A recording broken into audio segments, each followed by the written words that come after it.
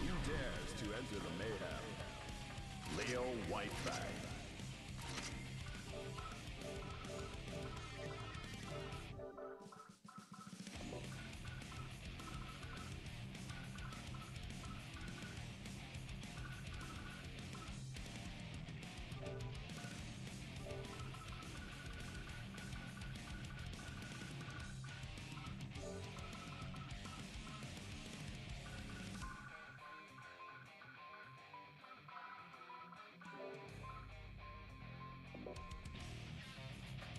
Faust.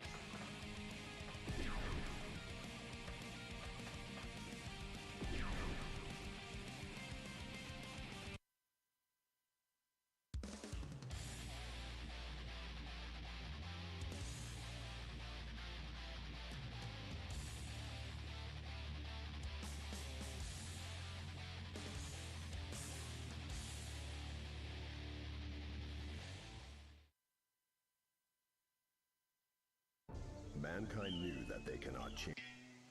Duel 1. Let's rock!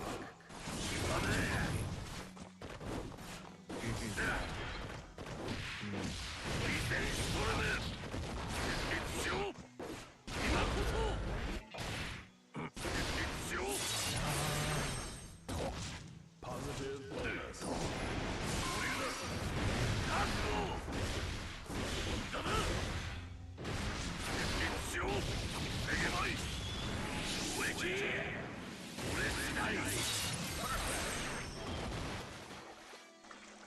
Duel 2. Let's rock!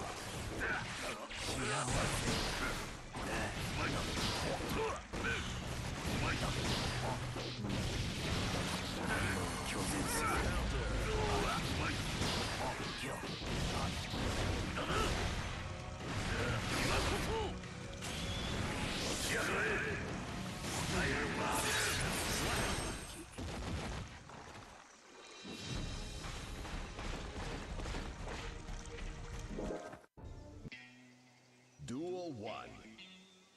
Let's rock! Come on!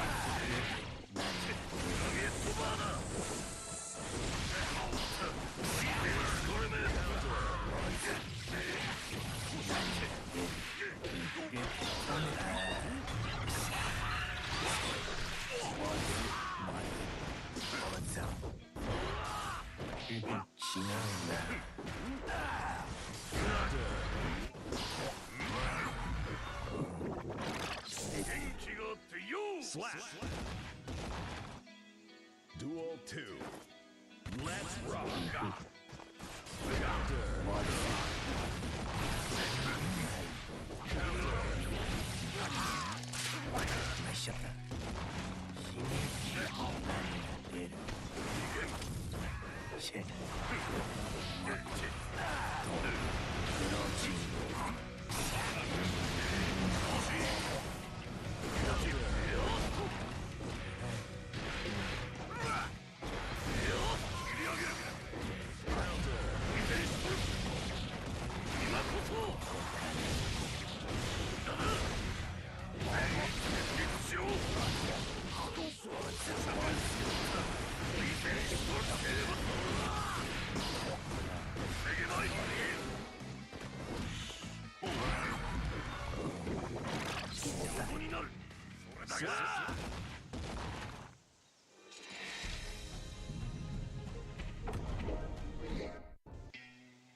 Duel 1.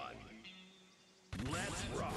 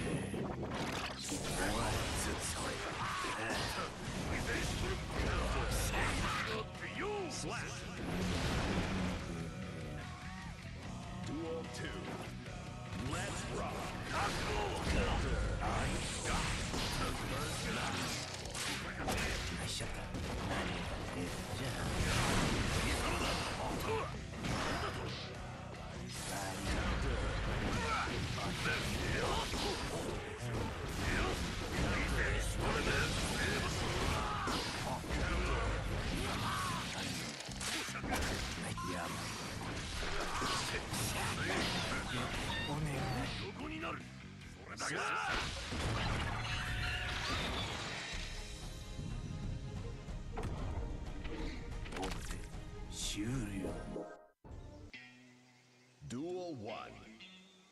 Let's rock.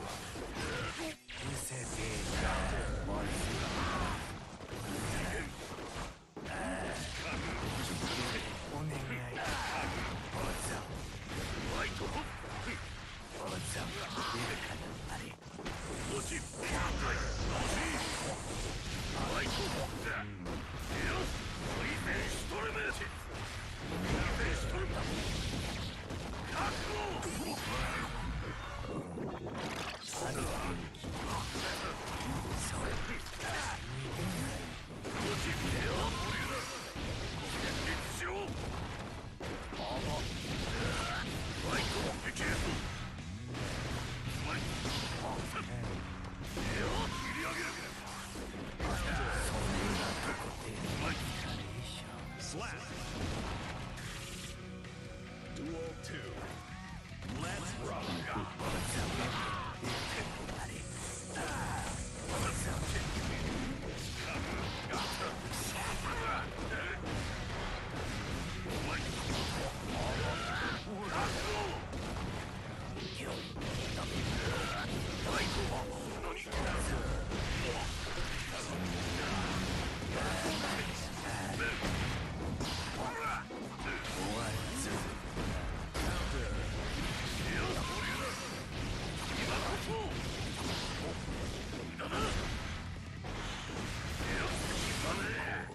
Slap.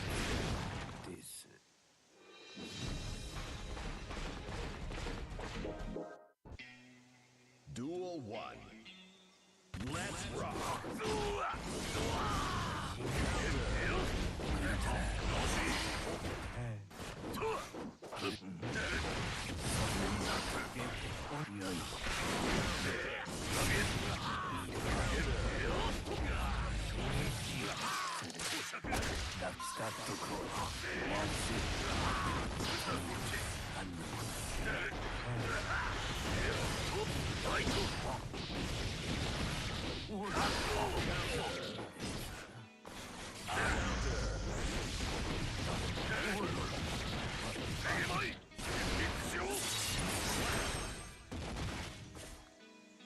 Duel 2. Let's rock.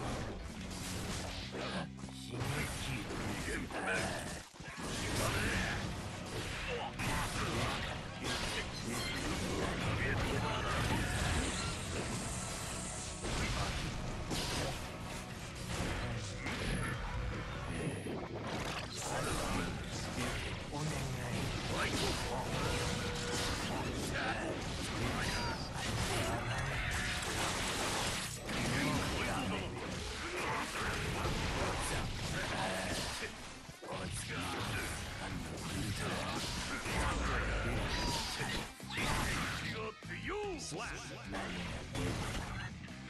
Duel 3. Let's rock.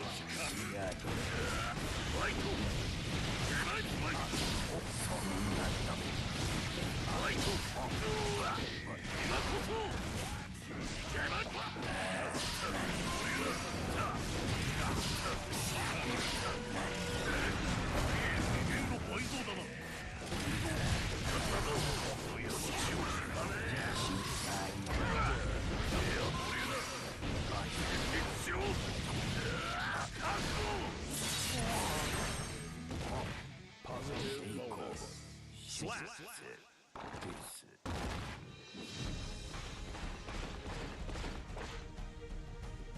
誰も超えられん親のレシピ俺の才能はな。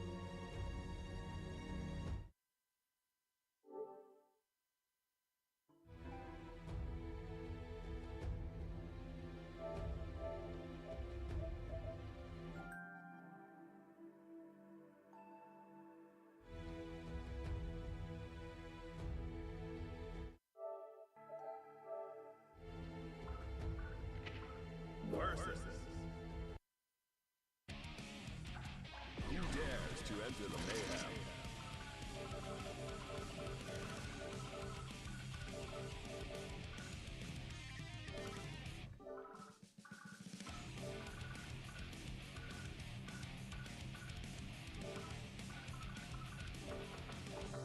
Chaos.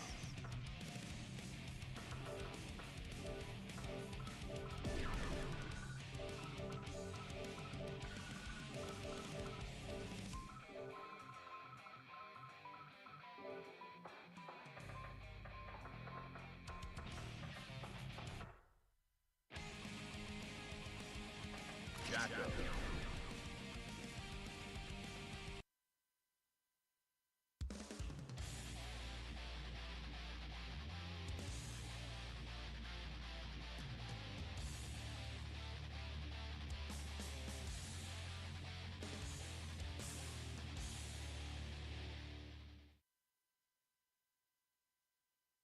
Mankind knew that they cannot change society. Duel 1. Let's rock!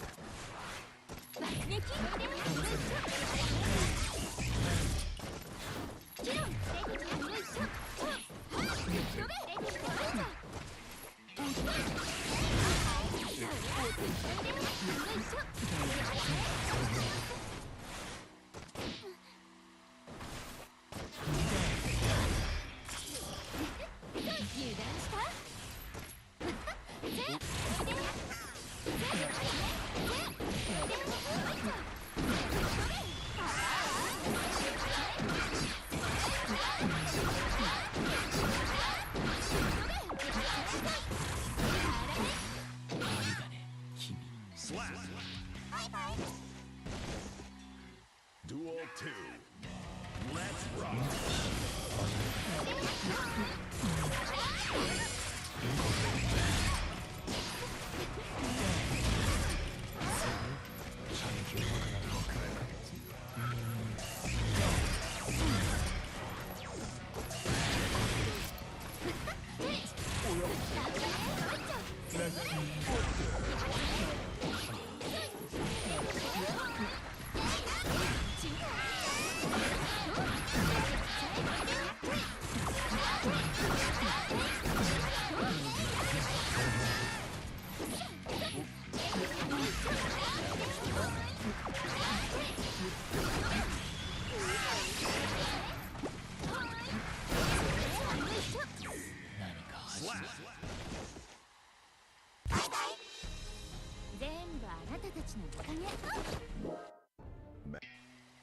Duel 1. Let's rock!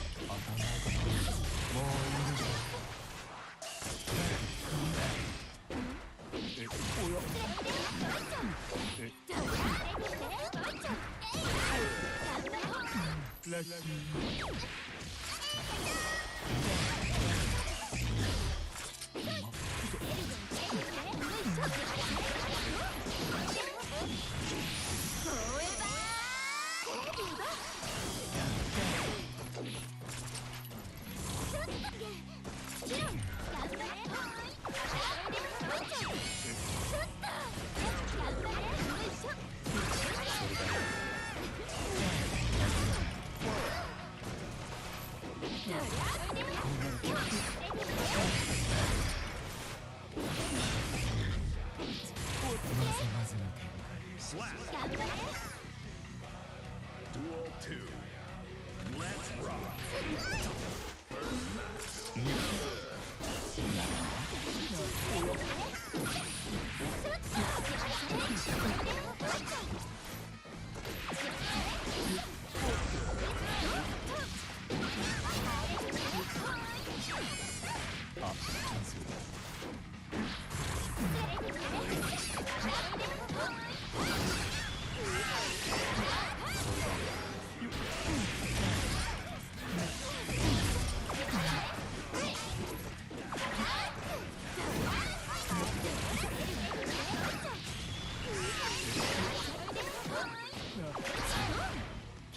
そろそろドローしましょう。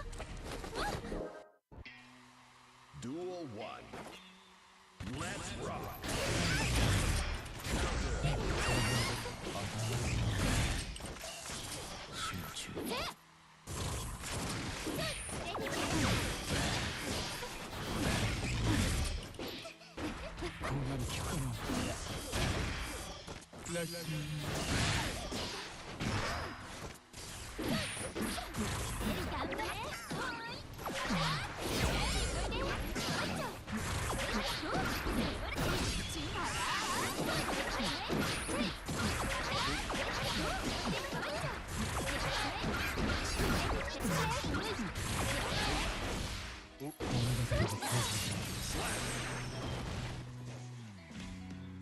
Duel 2. Let's rock.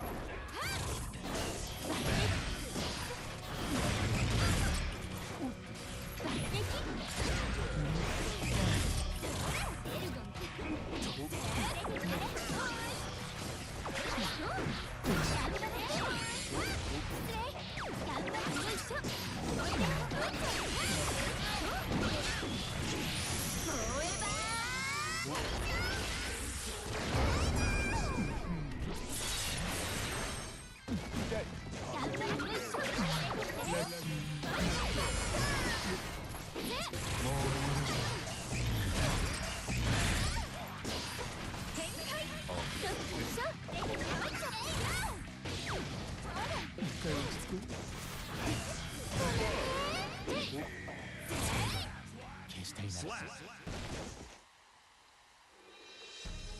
そろそろドローしましょう。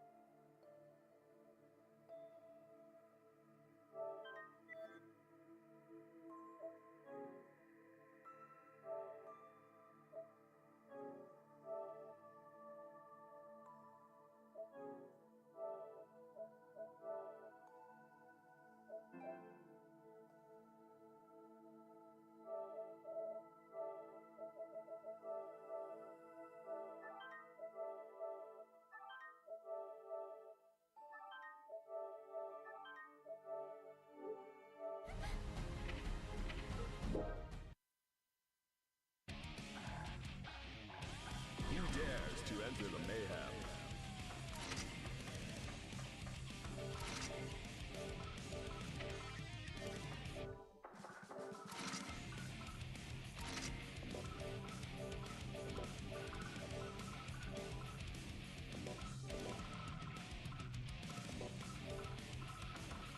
Soul bad guy.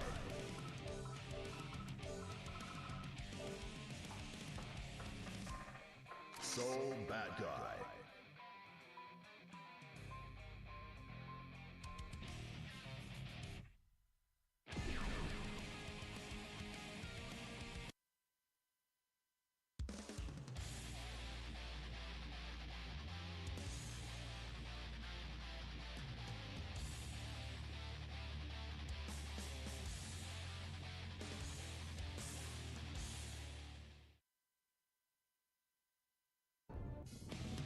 Duel 1.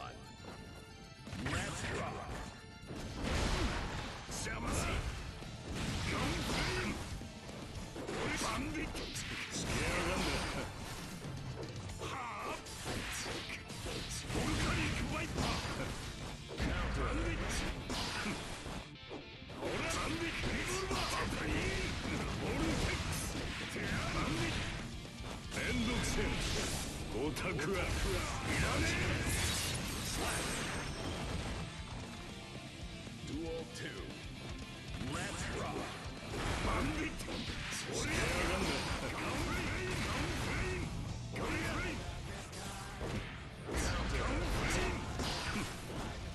Counter. Volcanic Viper.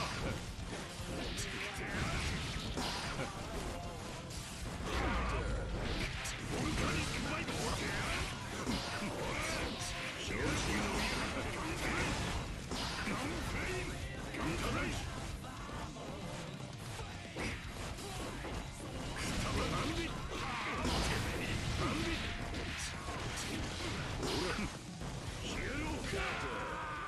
Slap.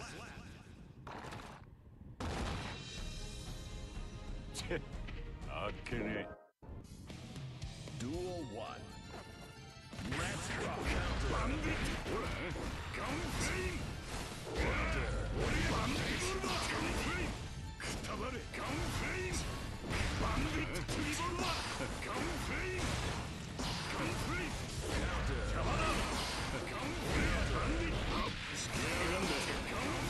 Counter. Attack.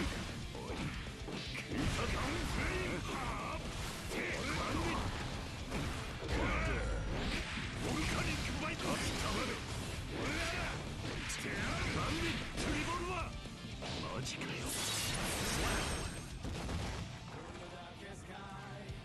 Duel 2. Let's rock. Vortex. Bandit. Revolver.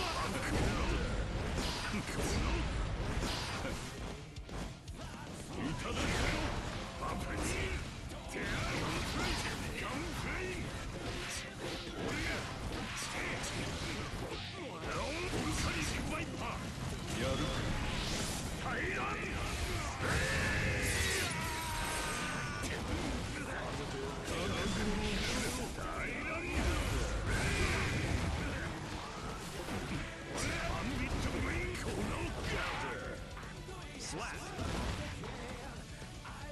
Duel 3. Let's rock. Hold it.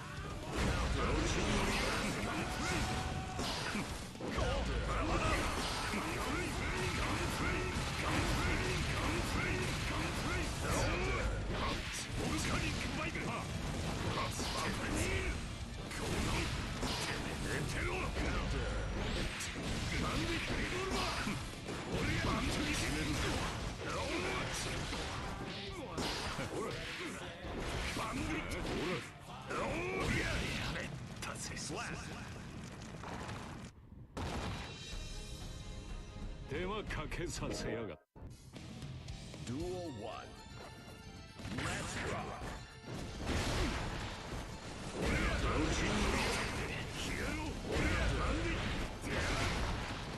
Counter.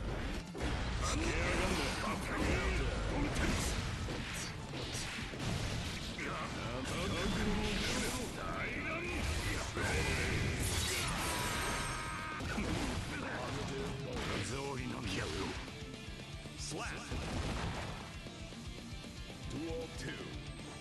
Let's rock. バンビッツボルカニックバイパーバカにはあこの Counter.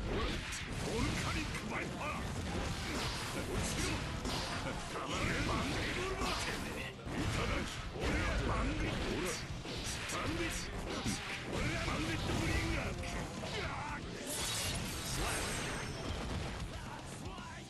Duel 3. Let's rock. 俺やいただバンビッツバンビッツ First match. バンビッツボルバー一気にボルはあ黙れいただバンシロガンフレイムガンフレイムバンビッツ俺や黙れ Slap.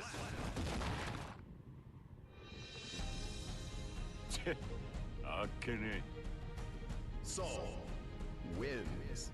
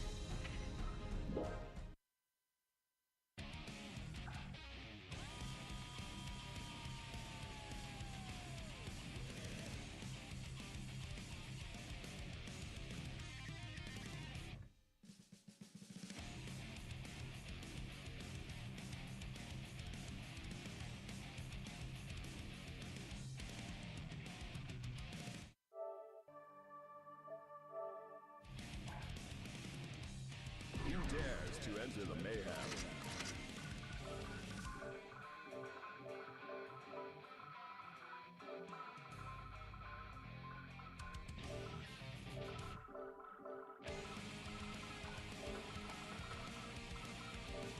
May.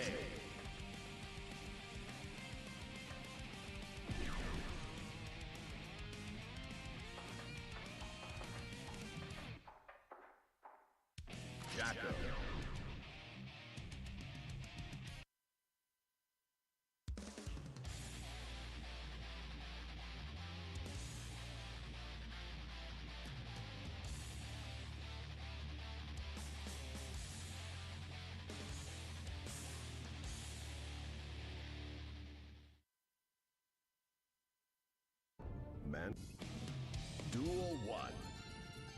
Let's rock! やったー爆撃もう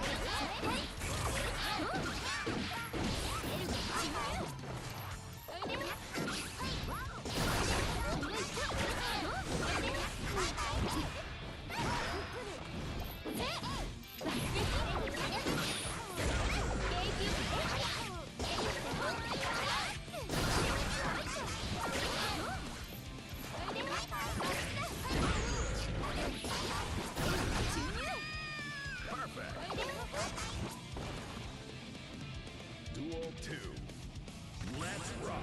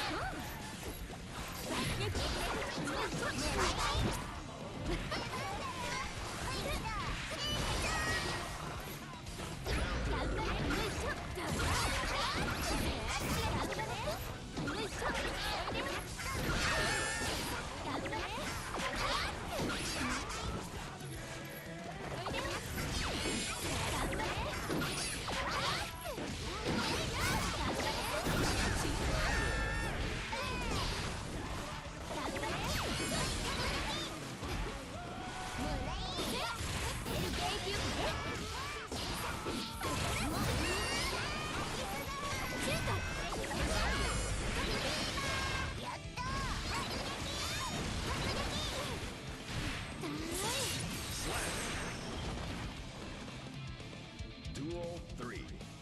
Let's rock!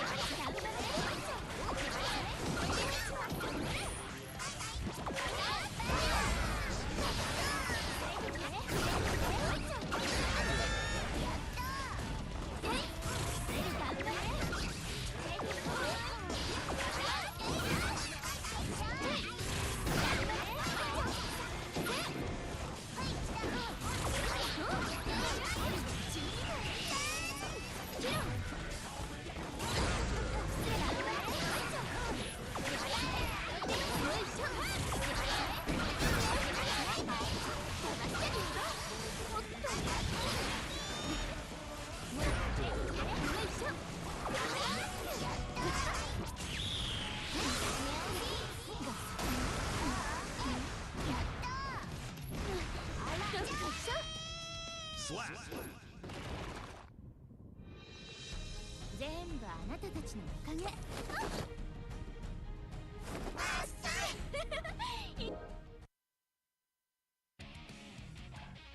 Who dares to enter the mayhem?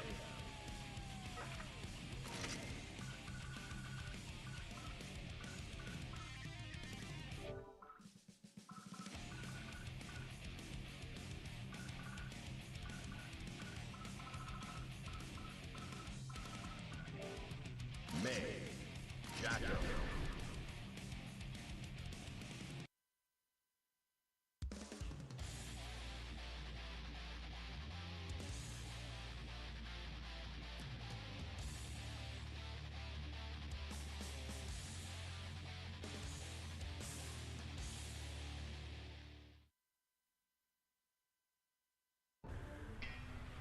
Duel 1.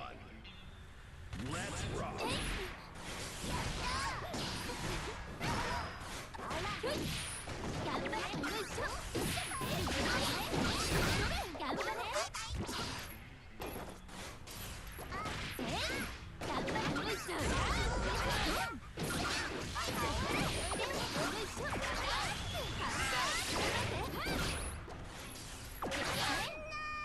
Slap! Duel 2. Let's rock!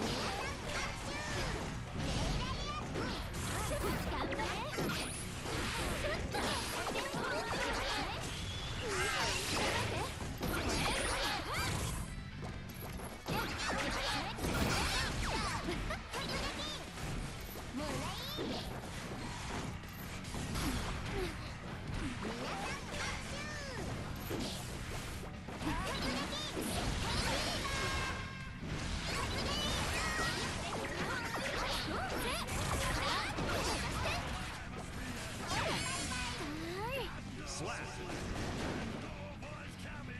Duel 3.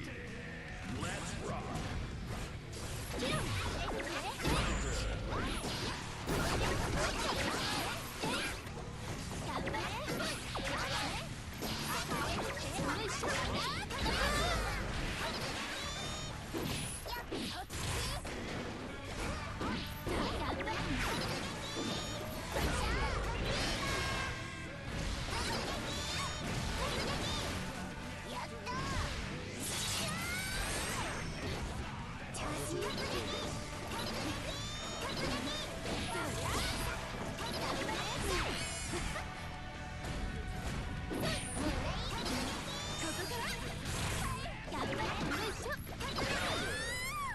Slap.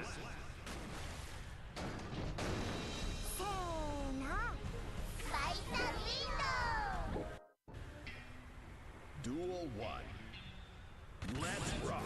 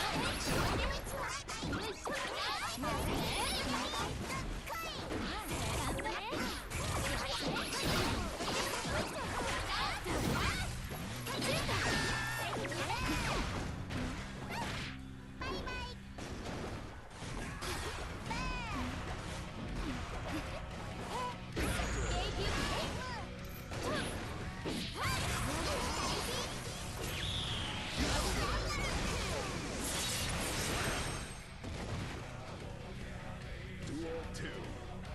Let's rock.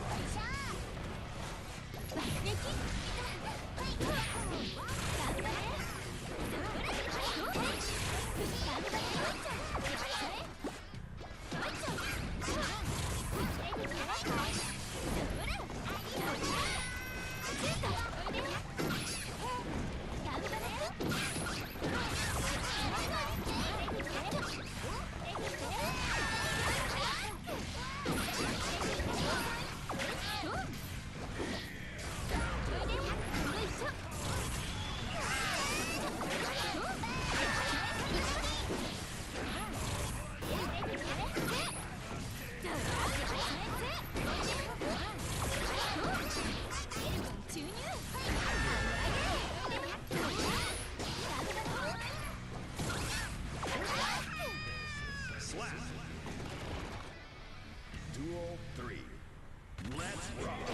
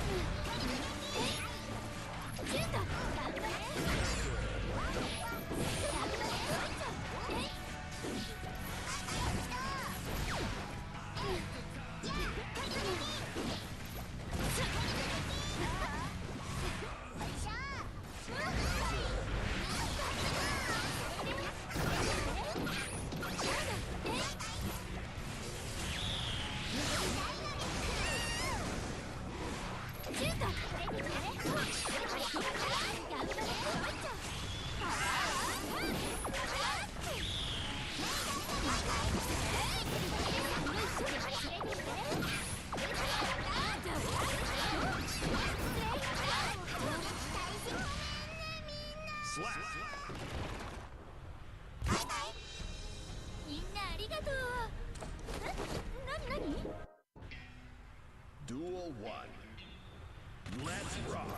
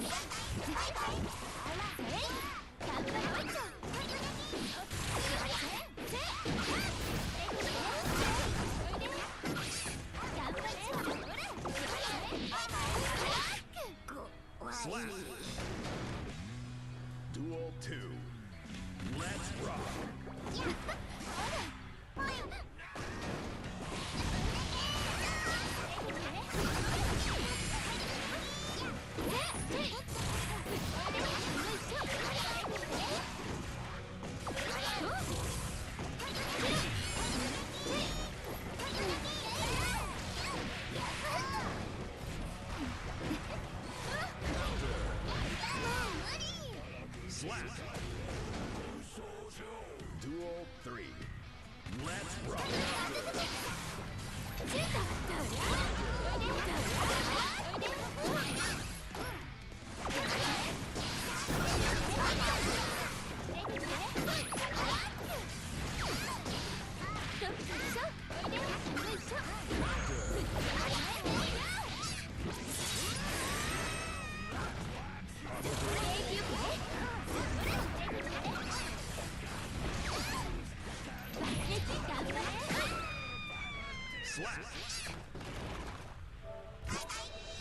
みんなありがとう。え、なになに？ありがとう。 Jacko wins.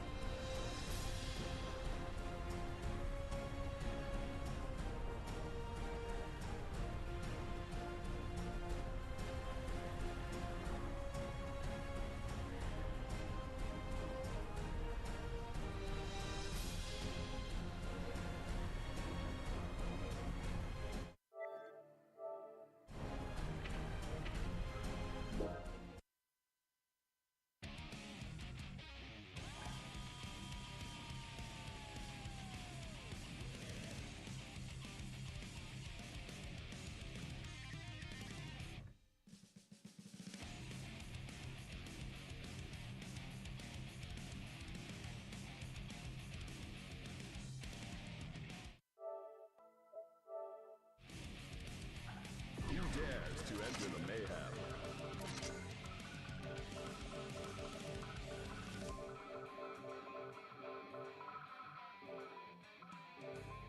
Ramlethal Valentine, Nagori Yuki.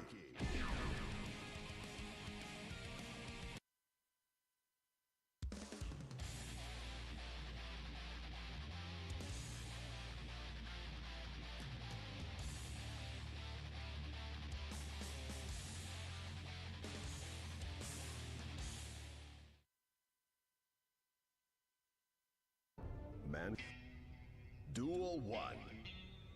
Let's rock. シュー無理。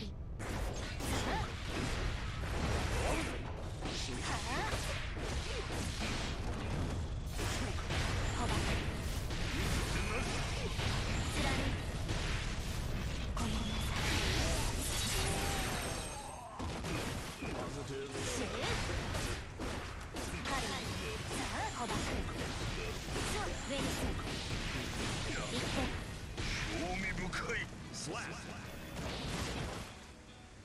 Duel 2. Let's rock.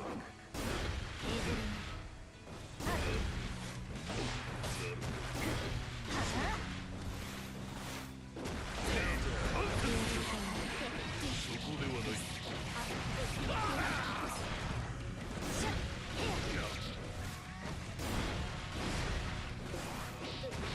ッラットで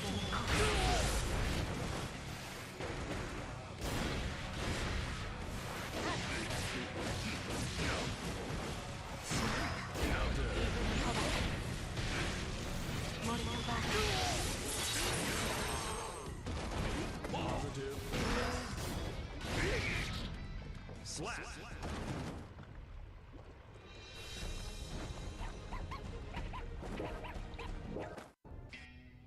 Duel 1. Let's rock. Cool. Hey.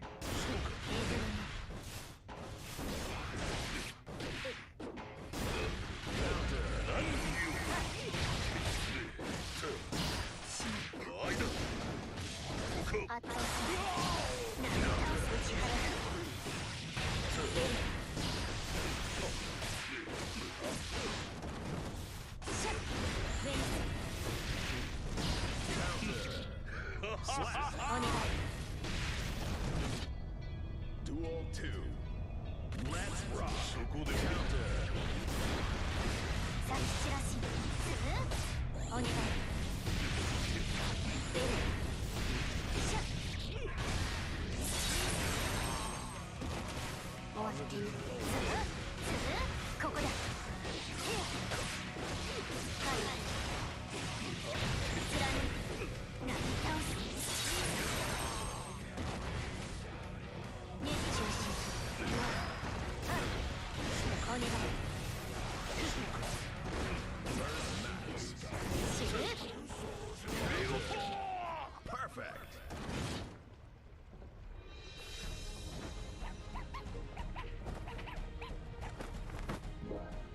帰れるよ Duel 1.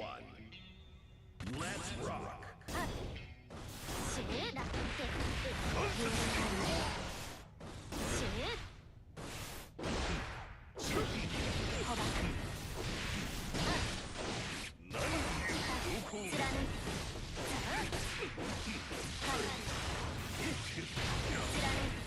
決める Positive.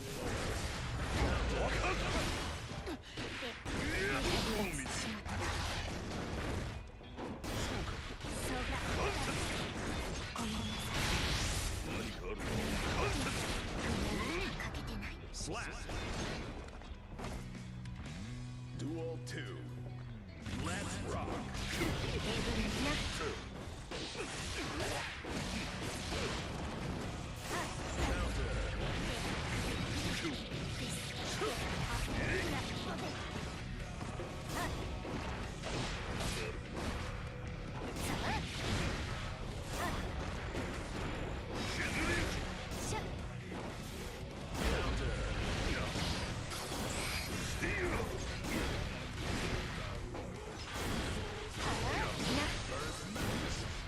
お願い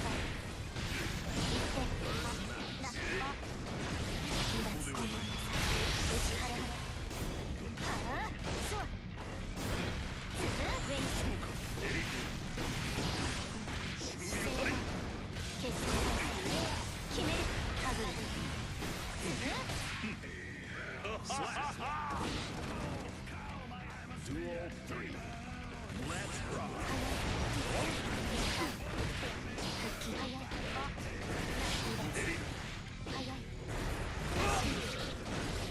ここではない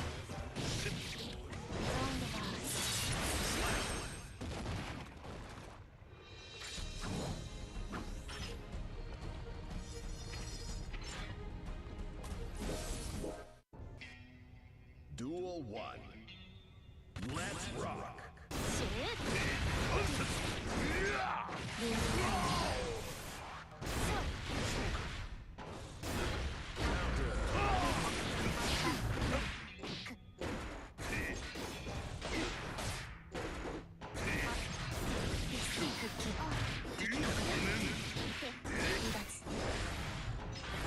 謝った Slap.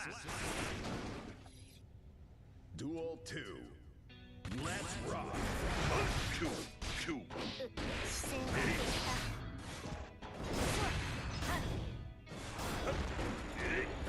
どこを見ている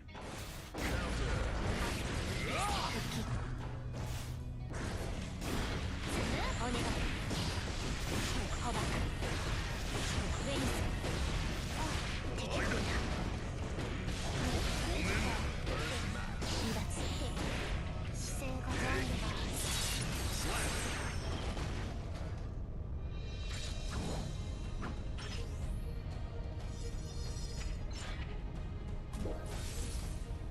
悔やめ乾杯で Duel 1. Let's rock. キューあ姿勢がはい許可しないシュッシュッさあお願いそうここだ打ち払うさあほっしまったどこを見ているキュー誰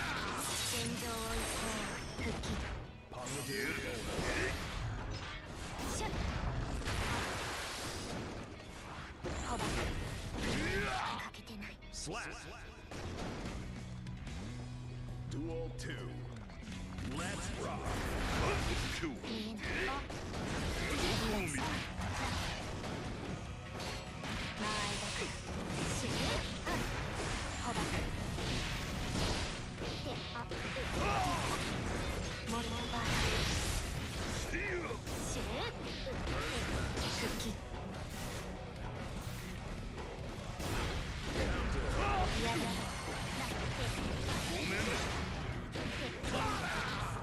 Slap.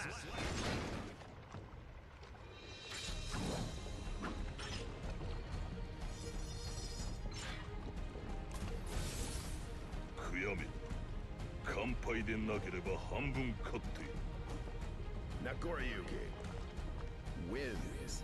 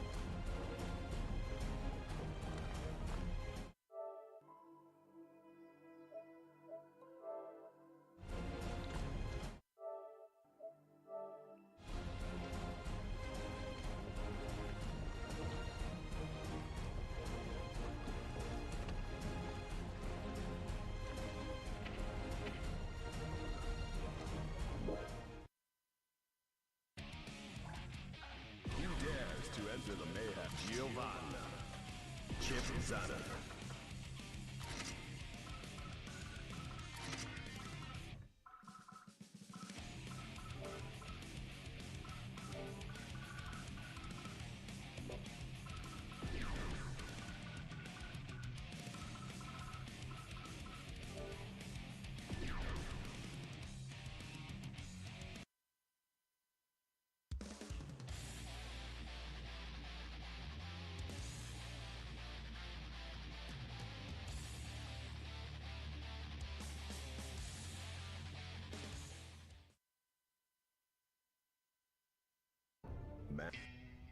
Duel 1.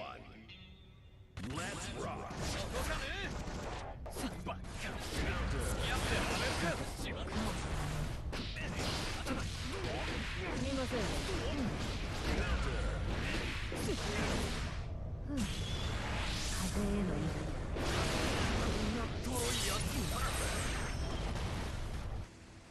Duel 2.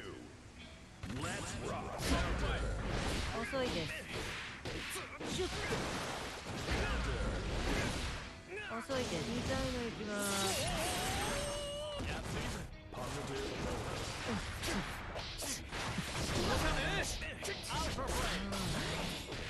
らら10の末です Slap.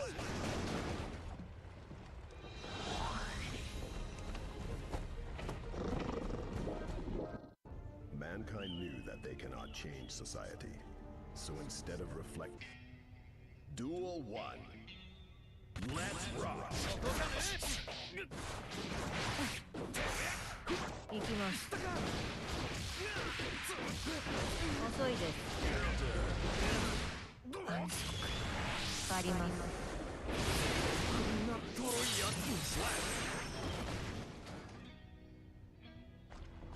Duel 2. Let's rock. シュッて遅いです次の出番シュッて借ります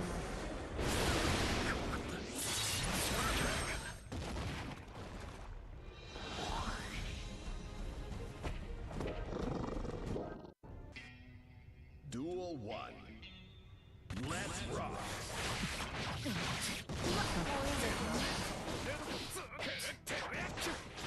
静寂を賜る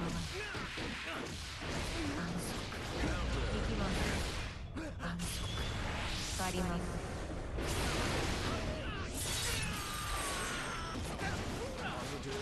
負けたわけじゃねえぞ。 Duel 2. Let's rock.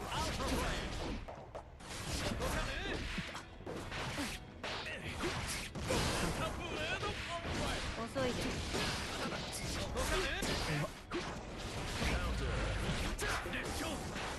上ですよしはっシュッと行きます怒りますね行きますダメです野郎だ。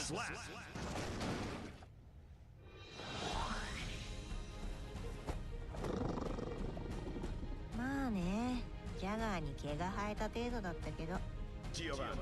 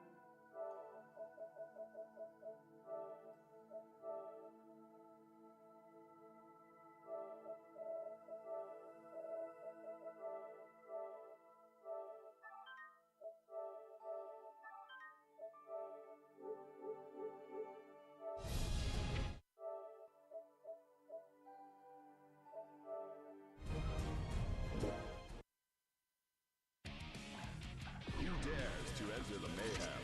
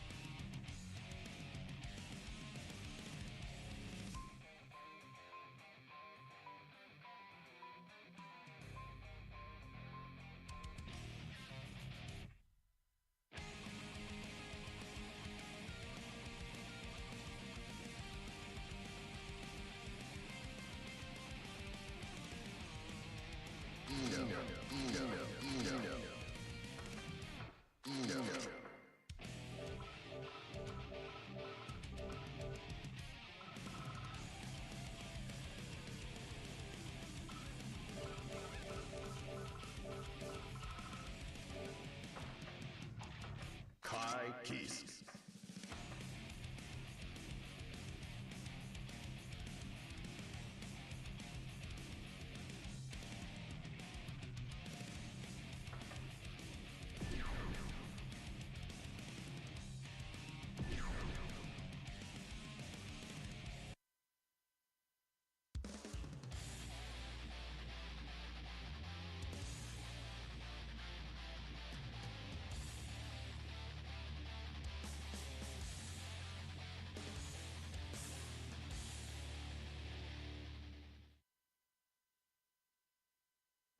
Mankind knew that they cannot change society.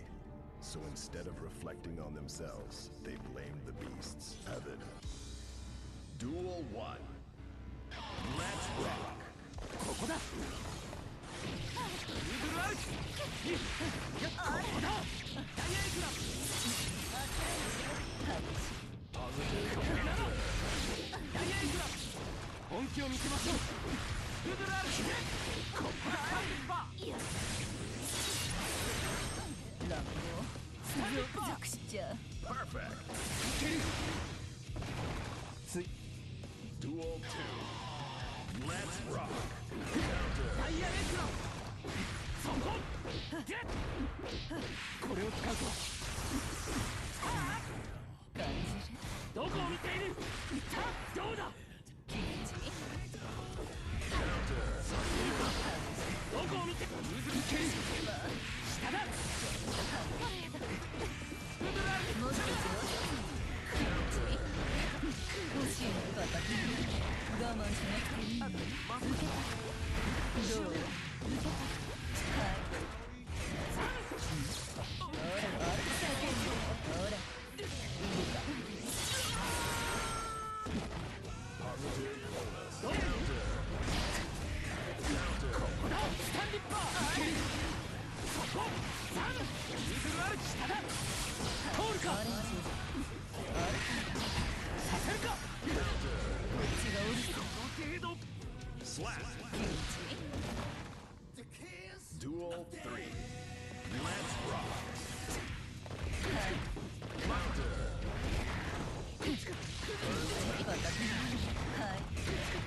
そこはい。スタンエッジバカどうバカ感じる。体勢が我慢しなくていいの。体勢がサッカー。どこを見ているダイヤエクラ本気を見せましょう通るか決めるどうだルドラールどうだこれならしないバカリハは終わり。す Slap. まない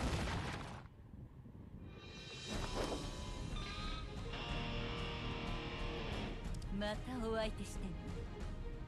Eno wins.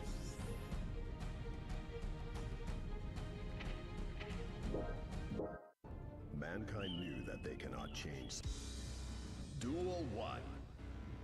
Let's rock. はいバカ我慢しなくていいの。プレゼント。ほら感じる。我慢欲しいの。これだル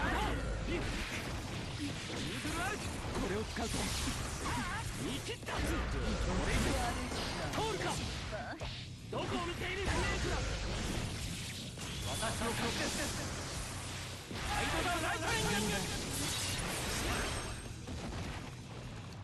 これで Duel 2. Let's rock. どう隙あり本気を見せましょうここここだそこダイヤエクラ下抜けるこっちがおるす。ダメ。はじけたい。我慢しなくていいの。どうここだバカクリーンコンさん欲しいのバカクリーンちょっと終わらここだダイヤエクラ見切ったよしこれならルドラールよしいけいけいけアイドだラ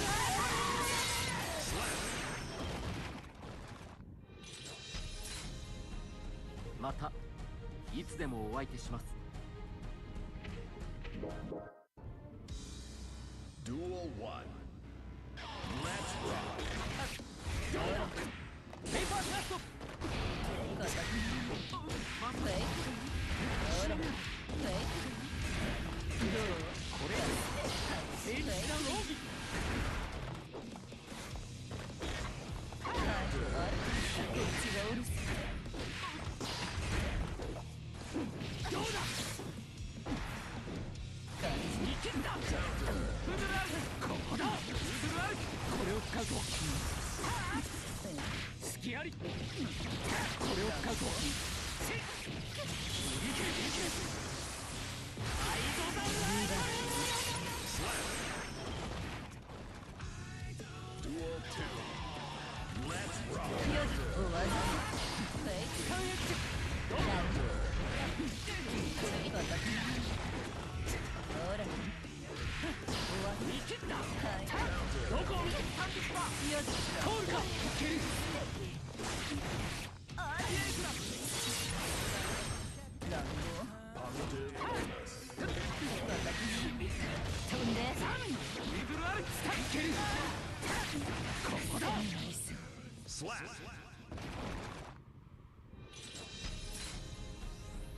今回は私の勝利ですね。 Duel 1. どこを見ている。やっこれ以上本気を見せましょう。ペーパースラスト。ミキッダルードルアルク。これを使うとミキッここだ。ペーパースラスト。ペーパー決める。どうだ。これ下だ。H ダウン奥義。どうだ。ダメージだ。ミキッダルードルアルク。ミキッダペーパースラスト。させるか。 Duel 2. Let's rock. どこを見てそこ。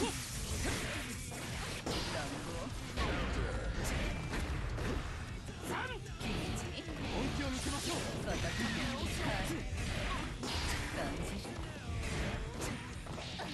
ヤエクラ。どこを見た。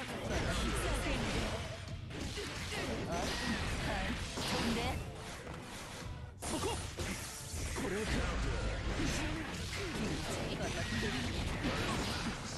タンディッパー。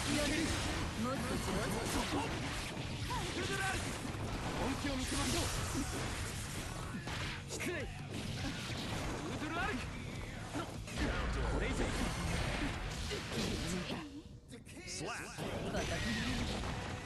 まだもう。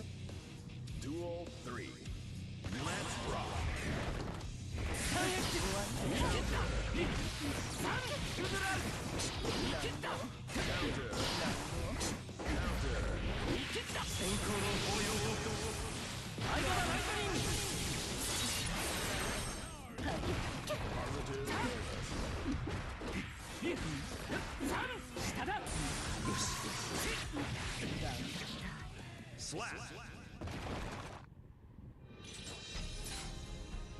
今回は私の勝利ですね。 Kai wins.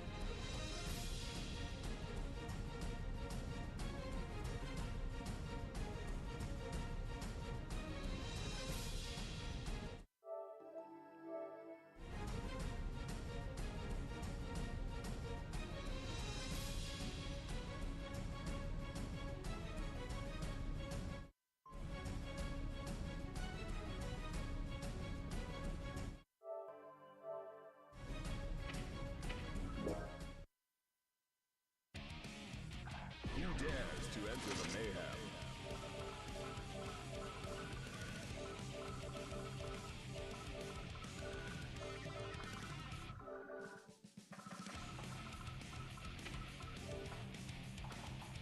Chaos.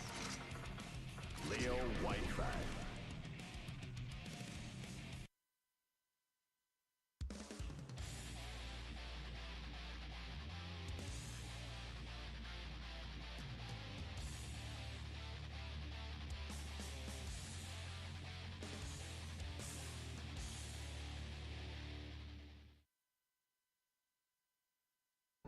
Mankind. Duel 1. Let's rock.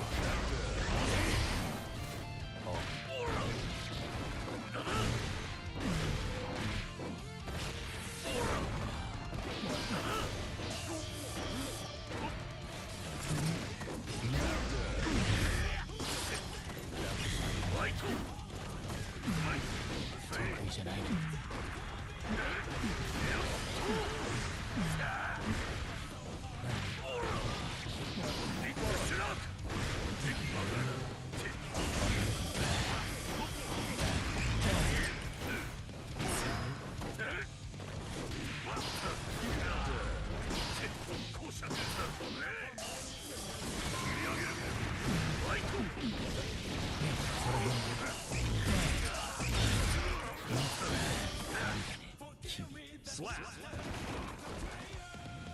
Duel 2. Let's rock.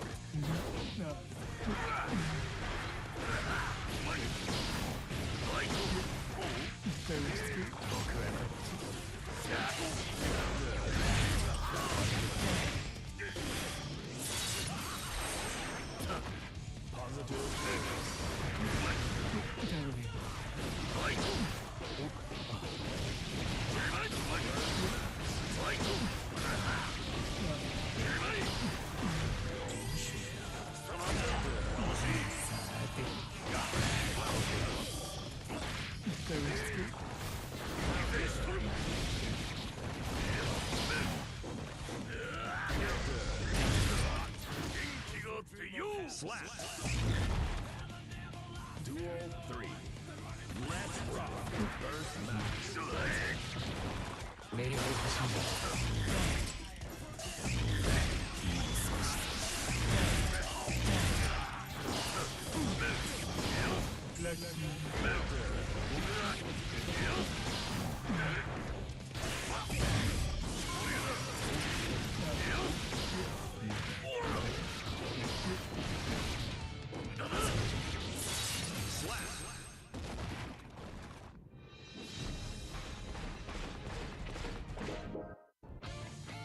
Duel 1. Let's rock.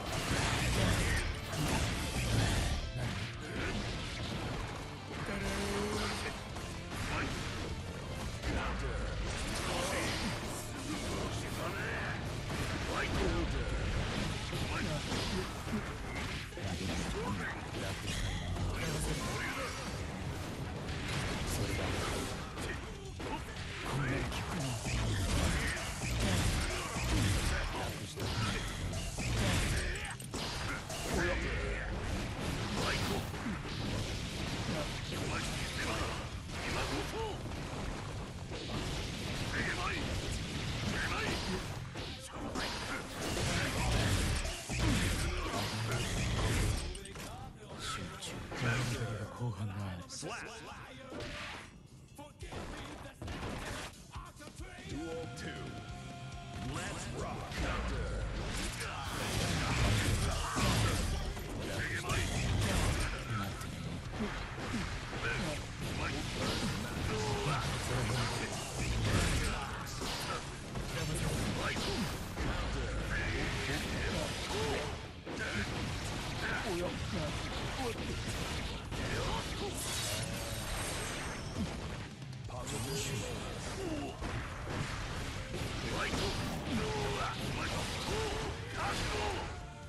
Slap.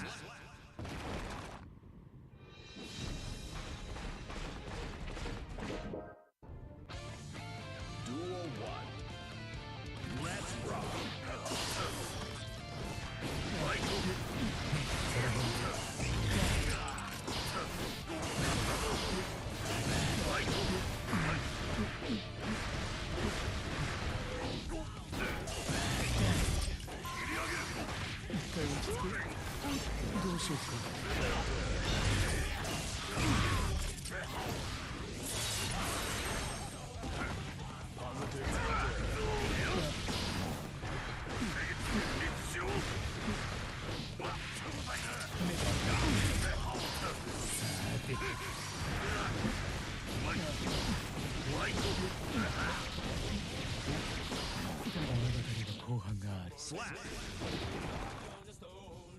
Duel 2.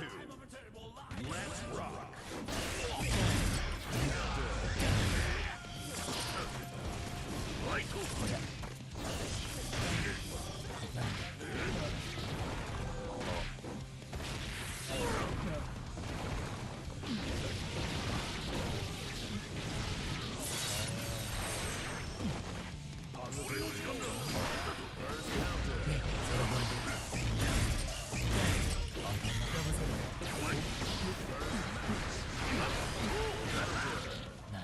Slap.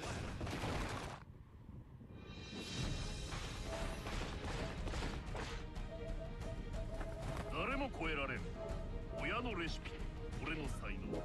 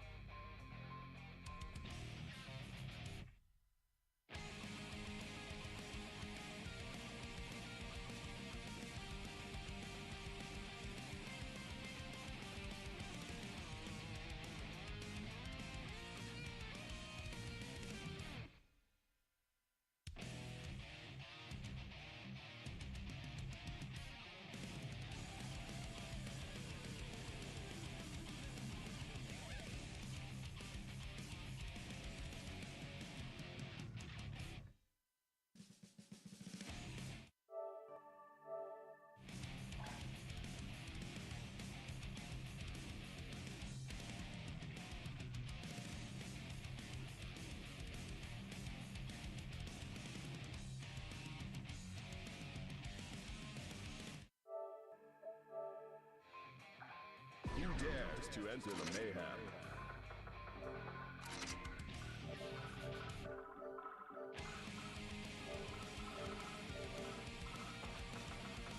May. Ramlethal Valentine.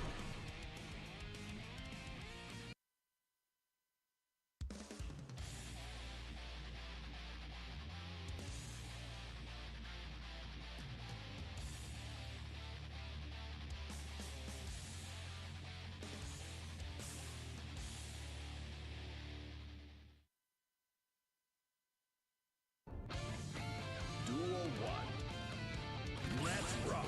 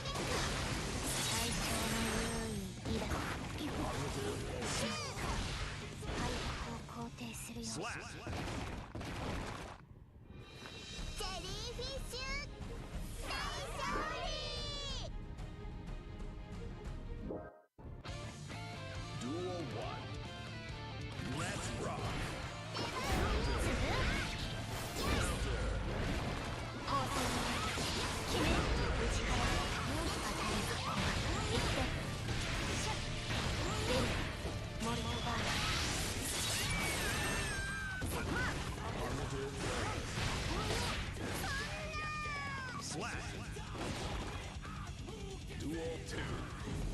Let's rock. シューお願い。ウェイス貫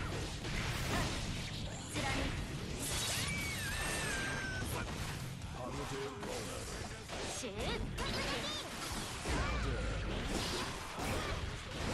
サクチラシさあ確保した。 Slap.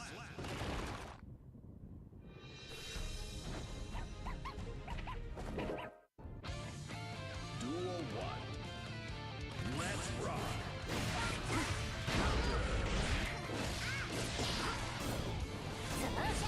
リングタイムシュー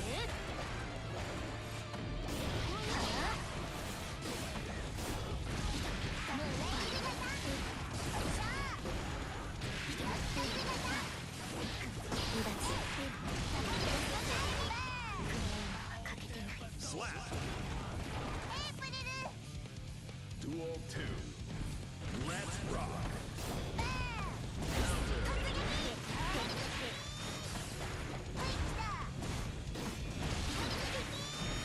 Counter.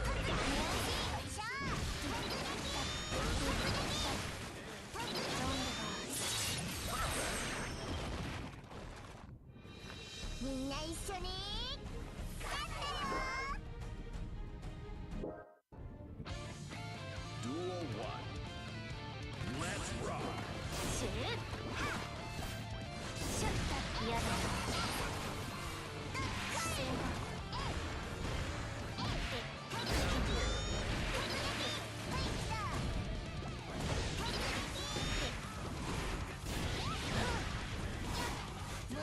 サクチラシラ離脱。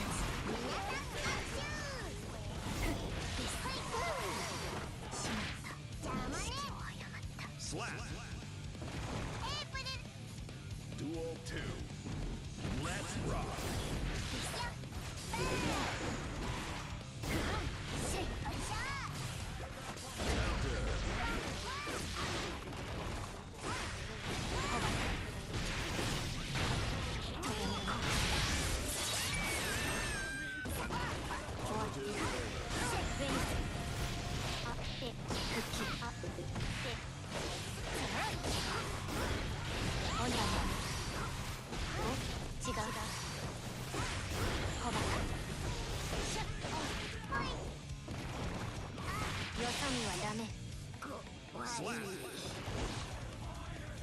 Duel 3.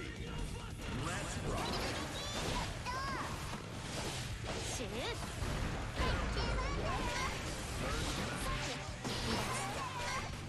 サクチラスやだ決める覚悟だ。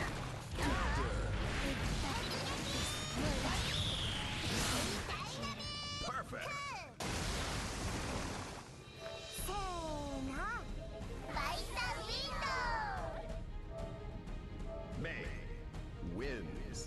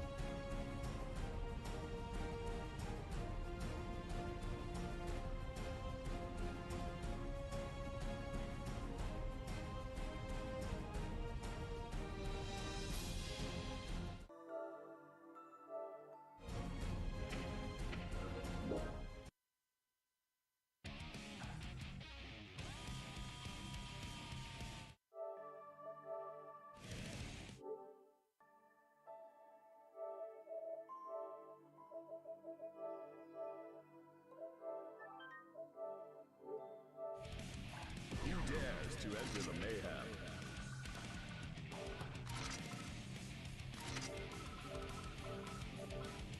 May.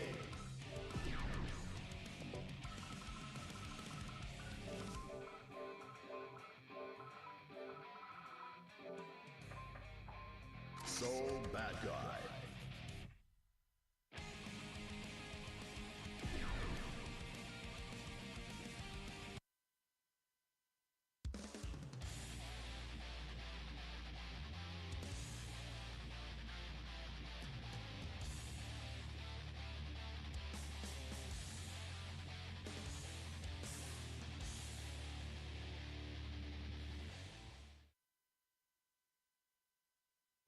Mankind knew that they cannot change society. So instead of reflecting on themselves, they blamed the beasts, heaven, or hell. 穴からマジで来い。泣いても知らないよ。 May versus Soul. Duel 1. Let's rock. いただく。邪魔ね。よっしゃー。狙い。はい来た。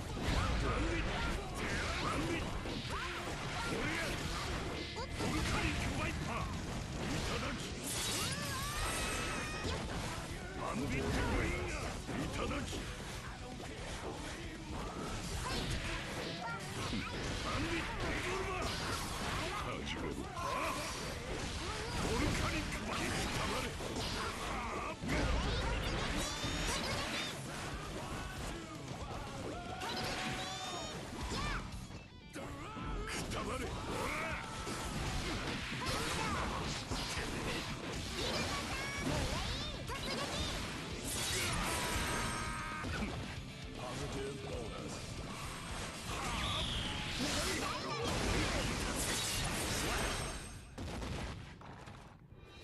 ジェリーフィッシュ大勝利。 Mankind knew that they cannot. Duel 1. Let's rock. いただき。黙れ。てや。ほら。てや。バンディットリボルバー。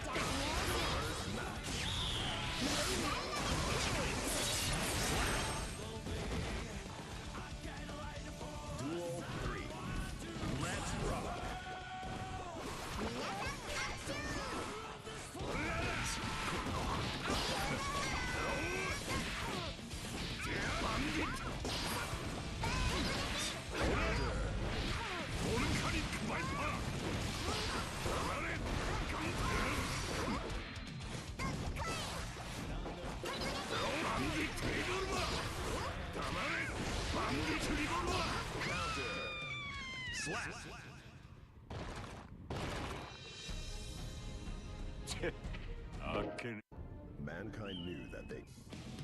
Duel 1. Let's rock. バンビットリボルバーバンニーボルテックスバンビボルバー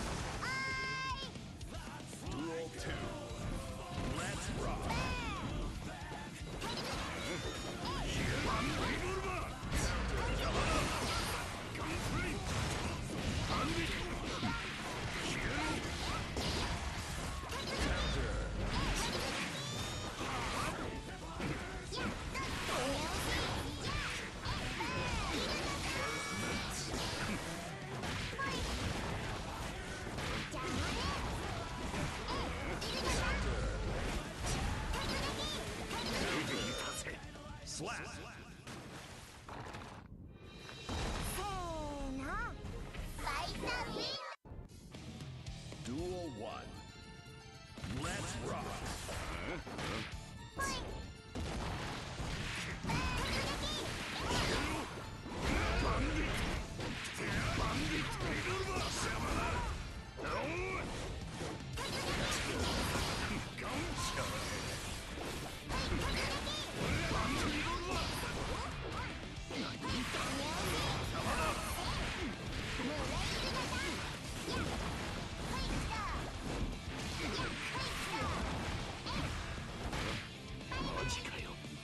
Slap.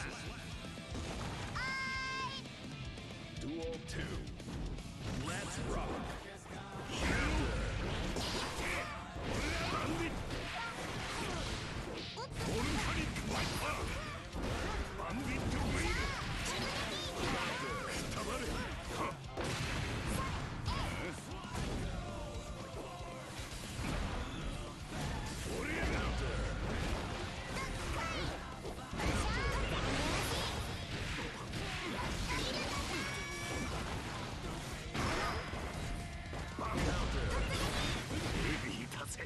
Slap.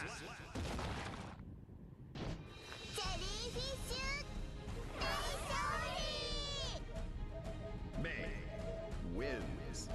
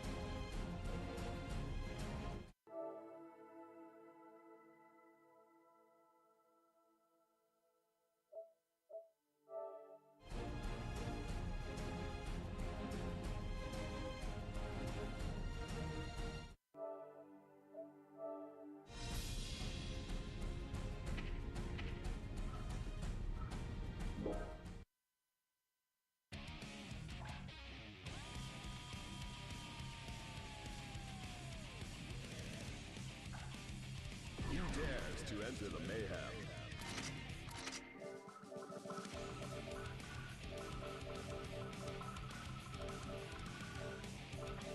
Soul Bad Guy.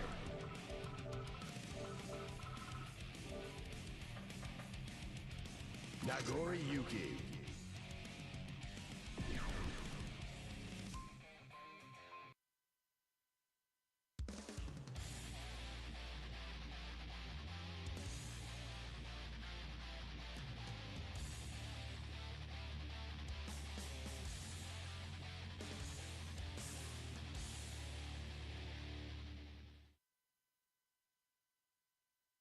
Mankind knew that they cannot change society. So instead of reflecting on themselves, they blamed the beasts, heaven or hell. Duel 1. Let's rock!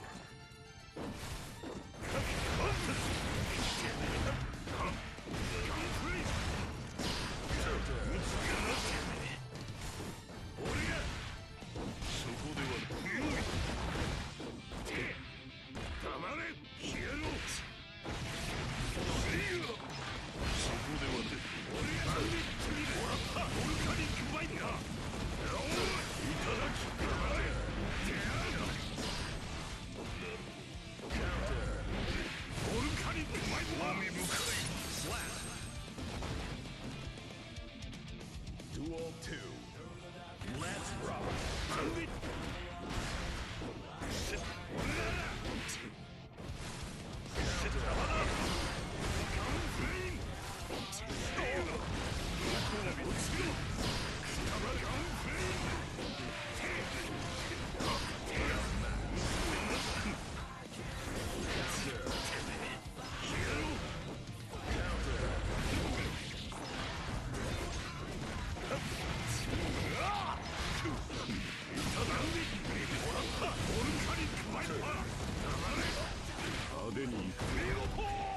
Slap! 手はかけさせやがって。 Mankind. Duel 1. Let's rock! Counter!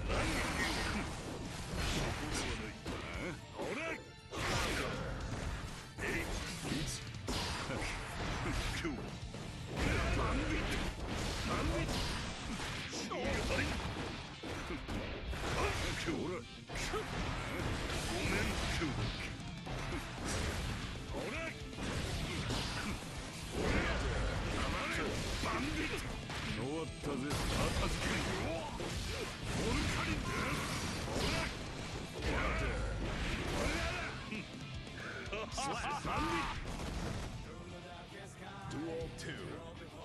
Let's rock!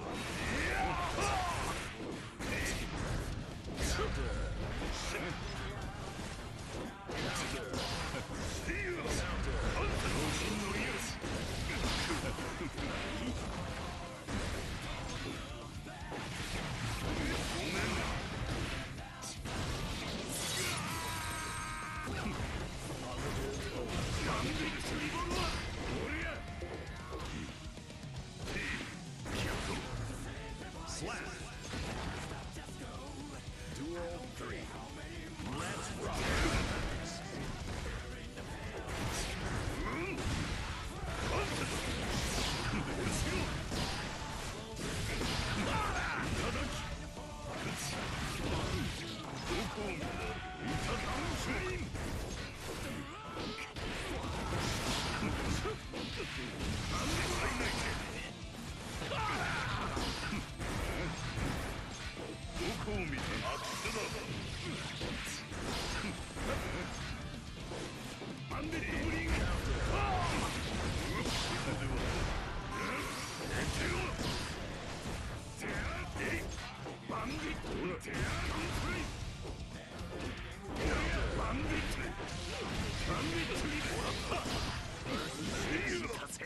Slap!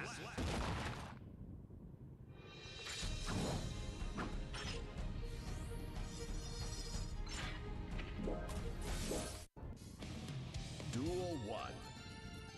Let's rock!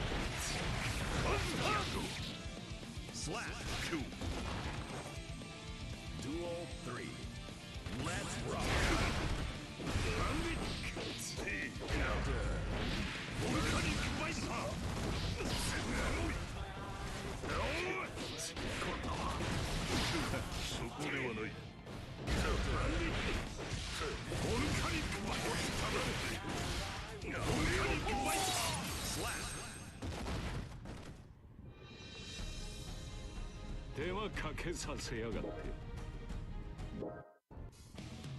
Duel 1. Let's rock. Counter.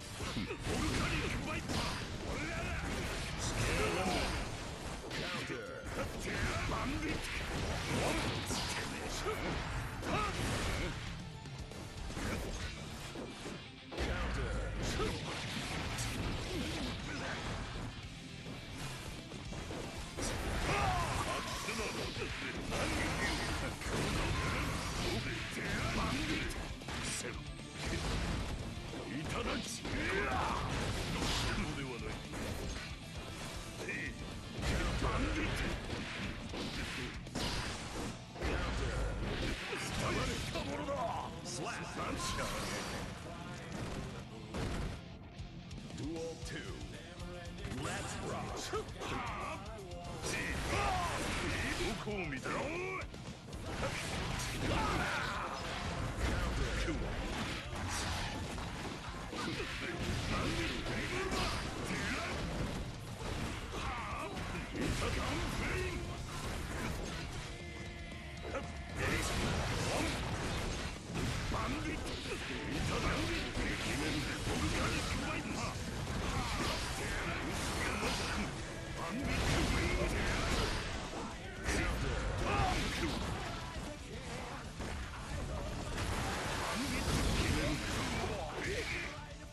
Slap.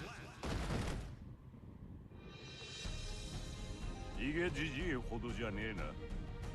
Soul wins.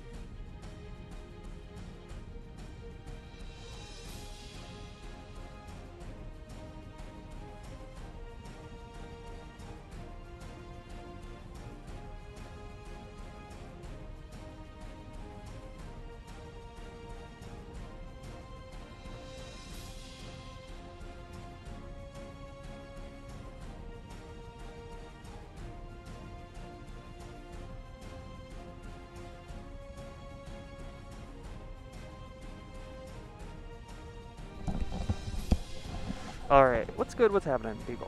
Do I want to switch this? I'm going to switch this. Hold on. Alright, I can't do it. Whatever. We're good.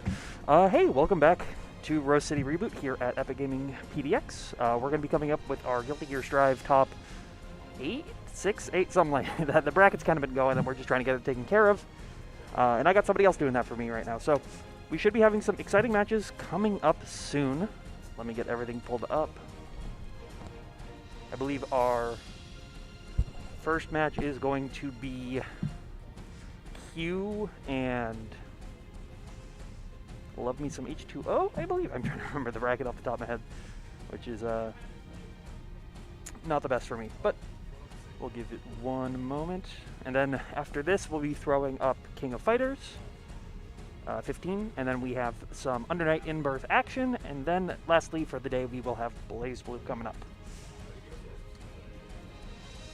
So yeah, we will be having Q and Love Me Some H2O playing to let you know who's all left in the bracket right now.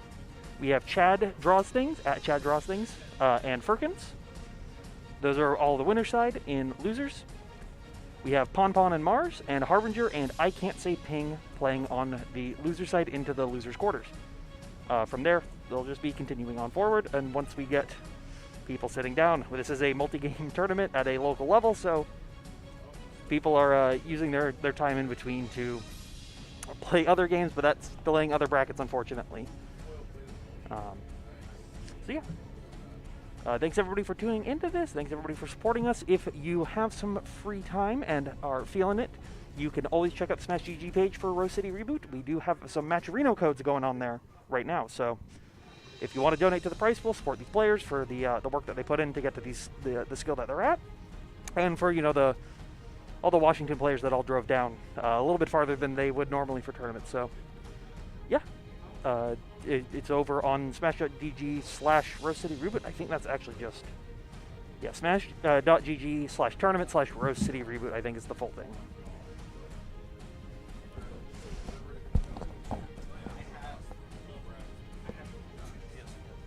Yeah. And they have the game. They have all the games. Do you want to swap the PlayStation to PS4 Pros? Absolutely. Yeah, you guys can go ahead and do that. Yeah.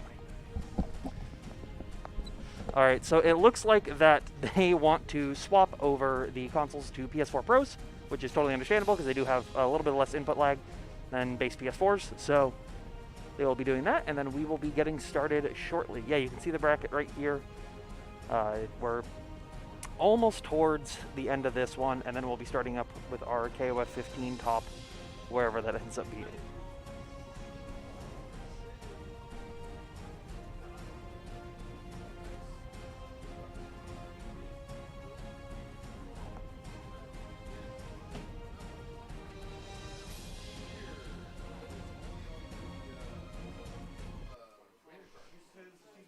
Well, I think we might... No, they just killed the PS4s to move them over to PS4 Pros. All right. All right. I think we're going to do that, so I will be right back. I'm going to go try to finagle something in regards to getting some more setups going to go a little faster.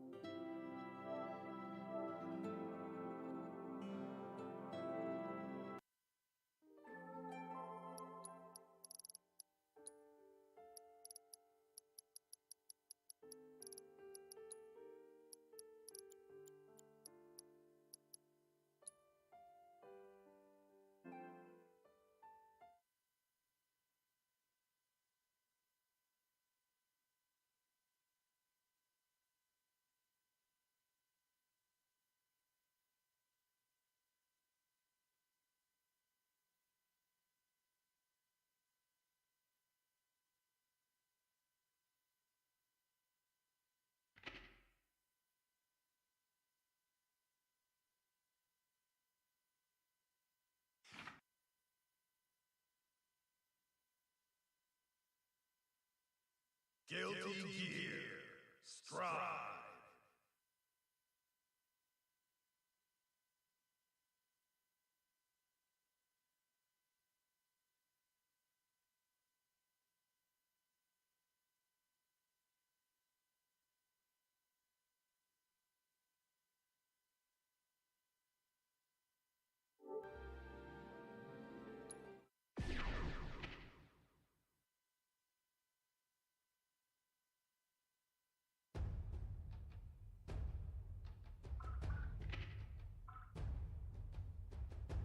Versus.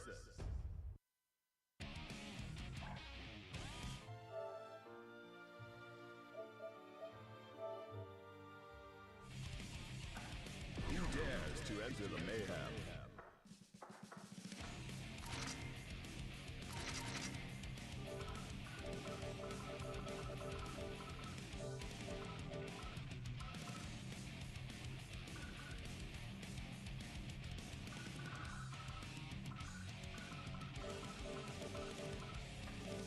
Potemkin. Jacko.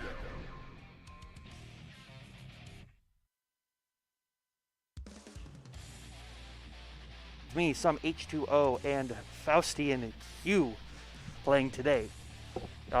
Jacko versus Potemkin is a matchup that you don't normally see in this game. Like, Jacko's a very unpopular character unless you're Adventure or really a couple other people. So, well, it'd be interesting to see if Q's prepared for this and if Love Meets Some H2O can capitalize on if Q's has a little bit of lack of knowledge. So you can see right now, they are just button checking. Q will always button check at the beginning of every game just to make sure the setup's all good. At least I'm assuming. Just whipping 5 feet from across the screen. Or maybe they're actually wanting to go. I'll have to figure that out. Positive bonus.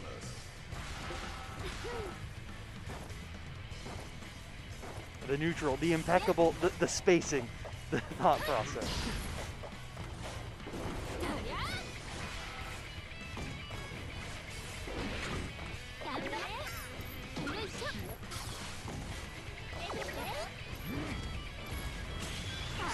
Yeah, so within Jacko Potemkin, it is a matchup where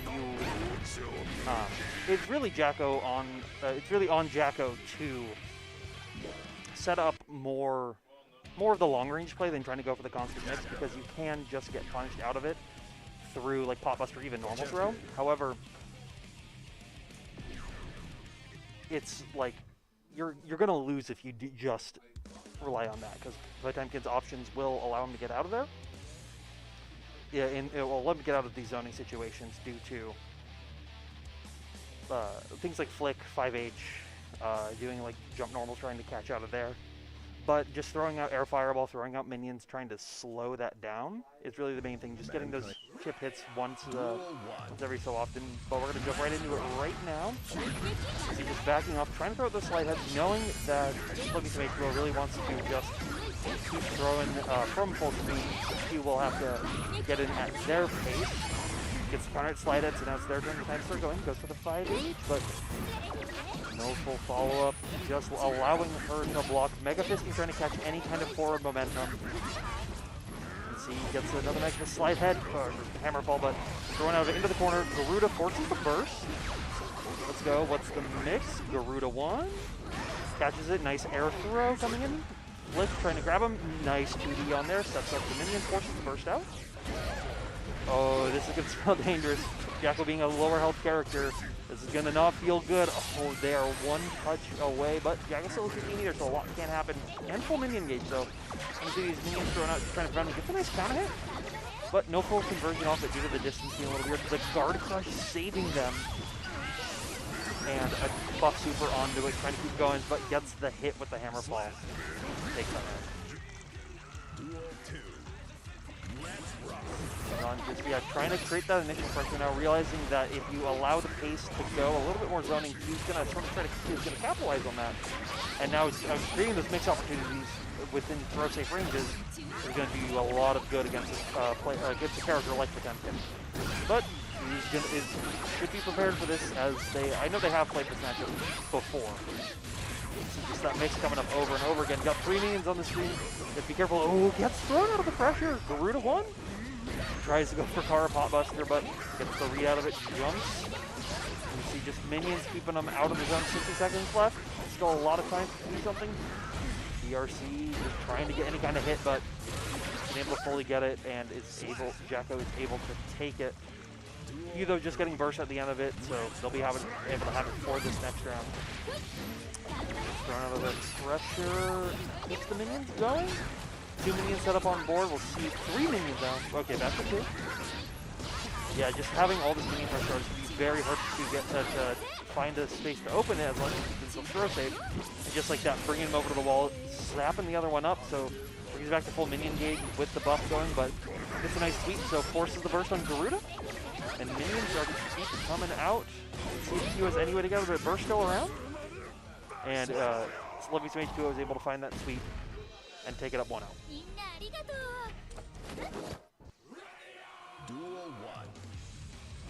Alright, let's see if Lovey Some H2O can continue that pressure, and it's the same round. Start going for those spin kicks. Keeping that pressure back and forth, and Q's really got to find an opening for it. Forces the burst there. And now Q's just doing the grappler walk, doing grappler jump forward, trying to avoid getting hit into those guard card states where Jacko really gets to start her mix in that mid-screen scenario. Air fireball coming out, but slide head hit out of it, sweep into the minion, just forcing full screen, trying to run away, not even trying to start the mix, with Jacko having 50 meters.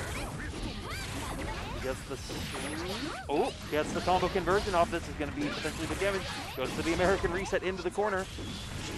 Sees the minion, sees the wall, goes for wall break super, and then this should keep him just barely alive. 1 hit away, but 50 meter, anything's possible with the potential in a dream. Aegis Reflector coming out, forces defense super, takes 2 hits out of it. Air dashes over it, but gets hit with the hammerfall. Huge chance to potentially come back. Gets the air command grab, and to keep it going. Hammerfall forward, gets the Kara Potbuster. This is spelling very dangerous. Let me see H2O. Oh, it's actually going to kill. I didn't even see the RC meter over there. He's able to take that from the slim edge of victory coming out. Let's see if they're able to continue that pressure going forward, but let me say H2O just using those normals, trying to poke out and preemptive hammerfalls, trying to do anything but slide head, really allowing Q to get that pressure where he can. Garuda 1. No burst coming out this time over for H2O, just trying to get out of the situation by walking. Which allows Q to get that nice hit, but no follow-up after the BRC. Forcing the slide head, forcing that air momentum to allow Q to get it a little bit closer. Mega Fist counter hit, forcing a burst. Ooh, shield sweep coming out just a little late, was able to hit it right before. But now minion behind is actually very dangerous for Q if Lovey Some H2O was able to get that hit, but it's not going to matter. Using that slap chop to get out of there, bringing it to 1-1.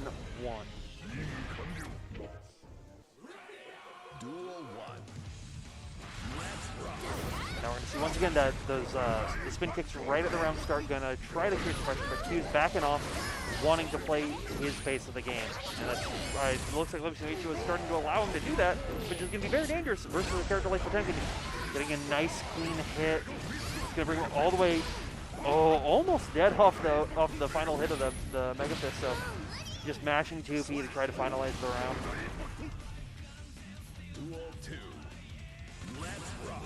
And now Jacko backing up once again, trying to make that early game pressure working to not allow Q to do the, no punish on the with 2P, or with 6P. But now it's time for Garuda Impact, catches the check, and gets Potbuster back into the corner. One more time, Garuda, no burst this time, you have to actually hold this mix, slide head for the unblockable. Want to keep it going, Kara Potbuster, going to keep him very low, actually uses the PRC into Heavenly Potbuster. Can use it to take that round. Q using the meter as intended, and also I think going for a little bit of style points right here. And takes it up 2-1 with a perfect versus Lovey Some H2O. Q now on round point for the winner's semis. Winning this will move him up into the winner's finals, playing against Chad Drosting, or Lovey Some H2O can also be playing against them. Gets a nice clean hit right at the start, and it's the time to mix, but nothing too scary just due to the burst, wanting to keep safe and forcing it in a different situation.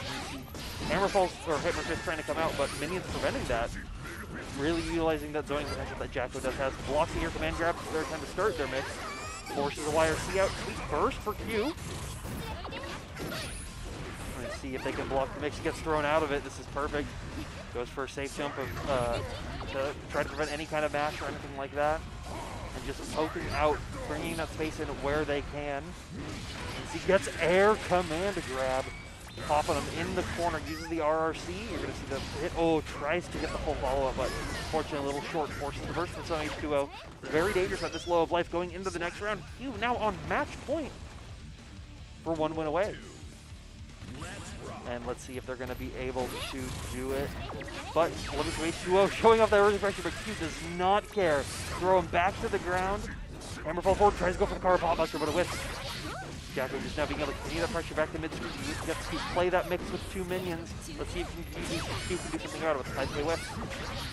And you can see he just keeps throwing those minions out. Defense on there to try to guard crush Q when it's applicable, but flicks out so he isn't able to get the full pressure on it. And now that the attack's going to keep going, install is gone, so Q has a chance. Not a lot of meter on the looking space 2, but let's see. Garuda 1, what's the mix? Tries to go for air command grab, but blocks it still on the plus rings and pot busters onto the ground. Slide heads forward. Let's see. Tries to go for another grab, but gets pushed out of it. Megafist forward. Trying to cover that space, but isn't going to be able to do it. YRC was the mix, forces the YRC. We don't want to mix at match point right here.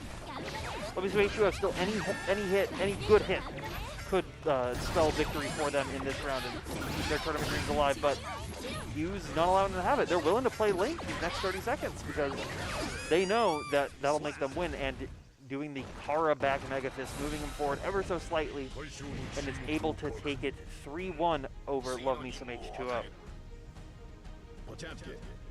Win. Right, and it looks like on an update for some of our other matches, we had Pon and Mars play off stream, and it looks like they Mars won 3-0. Mars will now be playing the loser of this match, so they will be playing Love Me Some H2O in losers quarters. We had Firkins and Harbinger also playing, and that match is finished with Harbinger taking it 3-0. So Harbinger now in loser semis, waiting for the winner of that match to keep their tournament dream alive. So it looks like, yes, we will have Q and Chad draws things next up on stream in winners finals. And once again, thank you guys so much for tuning in and sticking around with us here over at Epic Gaming for Rose City Reboot. We will be doing this. This is the first one back for us, at least. You know, we've had P&W's had a couple events with events like Bonus Round happening pretty consistently, except for the last couple months.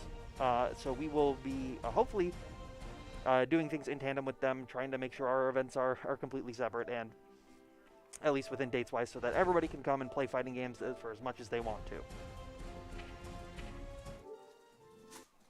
Alright, and it looks like they'll be getting things shortly. So this next matchup, as long as Chad hasn't switched, because as far as I'm aware, Chad has not swapped characters yet, it will be Kai versus Potemkin, which is not as, like, one-sided as a matchup as you would think. You know, you think grappler Shoto style matchup where it tends to be a little bit in the Shoto's favor in, you know, some slower paced games, and you've even seen that in some previous Arc System Work style games, but in this one it's pretty even across the board, due to the fact that Kai is not as, like, he's only projectile reliant really as a form of Oki or space control, so it's not everything that you're looking for. But we'll see probably another button check coming up here, because Q is known to do that even if they're playing on the exact same setup.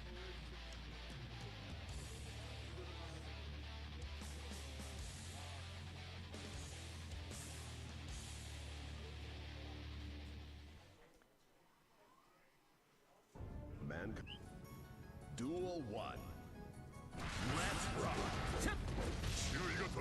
Yep, just doing the button checks, realized they had some buttons swapped. That's why you always got to do these button checks if you're not 100% certain. Gives you chances like this. Hey, my last round, I had my buttons all swapped and messed up, so I wasn't ready for it. So good on these players for actually doing it. One thing we should probably also check potentially is pads on there, because I know we've had some pad players sitting on there, and and playing games. But they're just going to roll right into it, into the winners finals. Champion, Kai Geese. And it looks like Love Me, Sun H2O, and Mars will be playing off screen. So we'll see the results of that most likely through the end of this game.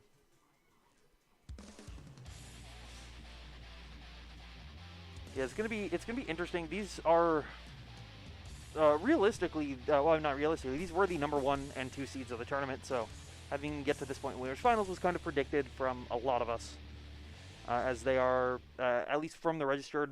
Then they're 2 of the best players in our region, and within the registered, definitely the top 2. So instead of So we'll see if they're going to be able to show their prowess and show that, but allowing Q to get the early round start. And Chad just playing it very safe, like playing the fireball game, trying to force a flick out to create some kind of potential. Q's don't even have it. Gets the sweep out, forcing a burst really early from Chad. This could be potential. Ooh, that counter hit 5H. And they're just playing that slow game, using the projectiles, trying to get the shock state, and just being able to keep the frame data up on their actual minutes when they want to. Really, really slow gameplay here. Not wanting to do anything too crazy, but that Q's not having it. They want to go wild. Gets a good hit into the corner. DP's out of any kind of pressure. See Chad bring him all the way back to the corner. Charge stun as Nix goes for mid-low. Q just willing to down back. Gets clipped by that fireball shock state once again applied. Ooh, nice lightning car to the corner, but no full follow-up. Looks like the 5K missed the whiff. Yeah, just trying to do anything. Ooh, tries to bait the preemptive fireball with flick, but Chad was patient, not allowing that. PRC into the pot buster. This is now a 1 interaction game away if Chad's not careful. Let's see if they can handle it. Goes for kicks, tries to go for the double overhead, but he was ready for it and blocked. Fireball's coming out. Tries to go for the slide head. Unfortunately, Chad was able to read that I-80 forward and was able to take the round. Nice 6P coming out from there. Continuing to use that 5K pressure, but blocks the gold burst. Goes up for the Kai special run up throw. Let's see if they can continue it going. Counter hit 5H is very dangerous with 50 meter. Getting a full wall break. Q now just 1 bad interaction away from having it. Chad will have this one with a perfect as well if that's the case. Gets the chip damage with the Mega Fist. Keeps it going. Misses the follow up as well, but is able to just poke out of it, letting Chad take it up 1-0.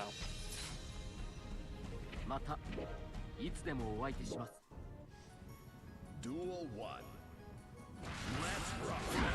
He gets a good sweep, and now it's a full combo into the corner. Not going for the wall break, wants to keep that Oki. Very good against a character like Potemkin. Q not having anything with the back Mega Fist, getting the counter hit, forcing a burst out for Chad. He goes for the early. I got blown up by that. Alright, we'll just keep that pressure going back and forth. Chad now wanting to slow things down like they were doing the first game. Going to be totally in their favor. Just going for those plus slash, trying to utilize those plus frames. Hammer fall into the mix. Garuda DP's out of it though, not having it. You don't get to use that good button here.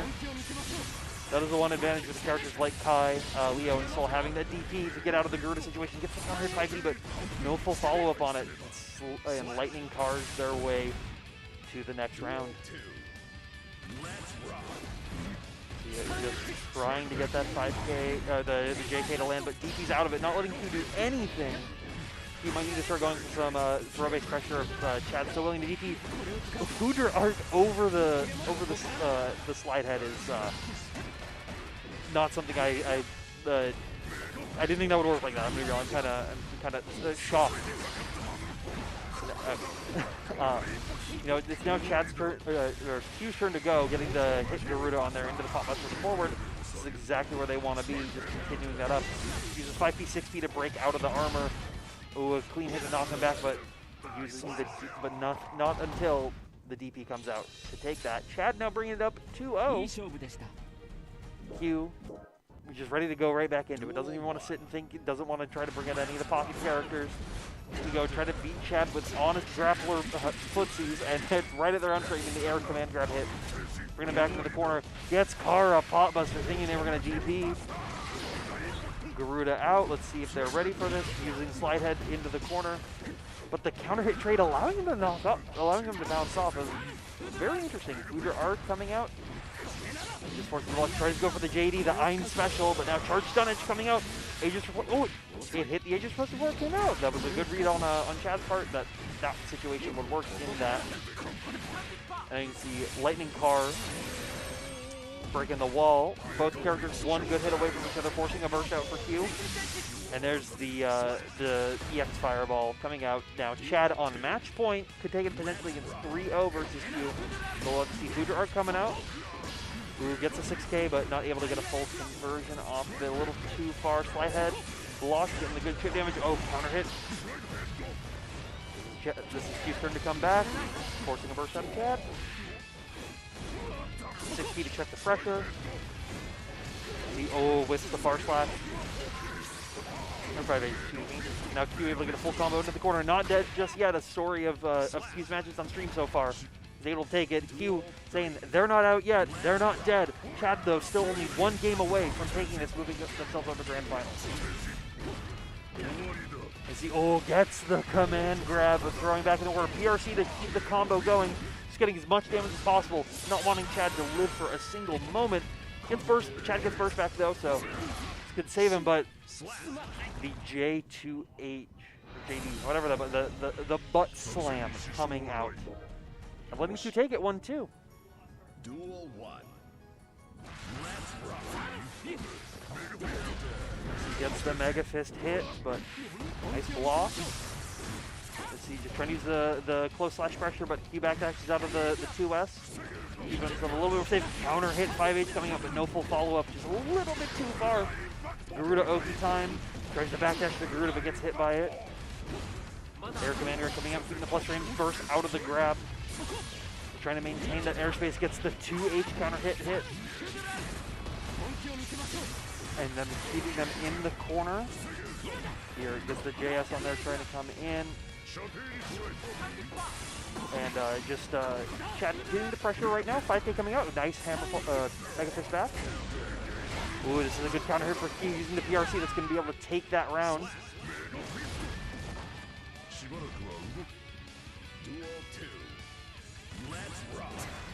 Just trying to do the pressure. Nice IB out from Chad, running, people getting too much out of that. You see 6P out, keeping the pressure, charge stun edge, allowing Chad to run their mix. PRC though in the mid screen, it's gonna be a nice 60% damage combo. Oh, misses the final hit of the Mega Fist. So Chad staying a little bit healthier than what they should be at. Gets the run up throw on there. We'll see if they're able to do it. Fuda Arc block, but Mega Fist back gonna take it. Burst still available for Chad, and using it over on the Garuda, not wanting to deal with it. Dragon install from full screen. This will allow their damage potential to go really high right here, and you're going to see that Q needs to be a lot more afraid of things, because they're going to have a lot better frame data on them. Tries to go for a tap dust, but Mega Fist back. Aegis Reflector coming out. Let's see if Chad is able to do anything about it. DP's over, but Q was ready for it and gets the JP, being able to take it up to 2-2.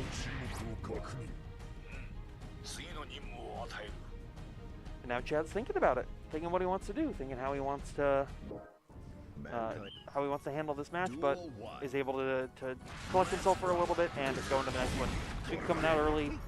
Garuda trying to go for a mix, but Chad's back dashing out of it. Nothing too crazy over there. Gets grabbed by the Pot Buster, thrown back into the corner. Goes for a Gold Burst, but it's blocked. Oh, the IBFD coming out over in the air.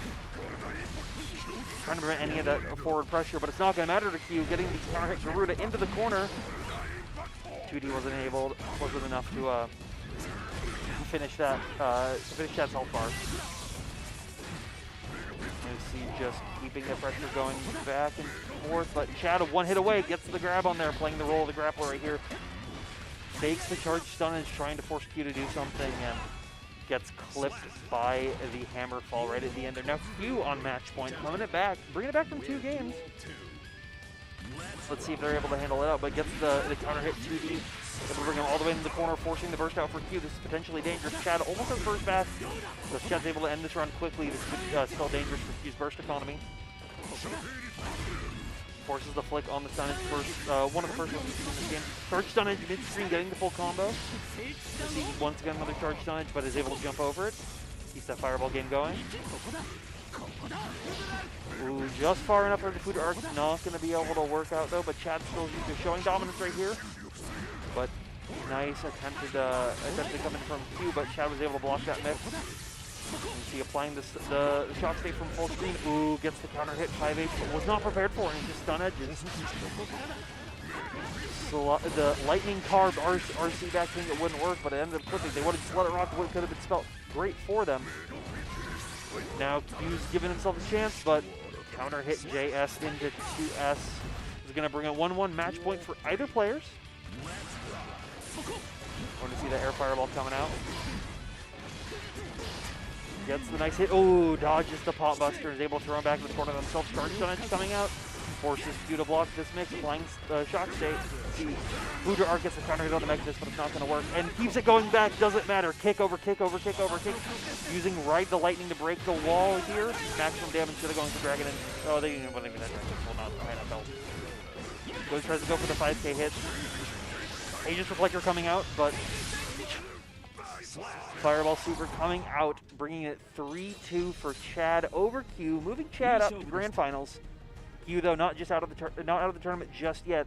They will be playing in losers finals against the winner of Harbinger, or the winner of Harbinger, and then we still have another match to go. We got a little bit left. I think they're just finishing up, but we should have some more games for you soon. So once again, if you are enjoying what you're seeing, we'll be doing this more frequently, and definitely, make sure to follow the channel, make sure to follow all the social medias, join the Discord, PDXFGC. I don't think we have a special link for it, but we're always out there. You can always, we're always available, and we're always willing to help people. We're always willing to play games now that we're in a scenario where we can actually be playing games with a lot of people once again. I thought Mark was yelling at me, so. But that's not the case right now. Looks like we're still waiting on the result of Love Me Some H2O and Mars. So stay tuned for that.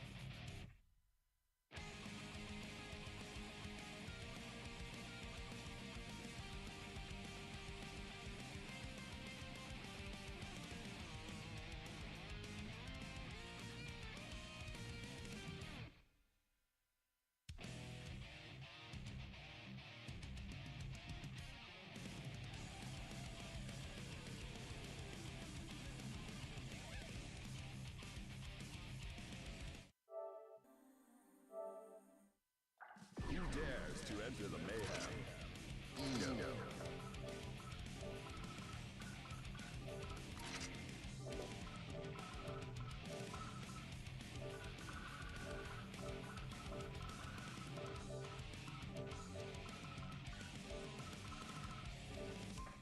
Potemkin.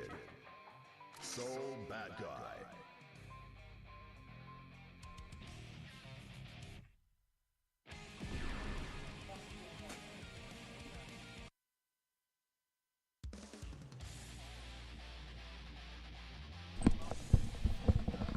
All right, I'm back back into the loading screen, and we're gonna have Harbinger versus Mars. Both these players have been at least Mars. Harbinger I'm not super familiar with, but Mars has been one of those people that have been grinding net play from this game since day one, and have really shown their strength as one of the stronger Enos in the PNW, and they're really showing that today. Uses the stroke to get under the burst. And now just trying to get that mix going, but Harbinger's not having it. Gets a nice poke out of there. Strokes coming out though from left and right. Harbinger trying to stay a little bit more aggressive. 6B's out of there. Nice stroke coming through. Gonna be able to get a full combo out of there. No burst over for Harbinger, so this should spell big damage or just keeping the mix. Goes for the overhead into the low. I got hit by that. I always do. And now we're going to see just trying to use a 2S check from anything that Mars does in the round start, just like that, but forcing a burst out now. Trying to utilize gun flames and 6S as control space, going under those chemical loves, but gets counter hit JH. So we're going to see that pressure just continuing forward, getting the full wall break, using the reversal super out of there. And bringing it up over. Tries to 5K and anti-air tip, but gets the counter hit 2S. This is big damage for Soul Bad Guy everywhere, but isn't able to get the full combo. It's a little too hard. Forcing a burst out for Harbinger, though. This is Soul Bad Guy, so any hit needs to spell death. Ooh! The DP whiffs, but just goes for a throw punish on it. YRC whipping, but 6H counter hit. This could. Oh, the slide doesn't go all the way through, but wild thrown back into the corner. Using that protagonist power right here. Whiffs the 5H on there, no full punish from Mars though off that JH, but is able to get it from the 6P. Leaning back once into the mixed dimension. 2S coming out to hit the note. Forcing a 2K 2D, but not able to get much about it. Mars once again using note, but Harbinger blocks low. First out for Mars. Counter hit 2H coming out. Oh, this is going to be big damage if they choose to, but they instead go for the mixed BRCs from both players coming out, trying to catch it. And getting another 2S hit, but no full conversion. Once again, 2H, these players just trading these buttons back and forth, but no full conversion. 6B once again, but 2S counter hit with 50 meter in the corner. And using that 2P to OTG for the round win, taking it up 1-0 over Mars. Let's see if Mars is going to be able to adapt to this in the coming games, but it's potentially very dangerous for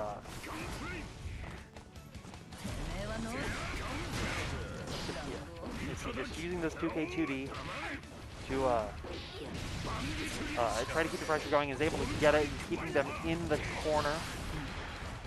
Just trying to use anything to throw counter hit, but no full follow. Counter hit. Forcing a burst out. Mars, though, at a smidge of life versus Soul Bad Guy, potentially very dangerous. Gets the mix reset, not blocking properly for the purple beat. The behind the back hit. Let's go, JH. Using the note, trying to keep it, but YRC coming out and using the close slash to catch anything Mars would do to take it up. Now we're going to see, gets the counter at JH right from the round start. Going to get a good combo into the corner, leading back in the mix. 2K hit. With a Chemical Love and Chemical Love for the wall break. Soul Bad Guy at 50%, but this is Soul Bad Guy we're talking about. He can come back at any single time with one good clean hit DP specifically. Now we're going to see that pressure continuing, using the reversal super to get out of there, but Soul Bad Guy not dead just yet, still has burst as well. And goes for the instant low on the mix right there. These players keeping it going back and forth, but and Mars coming back with burst very soon, just right now. But Harbinger gets one good hit, dealing 40% right at round start. Trying to utilize the 5K, but 2S hit, forcing the burst out for Mars. This is very good for Harbinger. One more hit, if they can get a good one, will be Mars dead. But Harbinger burst and whiffs, and Mars now able to get a full punish, leading him back into the corner. Gets the counter at bar slash though in mid-screen. You can see the JH using these dust loops back into the wall, and HDP clean hit, but doesn't have the meter to Tyrant Rave, so Mars is still alive. They can still easily come back to this with the power of, you know, mixed potential and C6P. DP whiff though with 100 meter. This is actually very bad, keeping him in the corner. Now you're going to see the JH wanting to keep the meter to go into the wall on the next side, saving it for things like FD for that early round start. and for to guarantee the kill on the next hit. PRC back. No coming out with PRC DP forward. And Harbinger's going to take it 2-0 over Mars. Both these players just going very back and forth, but you know, Harbinger is it's using that soul bad guy wild nature to it to really push them forward over over this matchup. You see, just trying to get the 5H with punishes on anything, but he's able to use a 6H, keeping them in the corner. Not going for anything too fancy, but Mars goes for a whiff throw into burst, but Harbinger blocks it. Tyrant, Rave in the wall break. Mars now a sneeze away from death. Let's see if Harbinger's able to finish it. Goes for the JH safe jump, but 5D to take that round perfect. Harbinger now on match point over Mars. I want to see just trying to check him back in for Suzu's escape block, but Mars now able to continue their mix in the corner, but recognizes that dive isn't safe, forcing the mid-screen mix 6P out the success. See, just continuing that mix, but Harbinger's ready to block it, except right there, getting a nice counter hit. Mars drops the combo. A good old American reset back into the corner once again, but Mars now on defense, 16 out the banner revolver. RC, the DP, trying to make itself safe, but forcing a YRC over for Mars, and Mars is going to end up able to take it, bringing it 1-1. Harbinger, though, still on match point. They just need a couple good hits to be able to take it from themselves. Banner revolver right at the round start, bringing him corner to corner, or mid-screen to corner. But keeping him around, not trying to blow that extra damage for the easy wall break. Let's get that pressure going, and Mars is going to use that to their advantage, keeping themselves alive, but let's see, ooh, counter hit, far slash. This is going to be very dangerous. We're going to have 50 meter, though. Fafnir on block, and wild throw into just a little bit of health. BRC to get out of it, though. Mars still has themselves a chance. But 2S trades on the 5D, trying to mix him up with that farther range overhead. But Harbinger takes it 3-0 over Mars.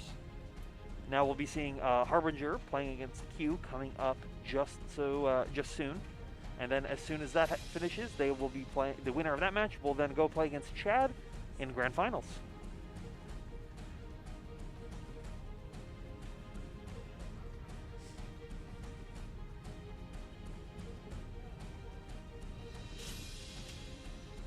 Yeah, once again, we'd just like to say thanks everybody for tuning into this and also supporting our events that we're doing, and we'll be continuing to do these ever so often. We will also be continuing our Friday sessions where we will be streaming our casual games of whoever ends up playing on that setup.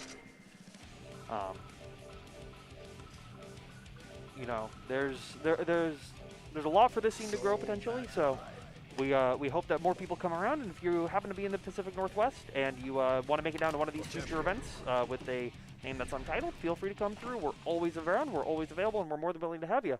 Looks like I'm gonna have my good friend Mars sitting down on the other mic. Hey, what's up? Hey, how are you feeling after that last game?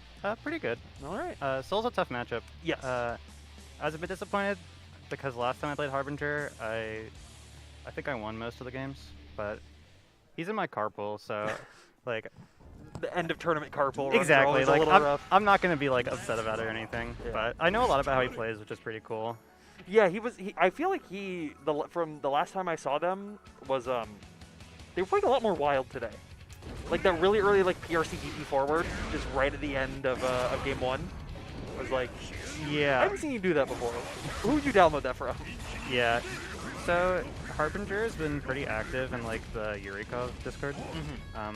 So he's been playing a lot of good players in there, and he's very much there's kind of like two schools of Soul players, which are the Soul players who are like, I just want to like hit them, and then there's the Soul players who spend like 2 hours every day lobbing out like Kara close slash DP combos, and Harbinger is very much the latter. He actually hit on me the super optimal combo. Yeah, I saw that come out. You know, I'm used to just playing against Ebonic Plague where he just does that all the time, so it looks normal to me. But Ebonic is very much also in the you can see like there's a lot of souls that are like that, but then you have people like why am I blanking on their name? The PNW player that's playing CG? No, CG's just like Isaiah. You're thinking of Symbolist. Yeah, Symbolist is the opposite. He's like not the super optimal stuff, but they are just going ham 24/7. Oh yeah. On at every single moment. Symbolist's favorite cheesy setup is to do the Fafnir on Oki a bit too early so you can get wild thereafter.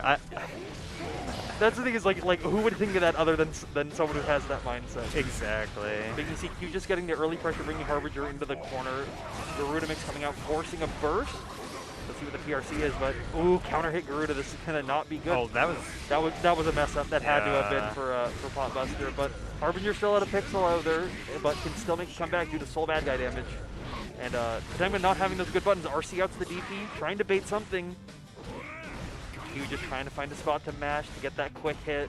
This is actually pretty scary for Potemkin. He does not have the best reversals. Yes. He has like back Mega Fist in the corner, which we saw to close out the game, and that's like about it. That is that and Kara back Mega Fist to move you forward are the two best things he has in that situation. And you just need to find that scenario where you can do it without risk of getting clean hit DP when the soul bad guy is 50 meters. Yeah.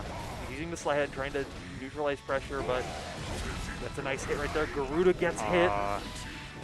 You actually can't DP that Garuda. You can't even you can't Tyrant Rave it actually. Can you not Tyrant Rave it? No, it'll clash. Yeah, that's why I feel privileged as a Leo player, because HDP always clashes it, and so you have time to get up to the full counter hit recovery on it. He bursts out the Kara command grab. That's a good burst, I think. Yeah. So this is where Harbinger wants to be, right into the corner. Goes for the 6HOTG to take that, bring it up 1-1. I don't even think that was the clean hit of the DP either. That wasn't. That's why he had. That's why they had to do the 6H there. It's just that much damage. Counter hit Garuda once again, just going for the hit a little too far to try to get anything else more optimal, but JK hitting right at the top of Potemkin right there. Forcing a burst. Trying to use the Mega Fist PRC back. Once again, the Garuda backdashing though to get out of that pressure. Slide hits coming out, trying to get any kind of clip. Yeah, backdashing the Garuda there is actually like not bad. Because all you get by Garuda and that's it. And Q once again whipping that Kara pop up. Sure, this is just very unfortunate. But back Mega Fist once again saving the day, and nice throw over on the grounded Bandit Revolver right there. I was surprised we didn't see an RC on the Bandit Revolver, but I think Harbinger was probably trying to do the second hit and then RC. Yeah, and you have if you TK it, they don't have time to throw it. But if you don't, they do. So you have to like try to TK, which can be a little hard in those just like high pressure situations, as well as maybe even Pop might be able to do the size. I actually don't know about that. But the whiff DP, but no full conversion off the counter hit. Q was trying to burst bait for sure. Grab. Good old Aegis Reflector. That move is, you can grab it. It's so silly. I know. Chad just did earlier in their match where charge stun edge Oki blew it up. Yep. I was like, okay, that's an interaction I wasn't expecting to work like that. But Harbinger just right now trying to trade hits, stopping Q from taking this game over, not wanting to let Q have that rematch versus Chad in the grand finals. Yep. But it feels like every single round Q's gotten off to an early start and then kind of dropped some stuff to actually close out the round and given Harbinger a chance like this to start doing a lot of damage. And you only need 2 openings of Soul. That's the second one. Now the 50 meter to end the round, but I was shocked that Harbinger didn't RC there. Yeah, because I feel like a HDP clean hit into 6H would have just killed right there. For sure. But then, this should be enough, yeah. Harbinger now bringing up 1-1, not trying to go out without a fight clearly. Tries to go for the 6H counter hit round start, but isn't able to get it. Garuda being blocked. 5K getting hit. There's the final Kara pop buster that he's been looking for these games. Tries to go for it again, but gets mashed out with 5K. That's greedy, that's greedy. And that's classic. The classic. Q's done that onto everybody for the entire history of time. Double Garuda out. Gets the counter hit 5H for the wall break, taking him up 2-0. Yeah, I think Q finally, it took him a little bit between this to get used to the nature of a Soul player once again, but is able to really find himself after those couple dropped inputs. Just using those long range buttons, just playing classic grappler footsies. Gold Burst come out, but no full punish. It's really hard to punish Gold Burst. It's obscenely hard. Especially with a character like Potemkin with the slower normals, but... Soul Bad Guy getting that 50% after one hit. Chip damage on Fafnir coming out. Let's see if Q's able to find a way to not get counter hit while continuing the pressure. I think they did it with that PRC Pop Buster. Digging into the round, bringing Q to match point over Harbinger. Yeah, this is a pretty tough scenario, especially when you don't have burst. You're so disinclined to guess in situations like these, and you don't have the burst in its last round if you want to make a mistake. But if you don't guess against Potemkin, I mean, Potemkin's going to kill you. Exactly. You have to, I mean, that's what he wants to do. He wants to set you up into those 50-50 strike throw scenarios. Oh, good mash. That's ready for it that time. Yeah. Misses the Bandit Revolver to continue going and gets a whip wild throw. Throw tech out in the corner, but it's still Harbinger's turn. He's trying to bait any kind of frame trap, but Q's not having it. Ready to throw tech. Oh, but the counter hit far slash. 100 meter in the corner. This actually should do the round. He's not even having to spend the other 50 meter. Soul privilege. Soul privilege. 100 and what? 40 damage on completed HPP? 130. And I only know this because Harbinger told me in the car right here. Dice K, please. Dice K, please. Gets the back Mega Fist out, but Harbinger's not having it, keeping him in the corner. We're going to see Tyrant Rave for the wall break. Bringing Q down to one last interaction, but still has burst. Both players can have burst and meter. Yep, but it's not going to matter with a Bandit Bringer whiff wild throw. The certified Skiddly Whoop. The Skiddly Whoop indeed. Harbinger finally gets on the board. It's good to see. Those first two games were so close. I felt like he definitely could have won either of them. Finally gets the third one. Yeah, finally. But you also have to see with Q, you know, he's not messing up that execution anymore. That's true, yeah. So Harbinger's now having to create those openings against Q, but I think Q's going to allow him. Double Garuda. Harbinger keeps getting hit by these Garudas, right? They might be trying to like DP through them, even though in the corner it's a very risky thing. Bursting there is that's an interesting decision tree. That I honestly think that he just forgot it wasn't last round. Because sometimes in these scenarios and like long sets, you just like lose track of the rounds, you lose track of the games. No, that's totally understandable, and it definitely happens to I think to all of us. Now having to play that last round without burst is going to be a little dangerous, and getting hit by the Garuda once again, Kara Pot Buster. I really don't know what that is. You have to just Kara Pot Buster once again with the meter to be able to end it if it didn't kill, and Q now takes it 3-1 over Harbinger. I was in the process of saying you kind of have to just like block the Garuda, and then he goes for the Pot Buster. Yeah. All right, so Q is able to take that, is able to get their winners finals rematch against Chad. We'll be seeing them. We'll see if Q's able to take the mileage over to get the Shin Grand Finals reset, or if Chad's able to continue his dominance that he's shown through this entire tournament. And I was playing during their winners final set, but I saw there was a 3-2, so I assume it was very close. Yes, it was the definitions of GG's, but it was close though. Yeah. Like it was sort of very similar to that match, except it was the constant trades back and forth over and over to where the last game last set it was very like Chad dominant through it, but every match before that could have gone either way. Yeah, Chad's a strong player. He's the one who sent me into losers. Chad's okay at fighting games. He's all right. Chad has actually been the person who's beaten me the last 2 in-person tournaments I've been to. Yeah, he does that. This is the classic. I drove out to Portland to lose to an Olympia player and a Seattle player. But hey, the good news is that means 3 out of 4 Washington players in top 4. Yeah. I think. Yeah. And our one Oregon player, we'll take it. The lone honorable Potemkin holding it down. I don't know if it's honorable, but it's definitely a lone Potemkin holding it down. I think a grappler is like an honorable archetype, right? Like back when Potemkin in the beta was plus on Kara back Mega Fist, it was kind of dishonorable, but I feel like Potemkin is one of the most fair characters in the game. Oh yeah, he's very much a like, it's guess the 50-50s character. Yeah. But we're gonna see if Q is able to win coin flips for the rest of these games, or if Chad's gonna be able to win the game. I don't know. I'm bad with words. Words are hard. Words are hard, especially after a day like today. Yeah, because you're playing, you're organizing a tournament, and you're commentating. That's a lot of things to have on your plate. Yeah, and then I got to carry all this crap home afterwards. But really, that going for the classic button check that he always wants to do. One thing that we saw in the last matchup is Chad was very, very active with stun edges from the get-go, and he was not willing to flick them.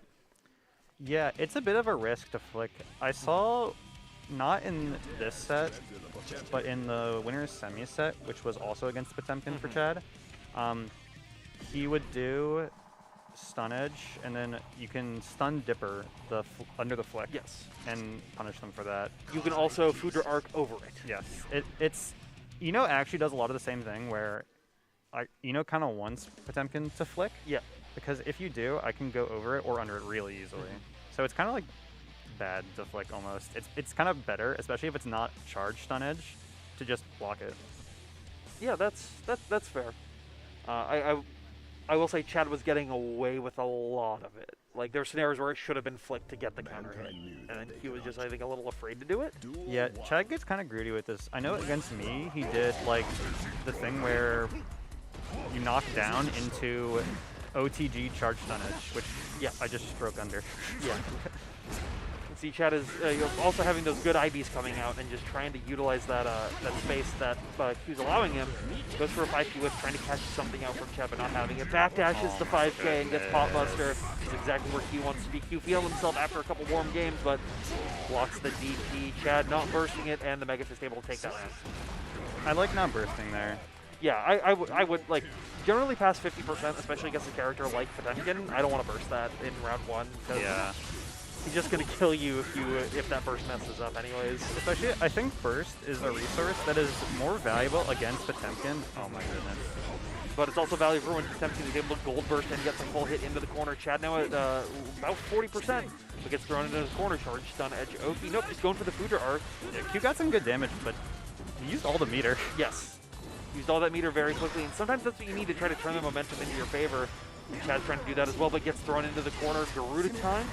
Blocks the gold burst and the DPs immediately after. The can't punish that, yeah. Charge stun edge is coming out. Tap dust. Chad loves doing that tap dust. I feel like more than most tries do. I swear I blocked it every single time, unless it's on base PlayStation 4. Then I don't. Chad just jumping right over that Aegis Reflector and able to take it, bringing it up 1-1. Yeah. I was kind of saying this earlier, but I think burst is a very valuable resource in Potemkin, because the distance for pretty much every character that burst sends you at is the exact distance you want to be at against Potemkin. It's if you just burst and then now he's kind of cornered, it's so good for you. Yes. Yeah, that's definitely like a good position to be. Oh my goodness. Counter hit right delayed. Oh, that clashed? Good read on the FD cancel to know what that situation was going to be, but Kyle Kisuke, come on. Right to lightning, #1 super in the game, ladies and gentlemen. It is really good. Yeah, no, but that's some matchup knowledge to know to FD cancel right when that happened. The whiff throw coming up, and right to lightning once again. Chad wants to make sure he gets that confirmed this time. Yeah, here we see why it's actually good. Yeah, corner to corner, coast to coast. Sunedge is just coming out, trying to force Q to do something to interact with it. Because Chad's more than willing to just play Fireball Simulator for 50 seconds, but Q's not having it. Garuda coming out. You think that was intended to be a Kara? I don't think that was intended. I think he was trying to close the space there to end in that sort of grab situation right there. And that's a really scary 50-50. When you block the, what is it, Heat Knuckle? The air grab. Heat Knuckle, yeah, when you block Heat Knuckle, it's a true 50-50 of whether or not they do close slash or DP or car DP. Yeah. Or not close slash, car slash, but car slash or car DP. It's just like you cannot react to it. You can't even see pot. If you're not prepared for it, they can also do Pop Buster immediately after it. Like, yeah. Well, that's what I'm saying. It's like a 50-50 between Pop Buster and close slash. Yeah. And you have to just take it. Want to see the 50-50 right here coming up. Just backs up, trying to get Chad to do something. Iron gets the Iron Special out there. Counter hit 5H. This is going to be big for Chad in the corner. It just goes for the charge stun at Joki. Trying to make Q to make a mistake. And Q's trying to get that flick and do anything, but got a couple stun hits there. Tap dust once again, that max range. And Chad's going to be able to take that. Yeah. I really like Chad's fuzzy jumps. Yes, yeah. The whiff Buster, but no full punish on it. Just thrown into the corner anyways. Garuda 1 into the corner, the wall bounce off it. I think Chad actually was intending to get hit by that Garuda. I think so as well. I just, I was expecting you to pick up the wall bounce, to be quite honest. Yeah. But it's not gonna matter with the Pop Buster right there and gets the OTG to take it. Final round of this game. This set has been really fun to watch, actually. It has been. These two, I mean, like I was saying earlier, these two players are the #1 and 2 seeds of the tournament, and generally in most tournaments they enter, they are usually in that spot as well. These are the strongest, some of the strongest that the non-Canadian PNW has to offer. And you can really show it in this where these games are going constantly back and forth. DP clash with the Garuda there, but Chad gets the side swap and is able to use charge summon Oki. Gold burst. Oh, that whiff, but I didn't expect it. I thought they were Yeah. going to get hit. Stun edge RC onto the slide head to, or hammer fall to break the armor. Giving Chad another chance to try to win this, but Q using 5P to mash out. Gold burst. Aegis Reflector to hit, flip kick out, and now Q's up 2-0? Yeah. Q's up 2-0? It doesn't feel like Q's up 2-0, but Q is up 2-0. This is almost what happened last time. It was really? like 1-1, and then like Q had it, and then Chad just was able to bring it back the whole way. Chad's a very smart player. Yes. And has been playing a lot of different fighting games for a while now, so... Yeah, I mean, even today, they're entered KOF. Are they entered in Blaze Blue? I don't think so. Okay, yeah. But definitely, it's enemy Q's the same way. They're both these very versatile fighting game players that have shown their prowess in all games. Yeah, they're not one tricks like me, who just know Eno. I just know hover dash, mix up and lie. Well, looks like Q's just know and grab right now, and is being able to use that to now bring it almost to the grand finals reset. Let's see if Chad's able to force that situation back into his favor. Q just trying to play the honest footsies. Kara pot buster outside of the PRC. Chad's one touch away potentially from death. Back Mega Fist, not able to fully close it out thanks to good old Guts. He's just trying to find any button to chip out of it, but Chad's also willing to play the whip punish game. Catches the back touch here. Pada's meter. You play her on the YRC, and this moves so well. Looks like they tried to go for the run-up throw on it, but just a little bit too late to actually get it. So Q takes it 3-0, and we're now in the grand finals reset. We do have the bracket reset. They go back to character select screen, which I like. I think is an optimal choice. Take a moment to catch your breath. Switch the stage back, make sure everything's all good. Get on the clean, neutral. The only stage I play on. Yep. I refuse to play on basically everything else. When I run into someone online, they're not playing on Council 3, especially if the set's a bit laggy, and it's like, come on. Right. It's even worse when you have to do PS4 net play. I'll tell you that much. It's yeah, like sure. I someone pick Leo stage, the jungle on PS4 lag, and I was like, oh, you want to make us all hurt, don't you? Me and Innocuous were actually talking about this. There's a player, we both ran into this player, and I swear, like, this was on purpose.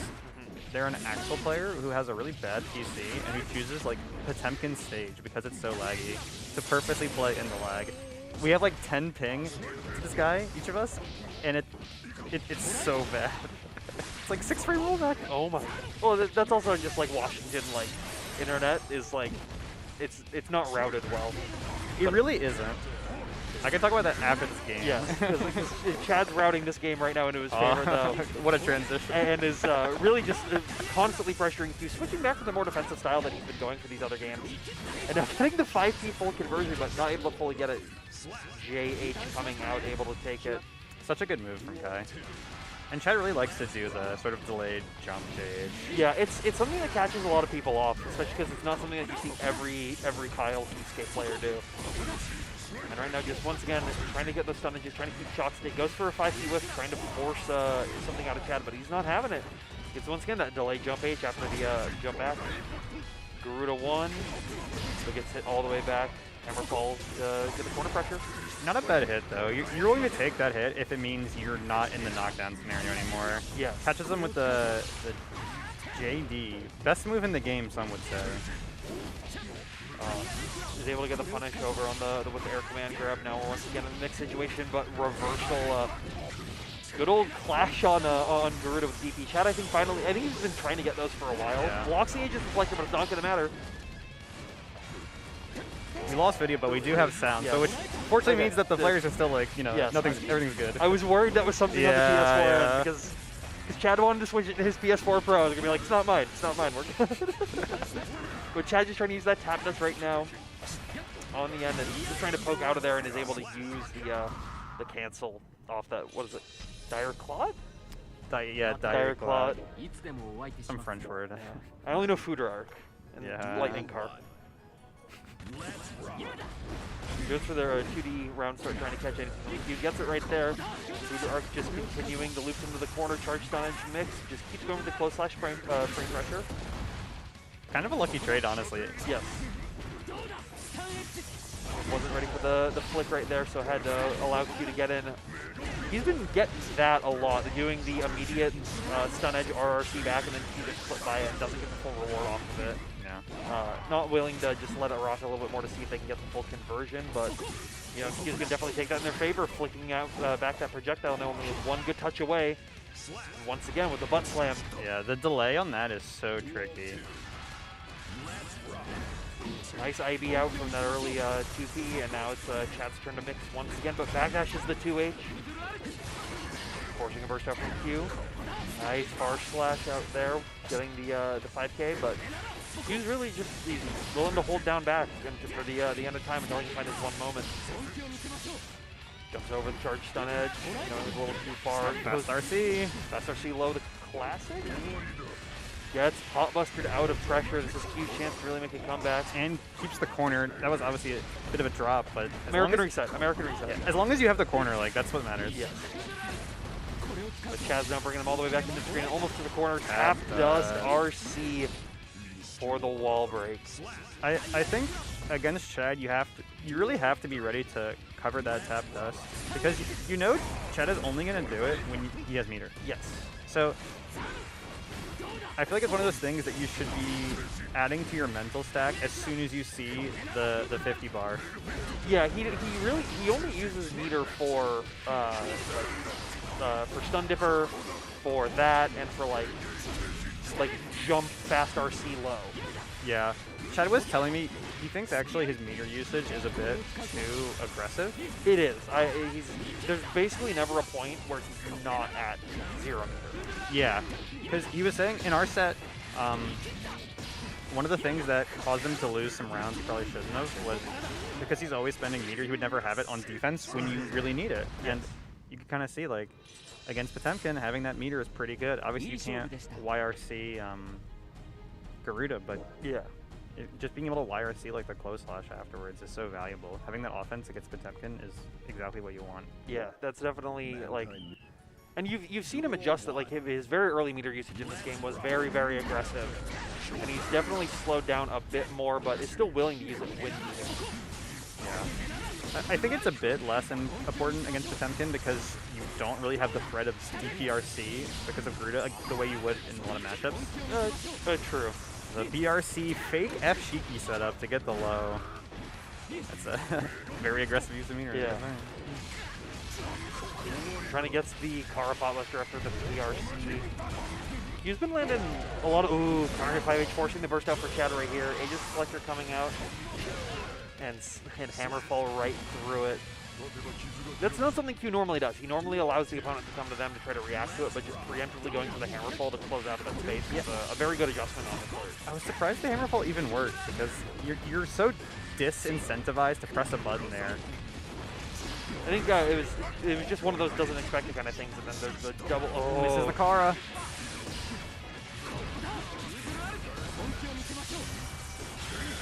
Aegis Collector out of there. This is great for Q. Gets the 5H block. 100 meter for Chad though. Yep. Uses the PRC to get the throwback. Charge stun edge mix once again, and gets the throw. Chad now on tournament point. Yeah, but Q still has burst. This is still Potemkin that you have to worry about, a character that can just blow you up for making even one minor mistake. Here goes the burst though, and Chad has actually been riding the momentum after the reset so well. Because you remember, he got 3-0'd in the first set of this grand finals, but ever since then, even though the games have been still pretty close, like they've always gone Chad's way in the end. And this game especially, the last 2 rounds have looked very in his favor. Yeah, this has pretty much been Chad's dominance, like for most of these games. You can see it right there. Chad now taking it up 3-0 to get first place for this Guilty Gear Strive tournament.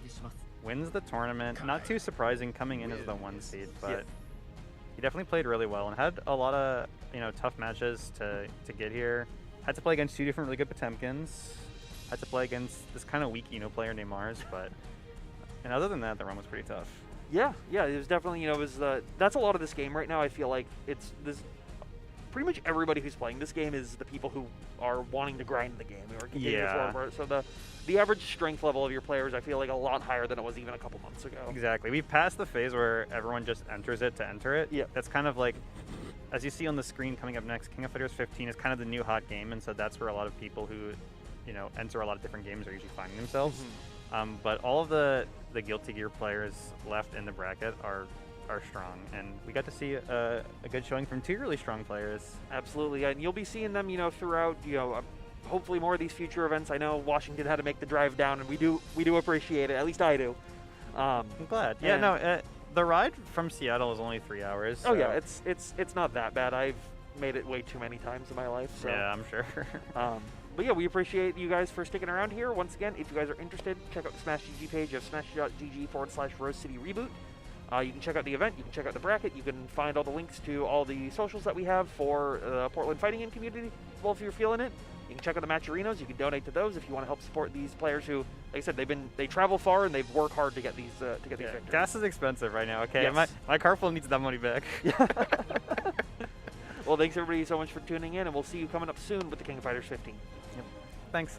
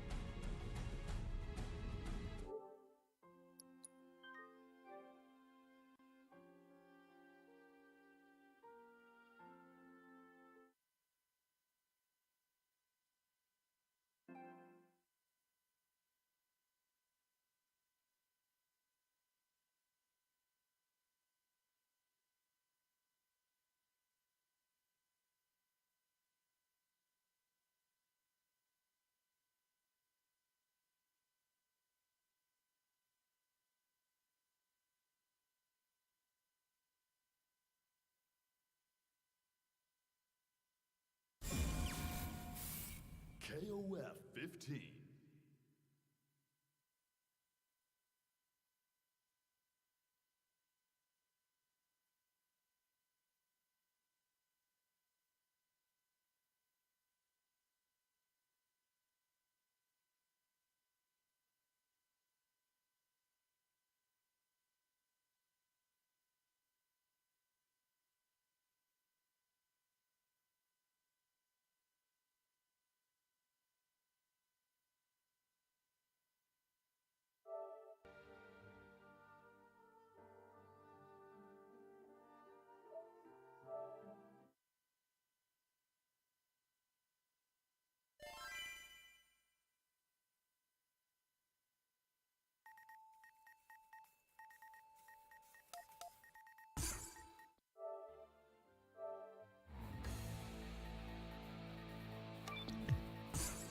Registration.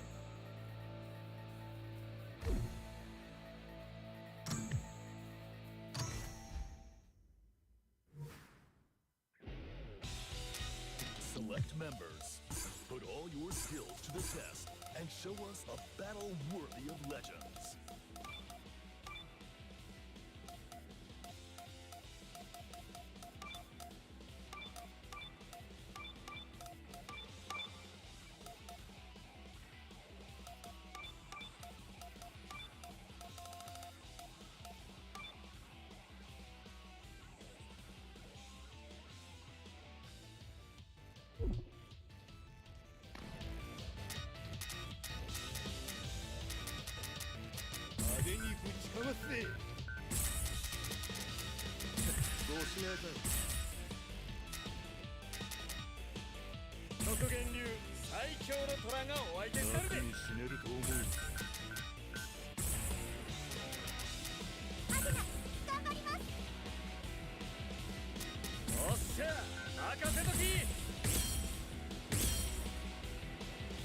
Select order.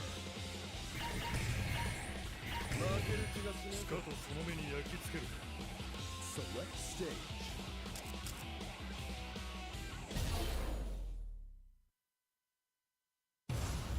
Nothing will stop this show.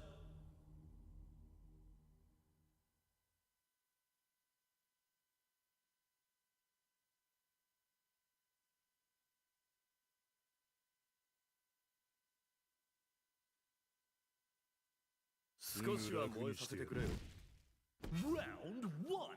Ready? Go!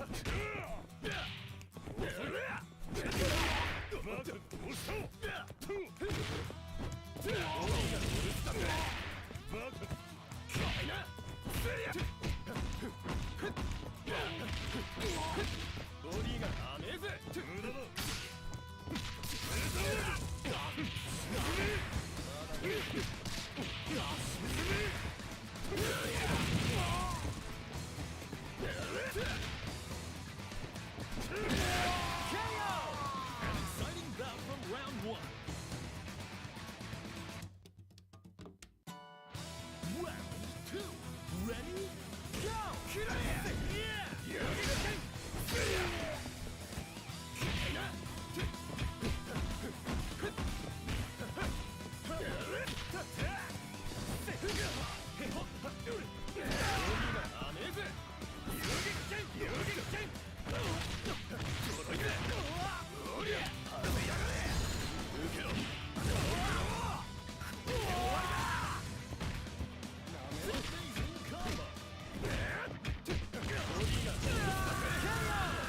Player 2 takes another round.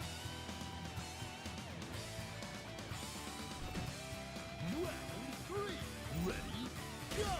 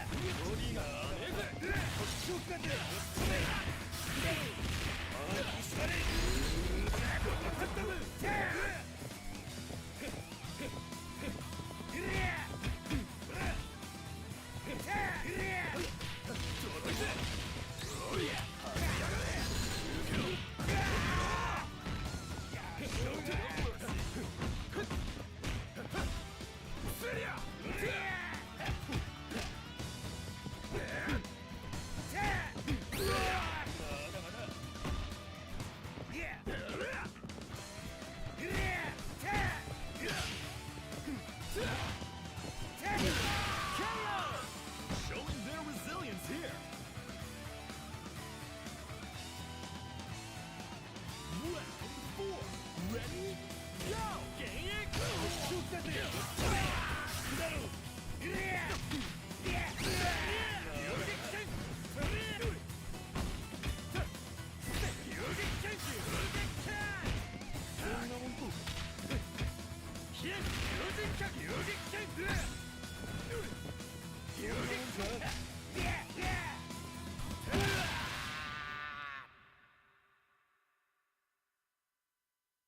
This is just the start of a new worldwide legend!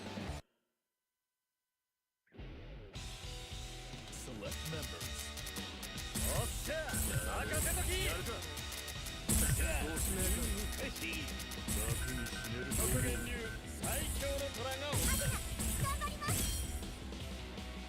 Select order.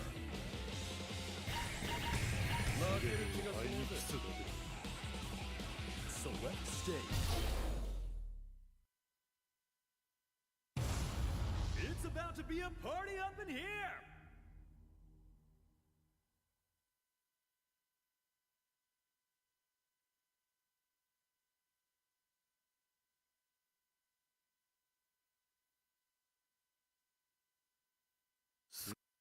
Round 1. Ready? Go!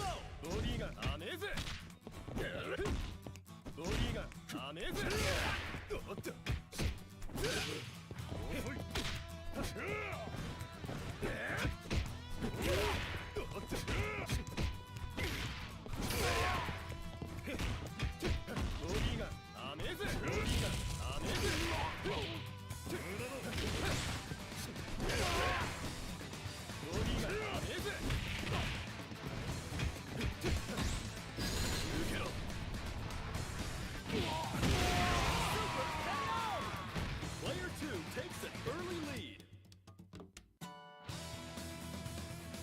Stand your ground. Ready? Go!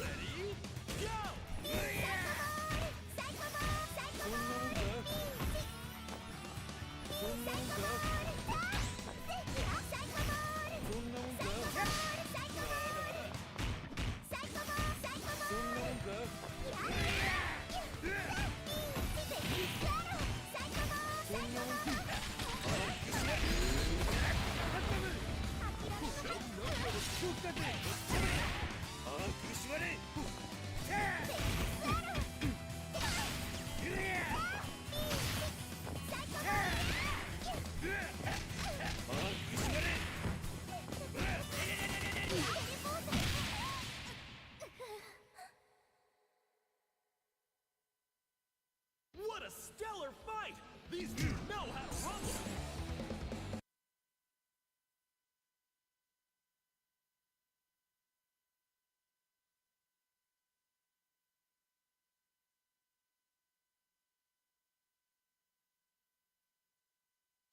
rumble! Round one. Ready? Go!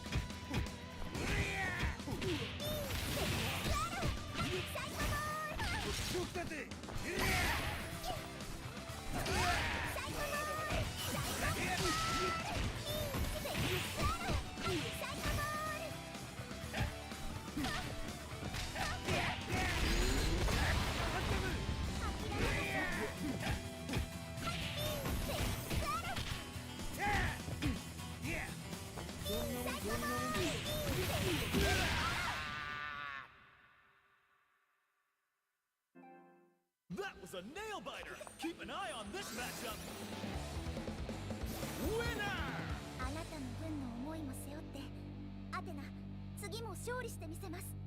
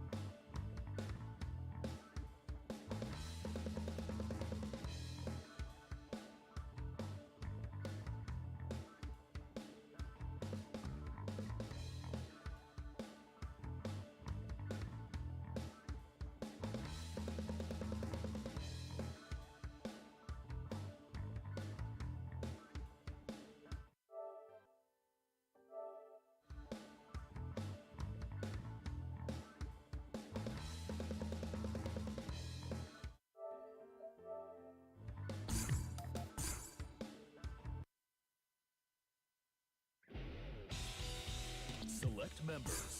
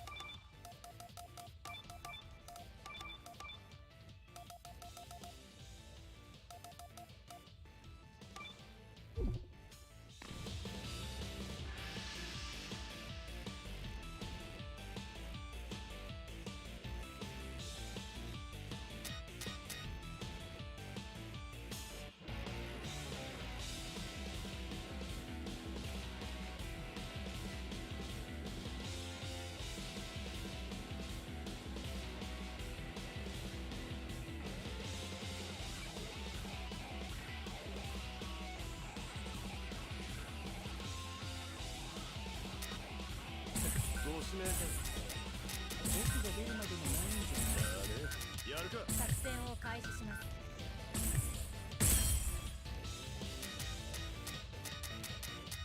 おっしゃ任せとき。任せてください。 Select order. 負ける気がしないぜ。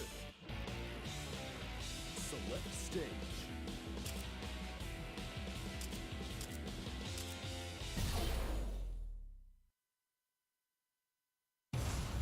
Get ready for a battle of titans!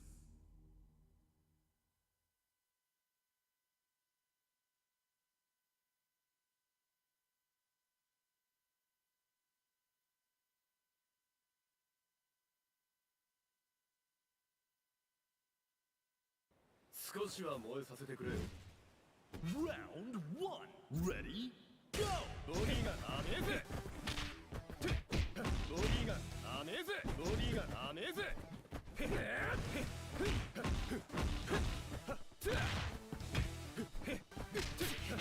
いて。おりゃ。はめやが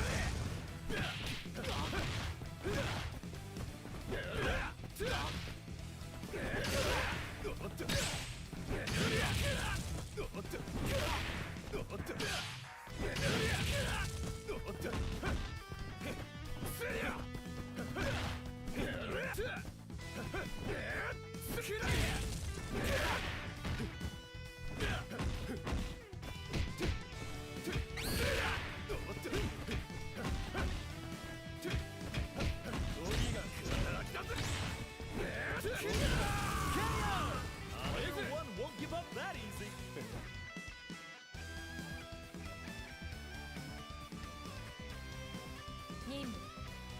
Reach for the top. Ready? Go!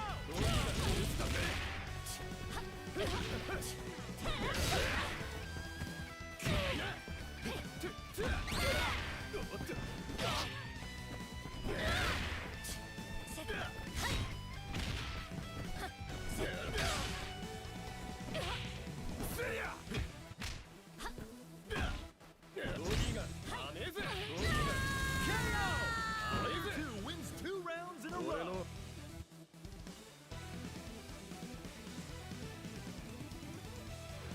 Round 3. Ready? Go! ボディが甘えぜ。ボディがほら。ほら。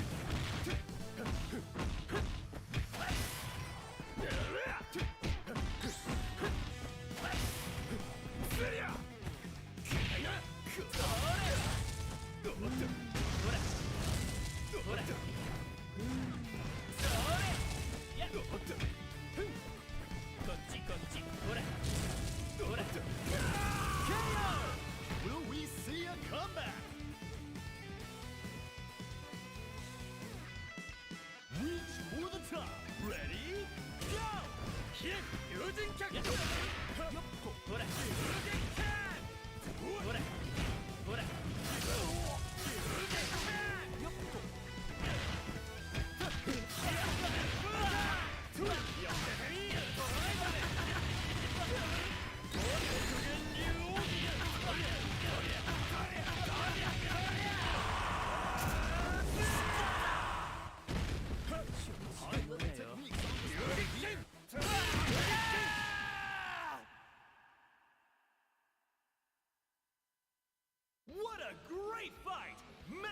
to the winner!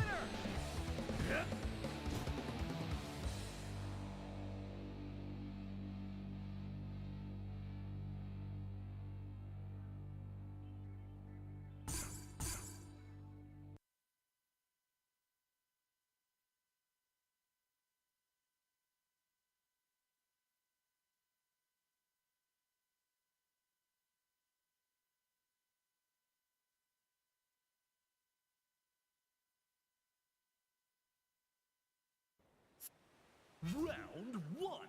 Ready? Go! おっとオリがオリがおっとオリがオルスだぜオリが甘えぜオリがオルスだぜおっとおっと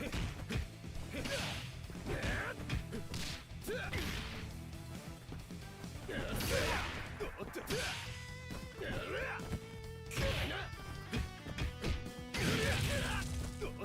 いやオリが甘えぜ KO! And player 2 clinches the first round. 任務 Round 2. Ready? Go! 任務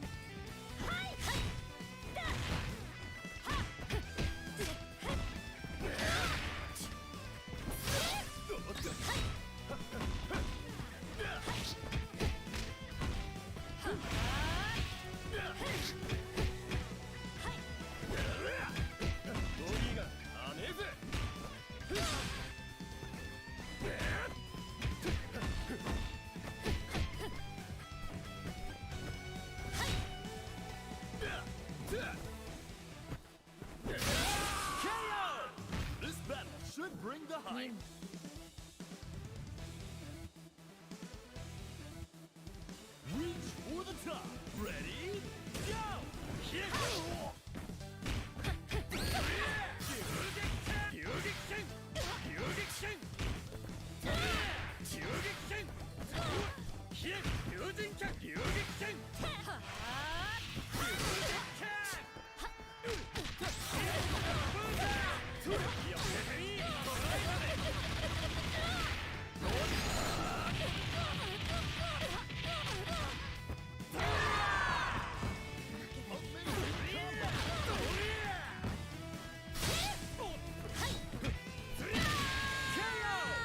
This is match point for player 2.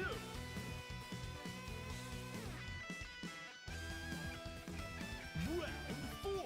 Ready? Go!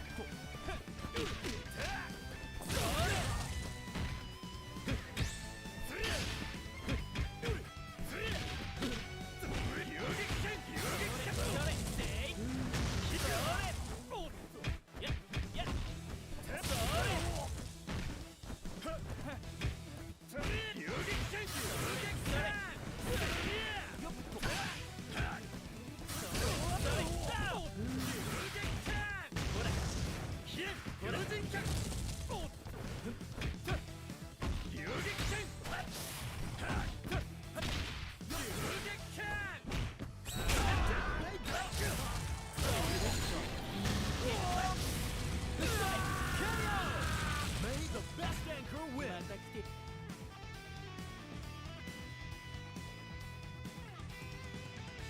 Final round.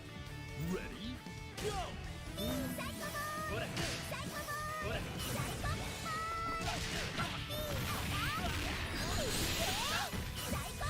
Show no mercy.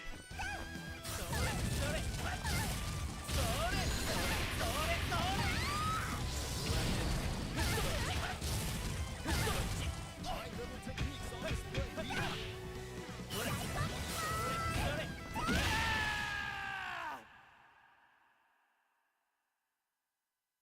That was a nail-biter! Keep an eye on this matchup!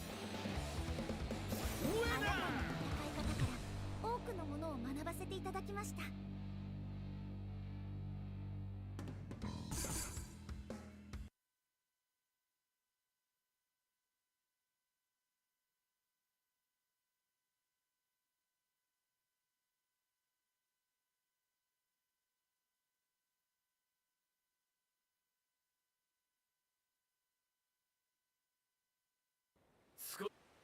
Round 1. Ready? Go!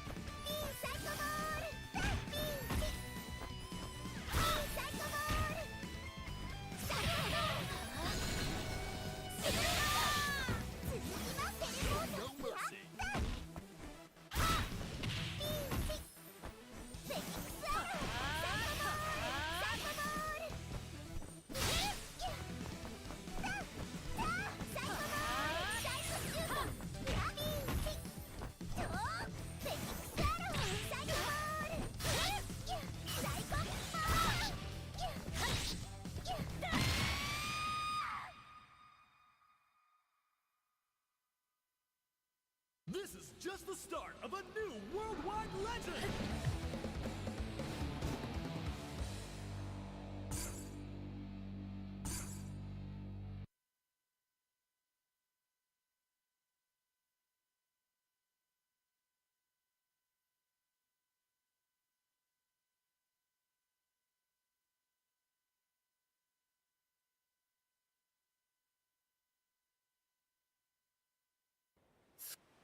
Round 1. Ready? Go!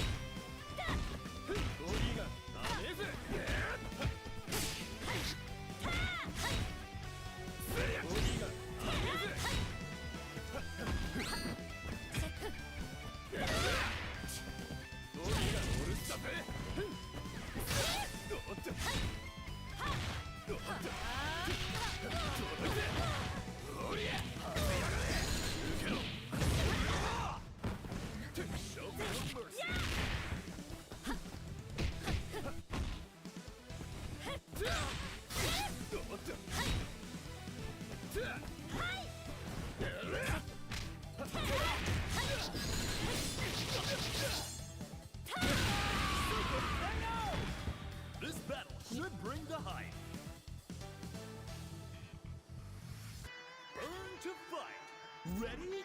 Go! Hit! Using Ken! Using Ken! Ao! Soto Ken! Using Ken! Using Ken! Using Ken! Using Ken!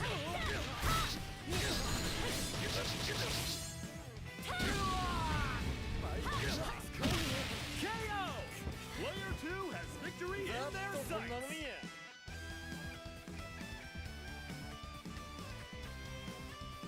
Round 4. Ready? Go! Shin! Tenfuken! Turn! Yugi Shin! Yugi Shin!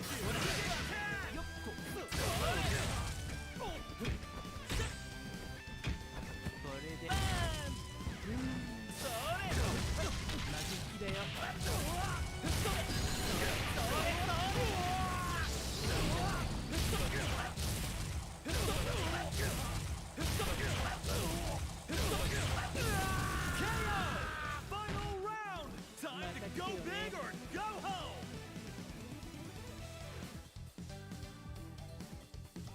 Final round! Ready? Go!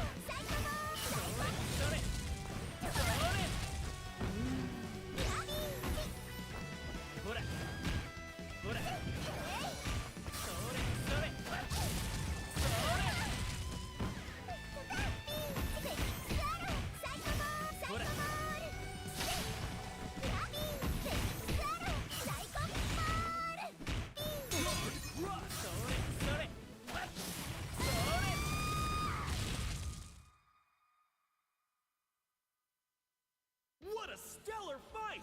These two know how to rumble!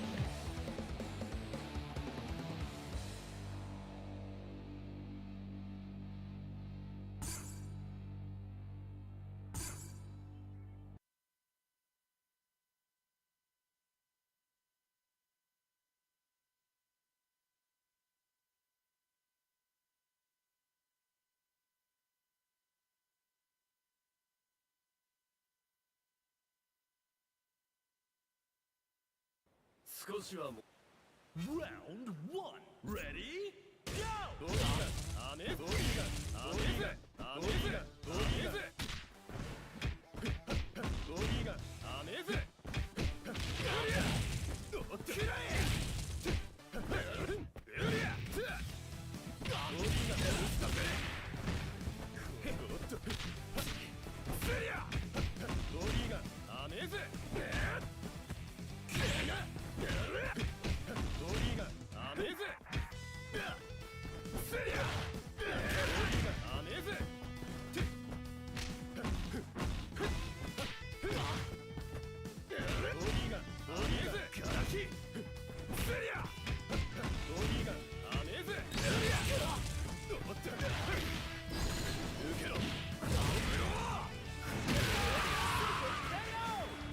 Player 2 won't give up that easy.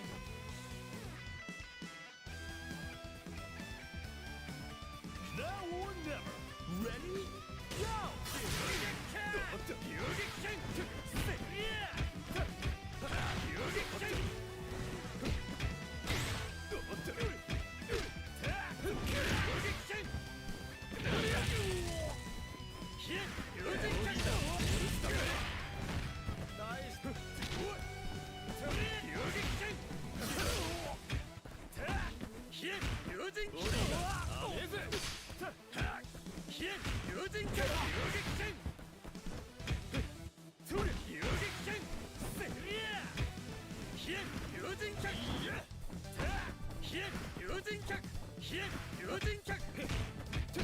Body가 오르스다.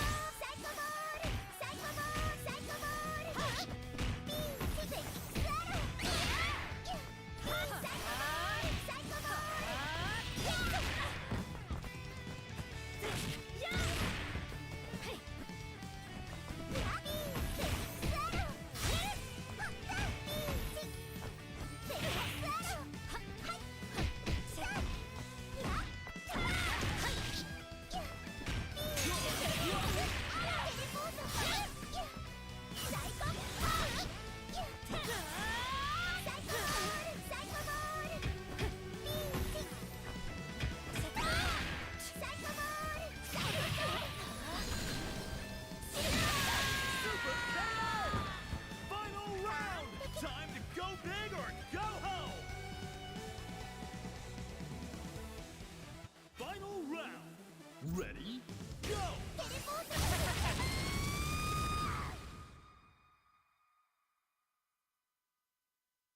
That was a nail biter! Keep an eye on this matchup!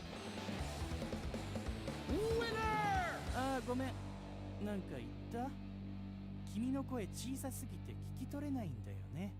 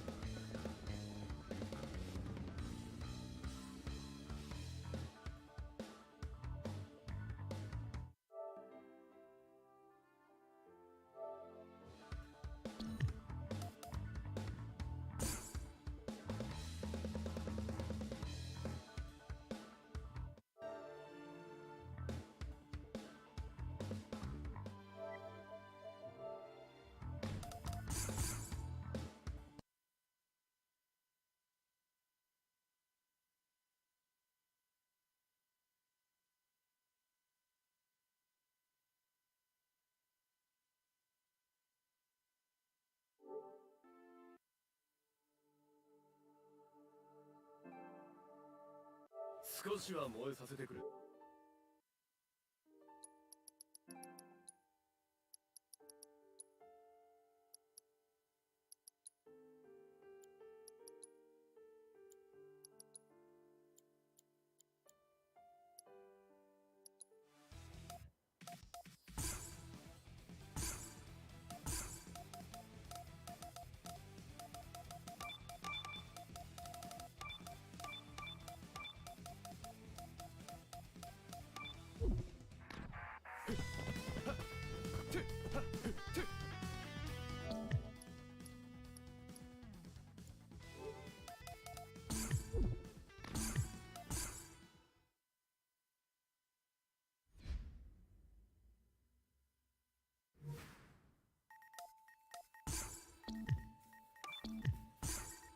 registration.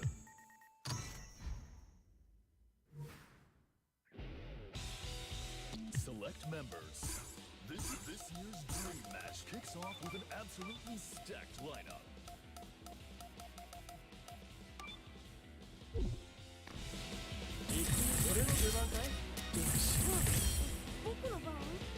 Select order. Select stage. Nothing will stop this show.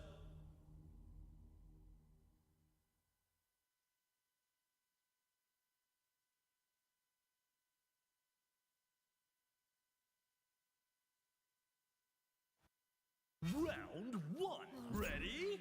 Go!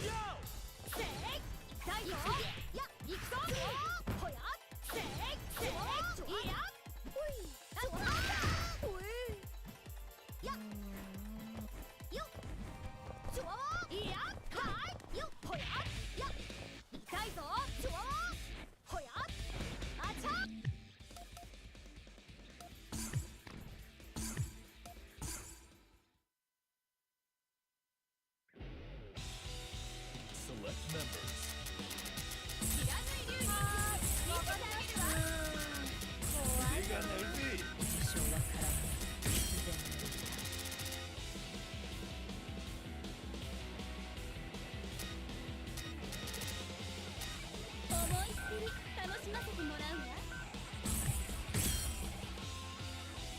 Select order.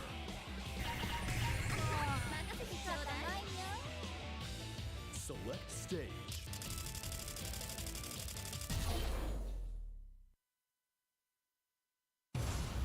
Get ready for a battle of titans!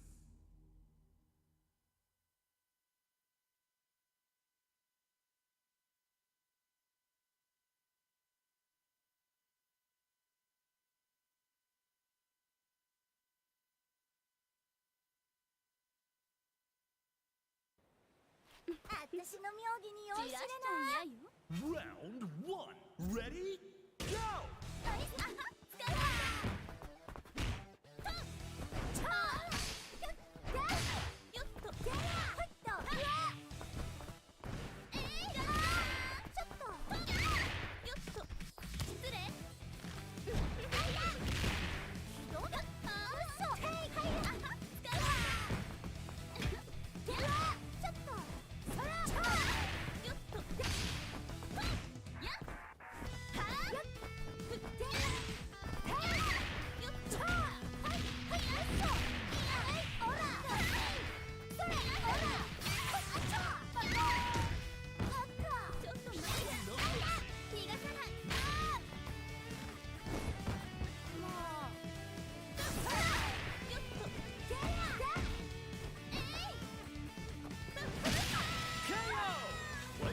Takes an early lead.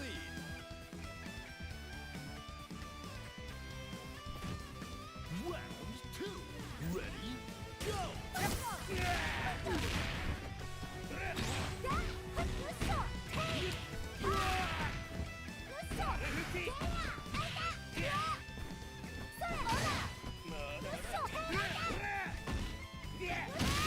KO! This battle should bring the hype.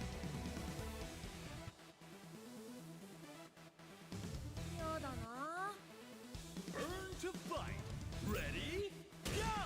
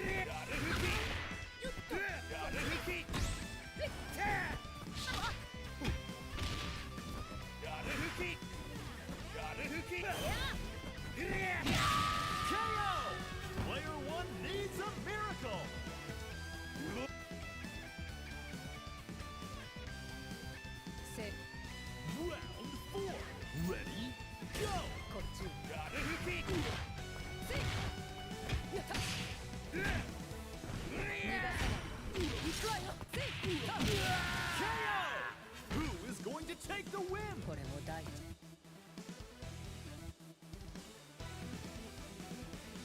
かかってらっし Final round. Ready? Go. 逃がさない逃がさない逃がさない。ゃいや過剰戦過剰戦過剰戦過剰戦過剰戦えい逃がさない逃がさない逃がさない。こちらいや過剰戦流炎逃がさない逃がさない過剰戦逃がさない逃がさない。流炎過剰戦いや流炎過剰戦ムササビの舞行くわよ。過剰戦追い込む。見えているわ。過剰戦過剰戦流炎こっちこちらで戯れなさい。願い知らぬ究極奥義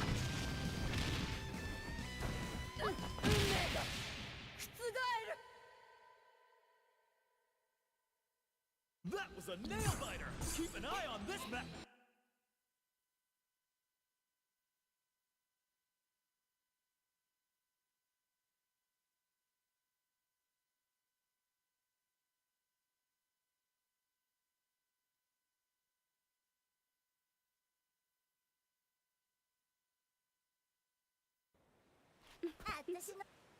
Round one. Ready? Go. よっしょよっしょへいやっとよっとやっほっとでややあはつかやはちょっとややとはちょっとちょっとやえいちゃ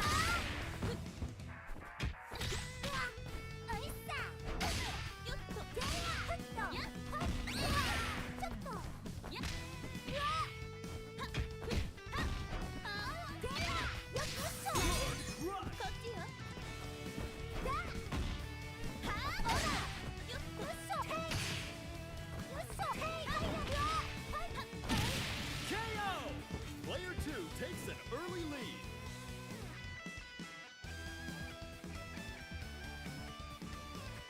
Burn to fight. Ready? Go. あはつかまそれ下ですとやじゃじゃー下ですよいしょ KO. Both point characters are knocked out. とっととかかってこい。 Round 3. Ready? Go. よっとやよっとやよっと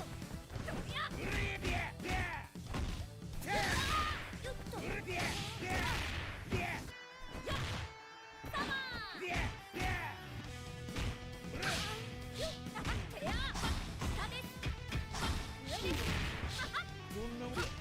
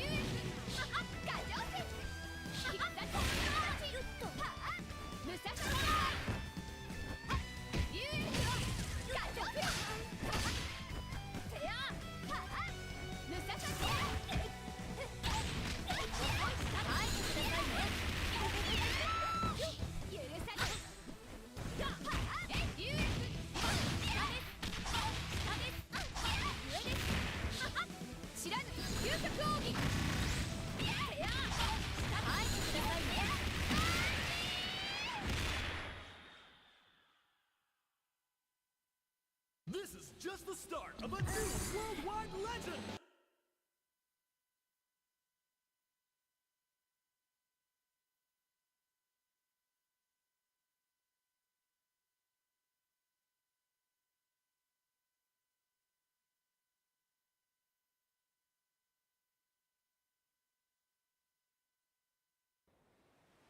Round 1. Ready?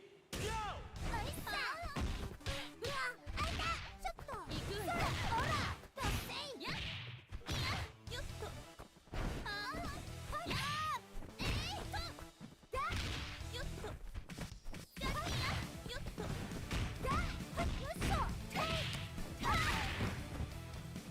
おらふっでやはよていはよ失礼ひどいややーはっちょーよっとそらちゃーちゃーよっそガッチャーやはっよっとと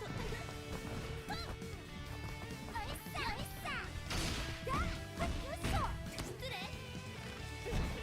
あいたはいとあーよっそはいよそれほらはいようわとあらだちょっとだってよっそはっそや KO! Player 1 won't give up that easy.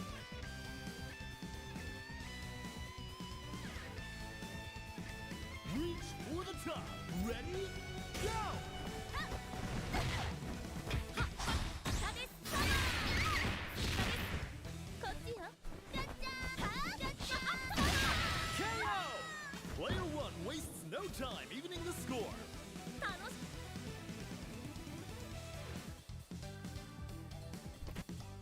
Now or never. Ready? Go! Yeah! Yeah! Yeah! Yeah!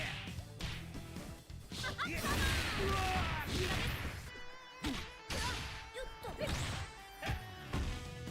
Yeah! っとや下です上です Yeah! それ下ですカモン Yeah! Yeah! 多い Yeah! Yeah! Yeah! よっやてや Yeah! てや Yeah! よっと Yeah! Yeah! Yeah! Yeah! Yeah! そうてや下です上ですははっ Yeah! よっといきます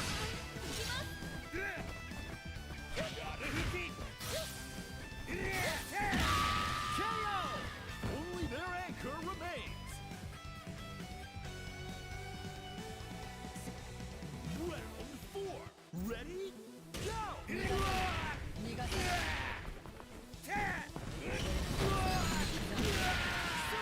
大地の方向を Neither side is giving an inch.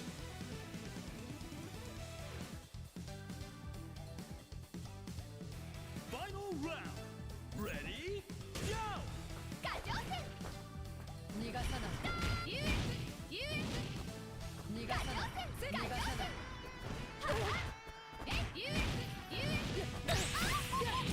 おいなさい残念ガチョウ戦よっガチョウ戦ガチョウ戦ガチョウ戦ガチョウ戦これはどうUS ガチョウ戦 US ムササビの前置いてみガチョウ戦ガチョウ戦これが置いてみなし許さん Show no mercy. これはどうUS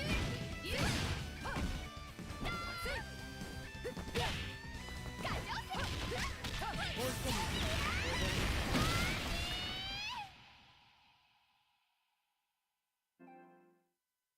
All eyes are on the winner of that fierce fight. Winner! 故郷の乾いた風が恋しいけれどまだ戻るわけにはいかないわね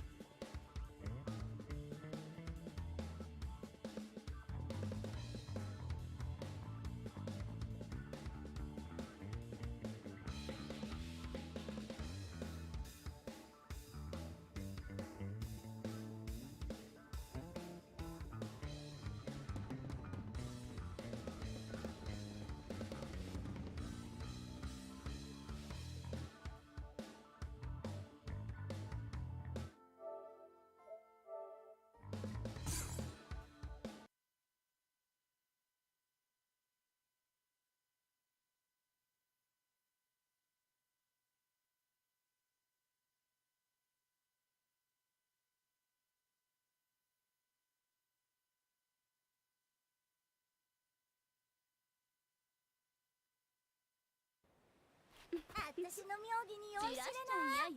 Round 1. Ready? Go! よっしょよっしょ。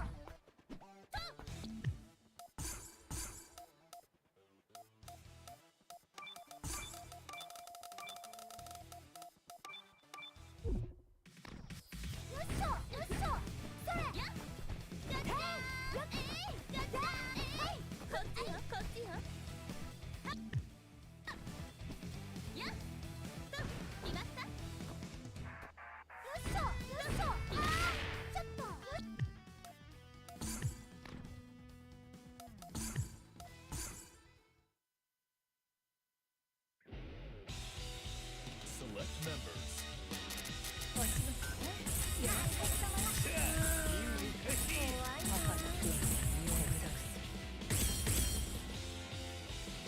Select order. わかりましたよーっと。 Select stage.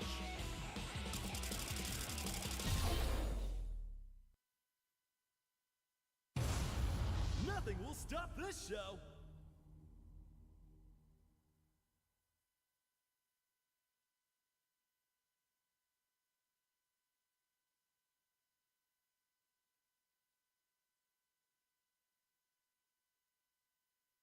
お楽しみだ。私の妙義に酔いこれからよ。しれない。 Round 1.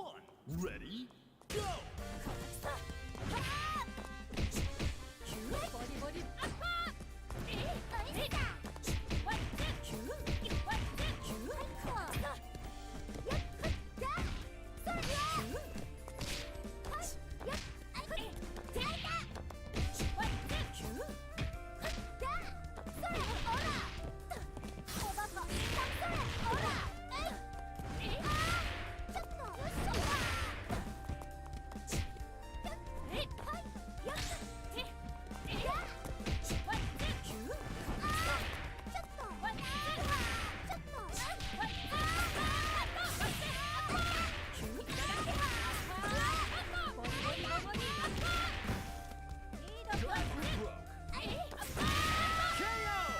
An exciting bout from round 1. やだな。 Round 2. Ready? Go!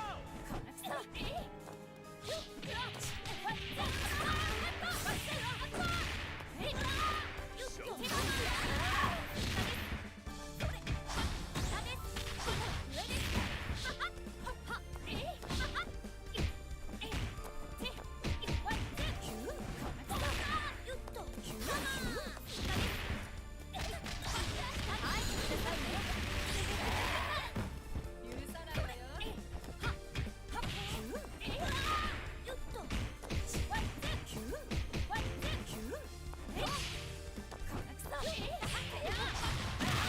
KO! This battle should bring the hype.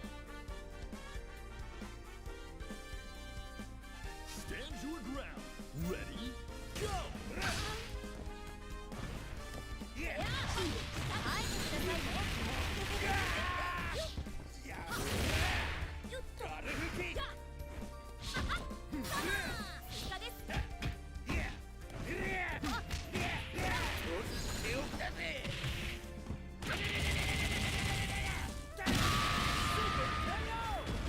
Player 1 needs a miracle.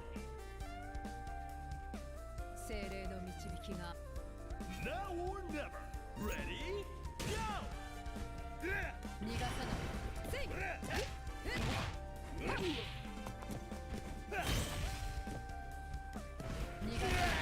逃がさない。せい。行くわよ。これが。追い込む。なし。これが。これが。たける。逃がさない。せい。まだまだ。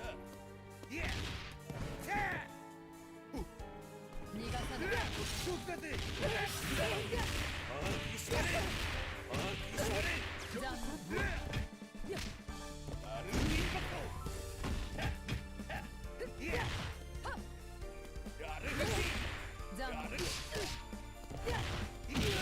KO!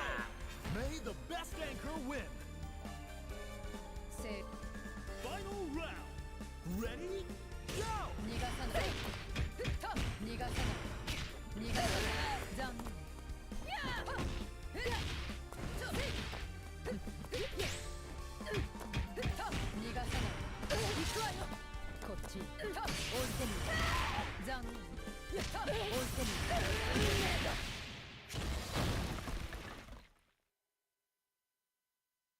All eyes are on the winner of that fierce fight!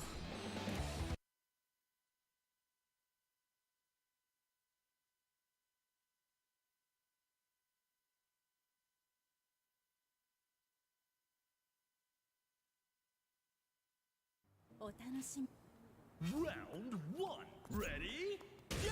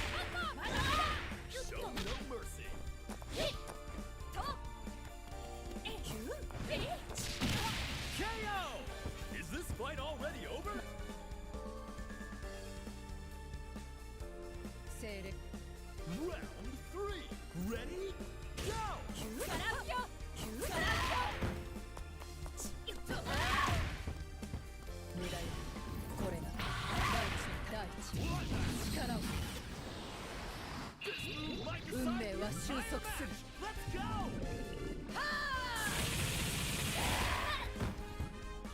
さないわよ。残念。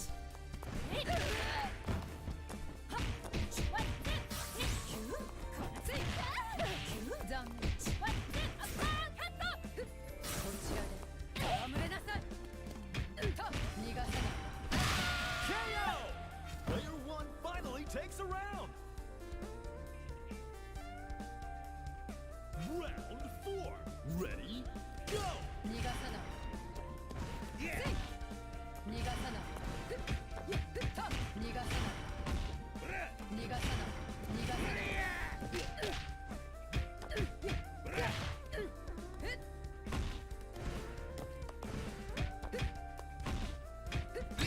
残念。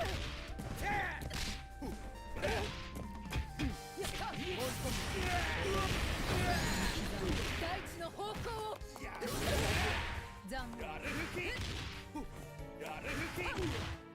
逃がさない。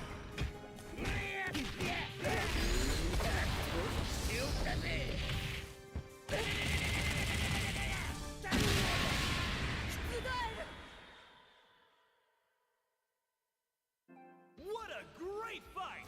Mad respect to the winner! Winner! 俺の拳は重かったろ。これに耐えれるやつなんてそうそういねえよ。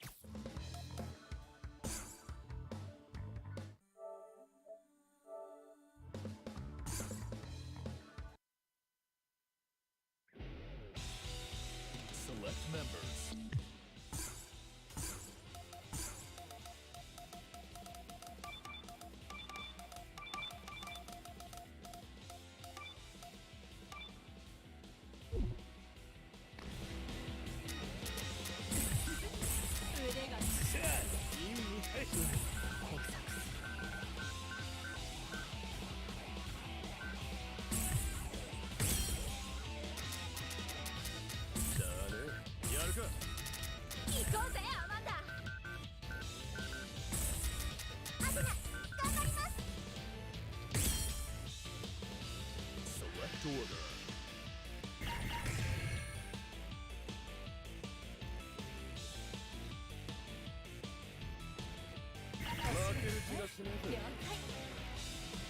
Select stage.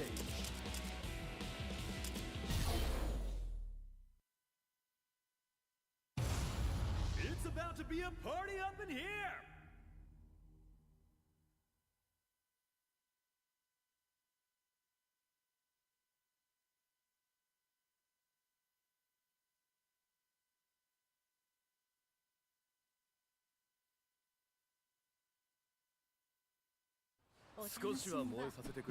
これからよ。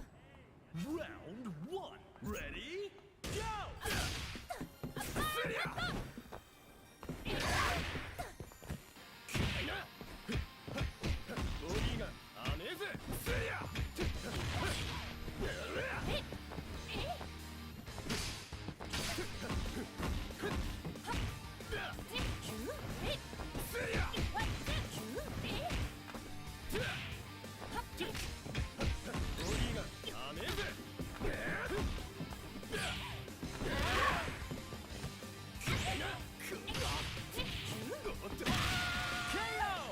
Player 2 won't give up that easy. Round 2. Ready? Go!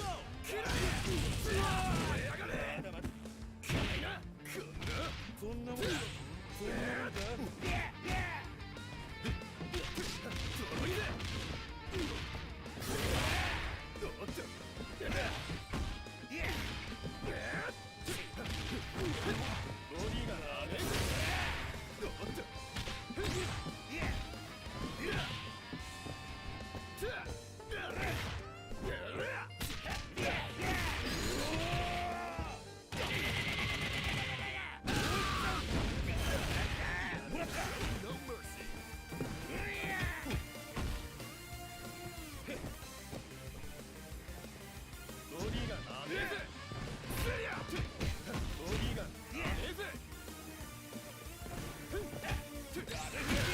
KO! Both point characters are knocked out. 一緒にかっ飛ばしてあまだ Now or never. Ready? Go!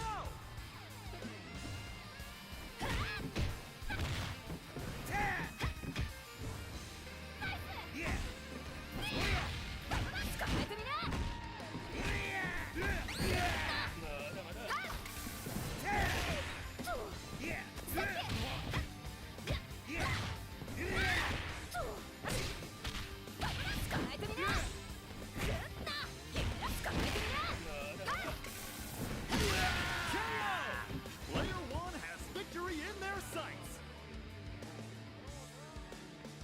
精霊の Stand your ground.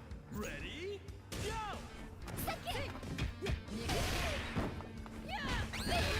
残念。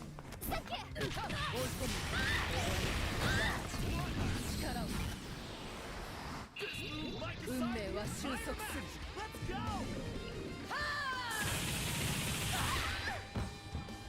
まだ逃がさない。ガラキもちろんそこは残念。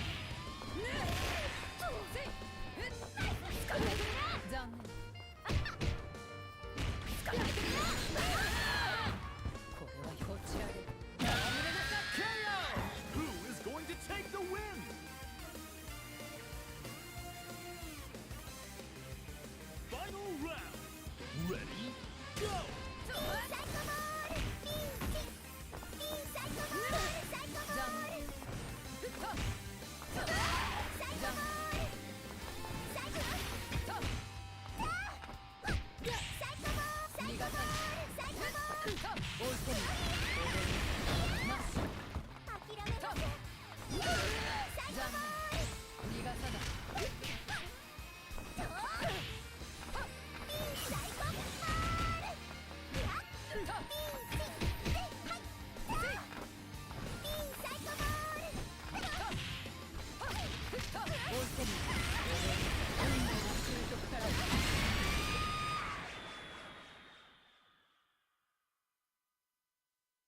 That was a nail biter. Keep an eye on this matchup. Select members. やるか。派手にぶちかまって事象は絡む必然に気合は十分入っとるで。アゲハ頑張ります Select order. 負ける気がするぜ。腕が鳴るわね Select stage.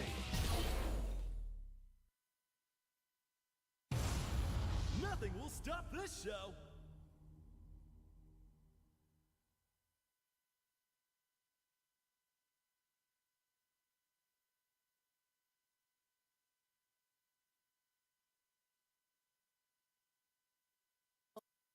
Round 1.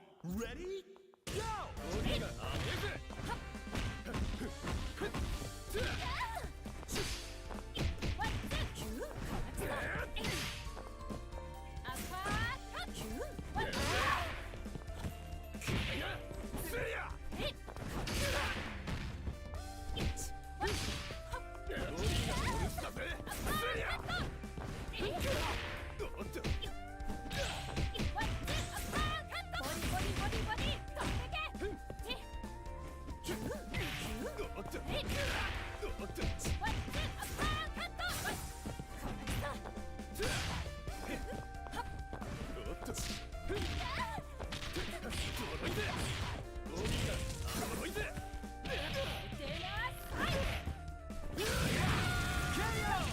Player 1 takes an early lead. Now or never. Ready? Go!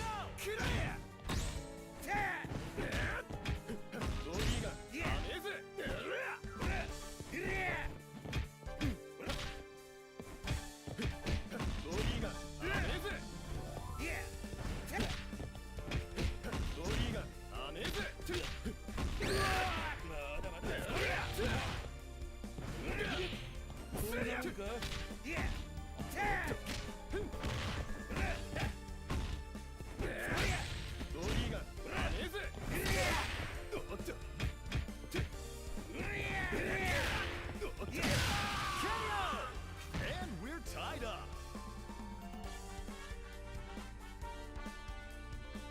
Round 3. Ready?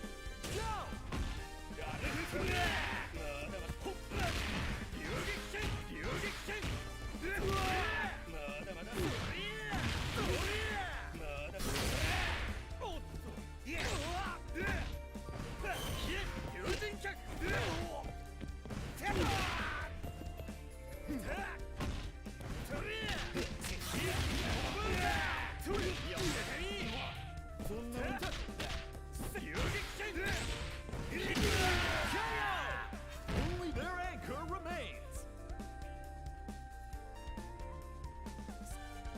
Round 4. Ready? Go! Tempo kick! 残念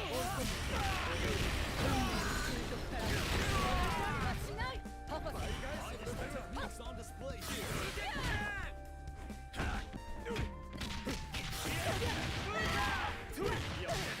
残念残念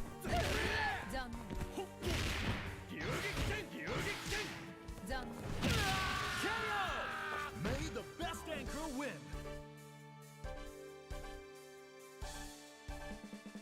Final round. Ready? Go! サイコボールサイコボール続きますやサイコボールやサイコボールサイコボール残念サイコボール続きます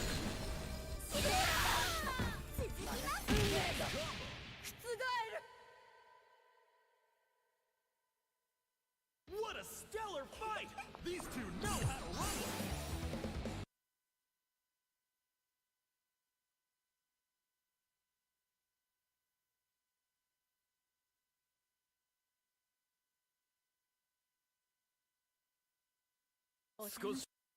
Round 1. Ready? Go!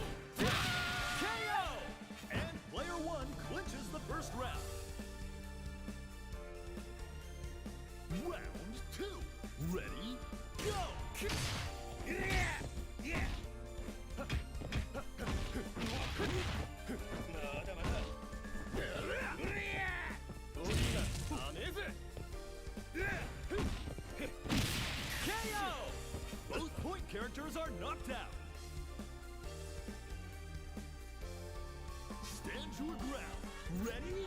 Go! Hit!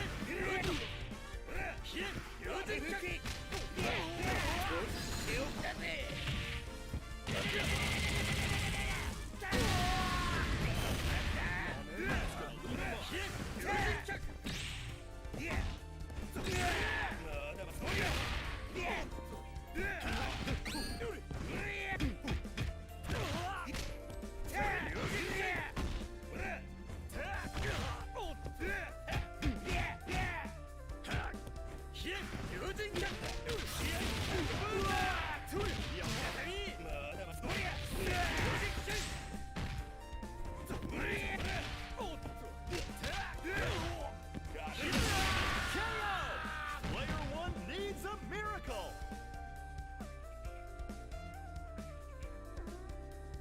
Reach for the top. Ready? Go! Psycho Mode! Psycho Mode! Psycho Mode! Psycho Mode! Psycho Mode! Psycho Mode! Psycho Mode! Psycho Mode!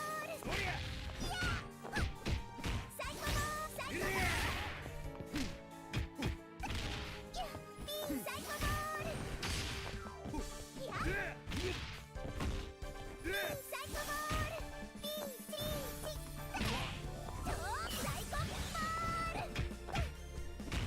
Mode! KO! Final round! Time to go big or go home! 精霊 Final round! Ready? Go!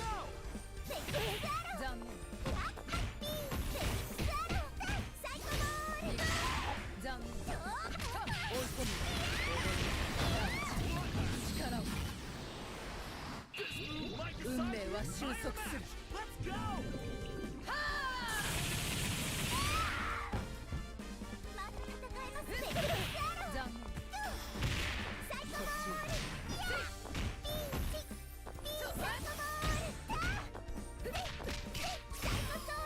残念追い込むなし逃がさない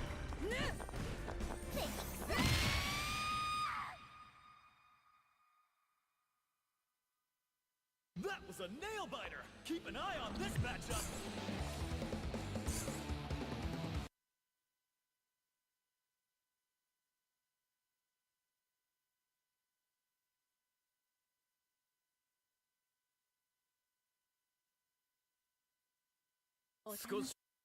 Round one. Ready? Go!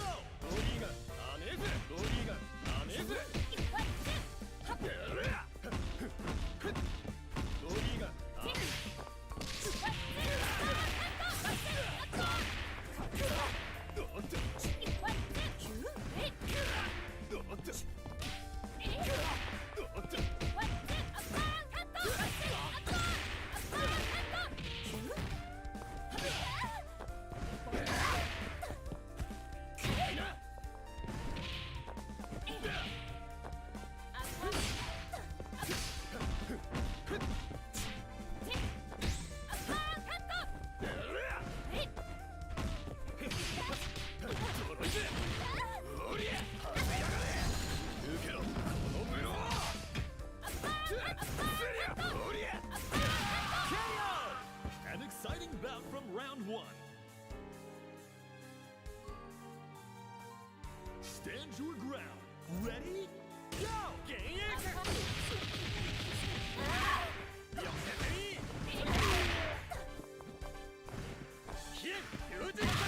KO! Both point characters are knocked out. Round three. Ready? Go!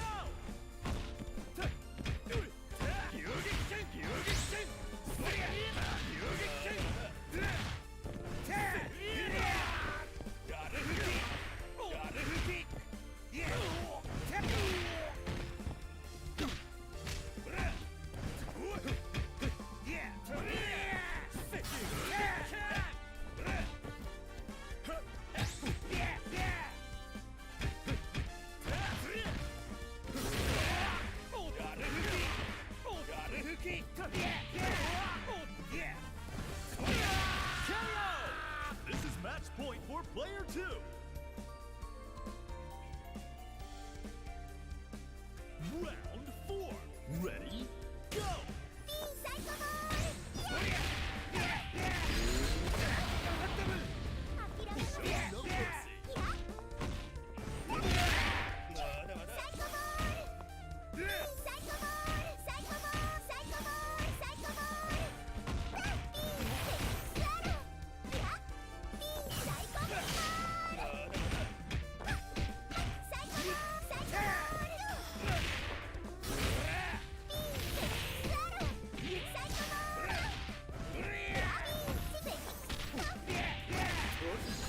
The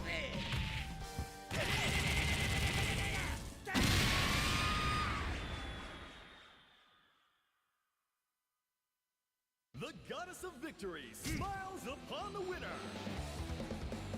Winner! いい筋してんじゃねえかお前。うちの部隊に入ってみるか。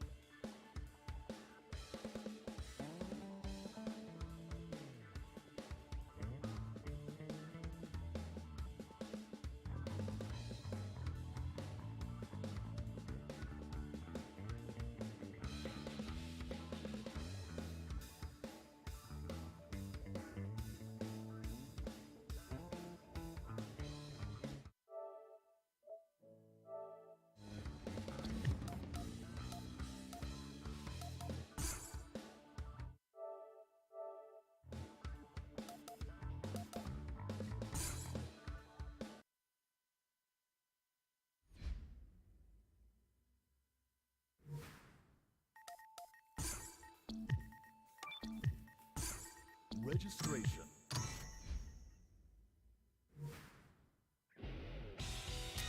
Select members. Put all your skills to the test and show us a battle worthy of legends.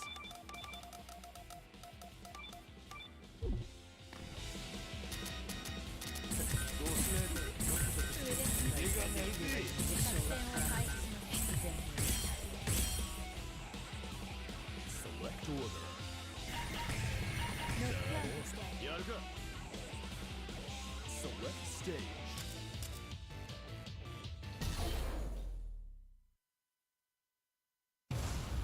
Get ready for a battle of titans!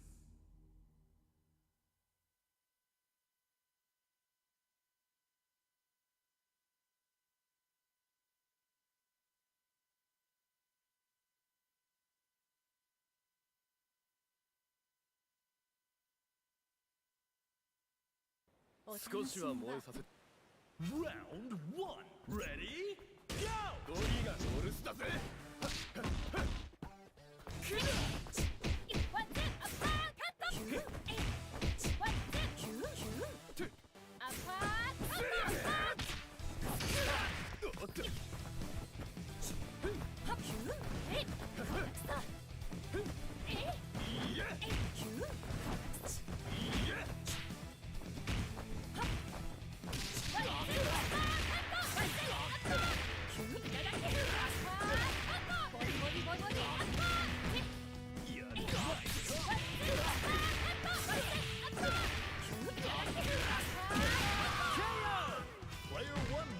That easy.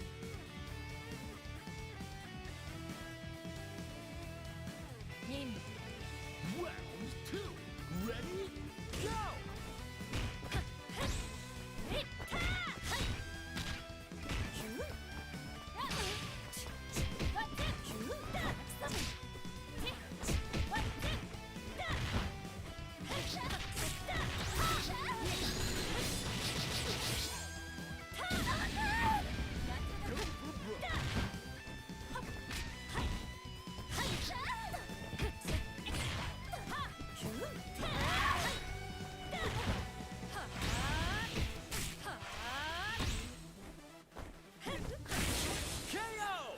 Player 1 wastes no time evening the score. Now or never. Ready? Go! Yeah! Yeah!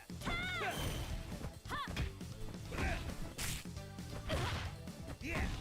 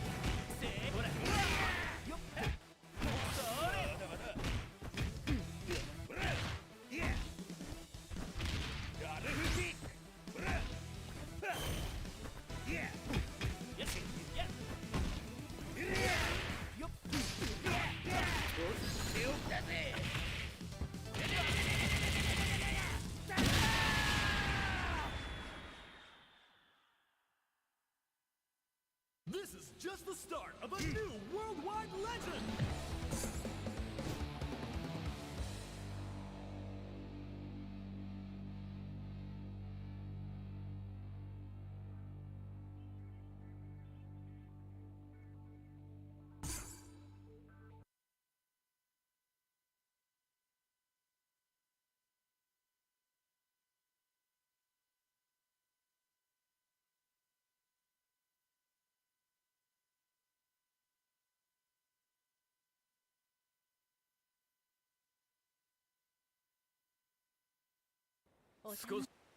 Round 1.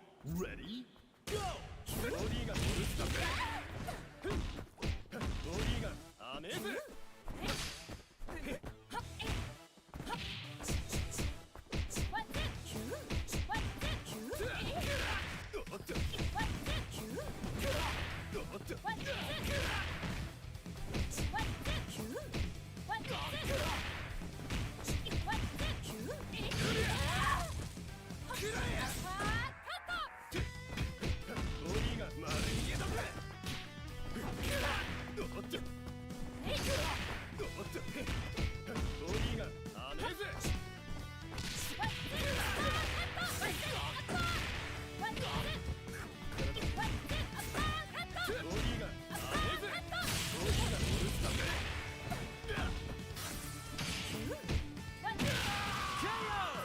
An exciting bout from round 1.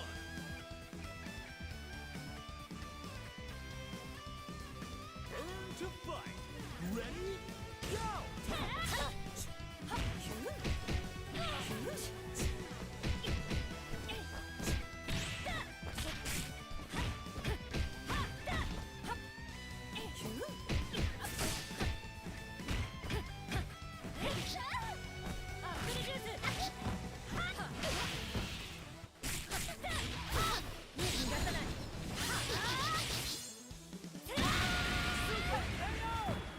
Both point characters are knocked out. Round 3. Ready? Go! Yeah! Yeah! Yeah! Got it!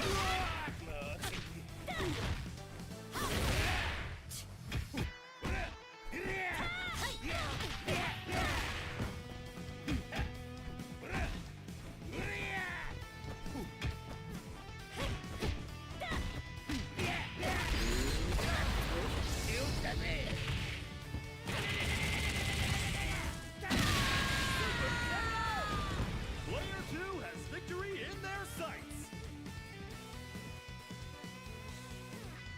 Stand your ground. Ready? Go! Got it! Yeah!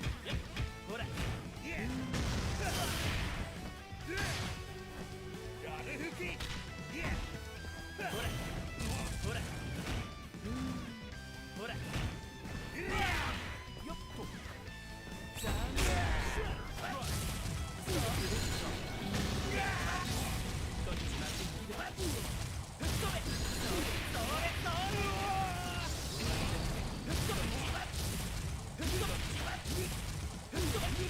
Amazing!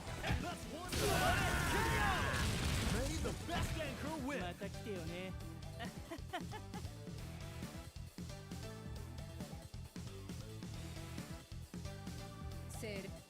Final round! Ready? Go! ほら追い込む残残これで追い込む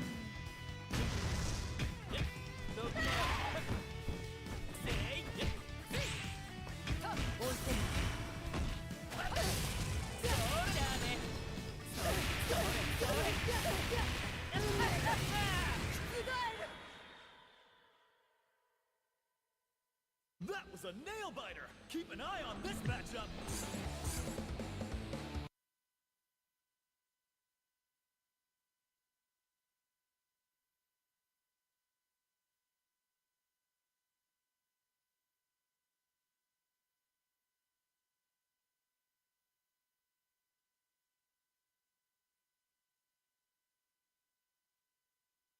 少しは Round 1 Ready Go!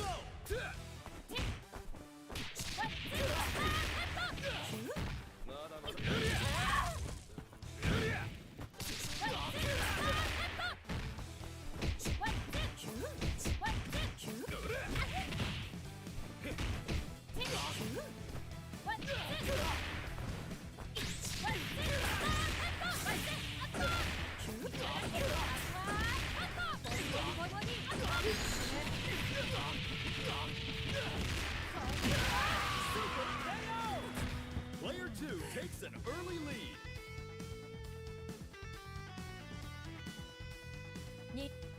Round 2 Ready Go!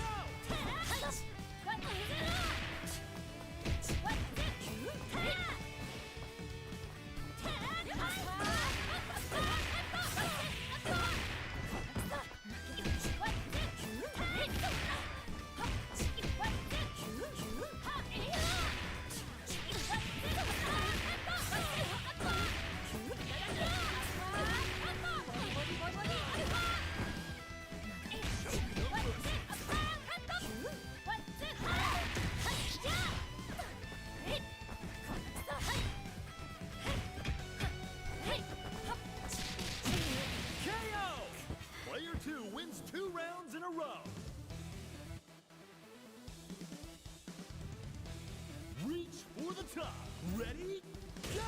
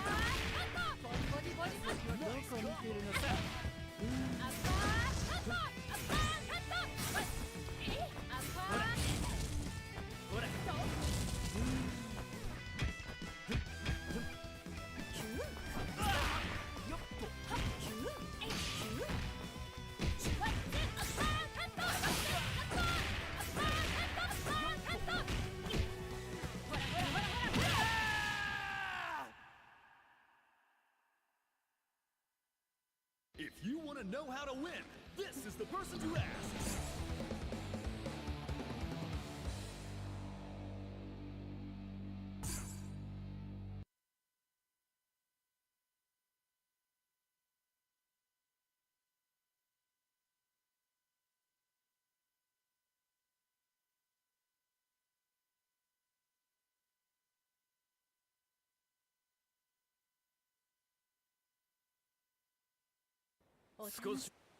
Round 1 Ready Go!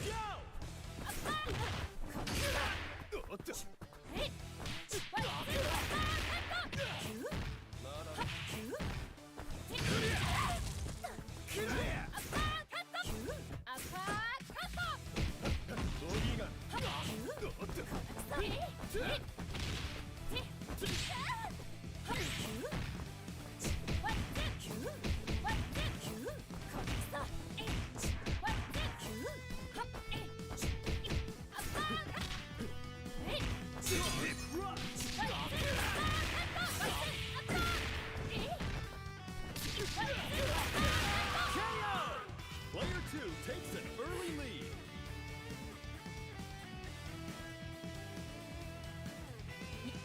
Turn to fight. Ready? Go!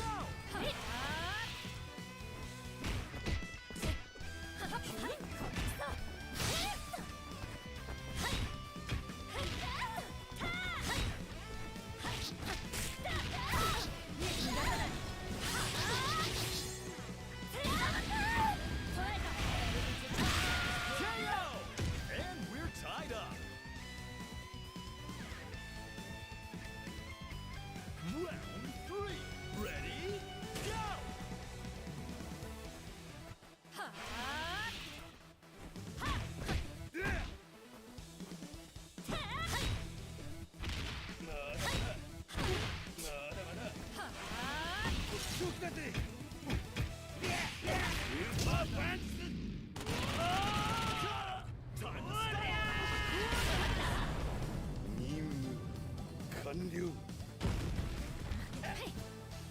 やる吹きやる吹きやる吹き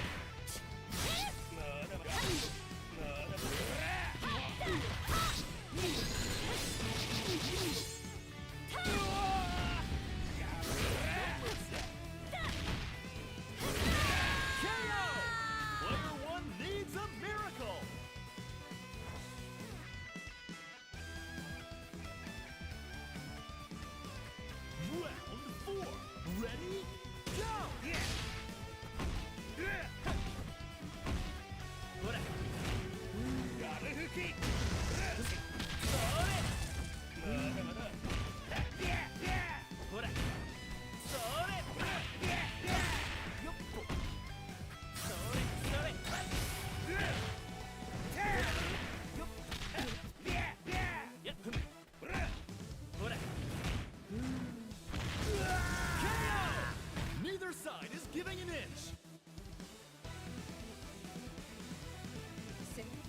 Final round. Ready? Go!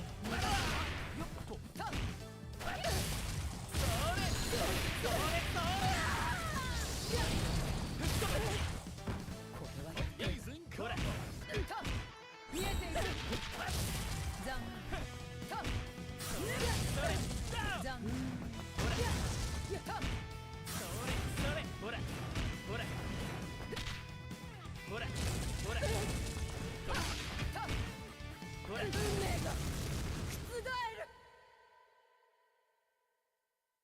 All eyes are on the winner of that fierce fight!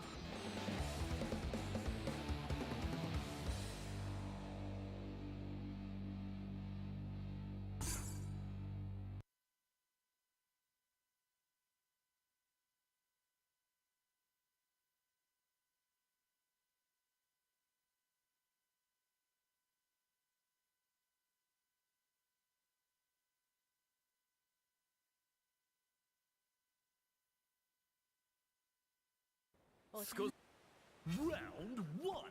Ready? Go!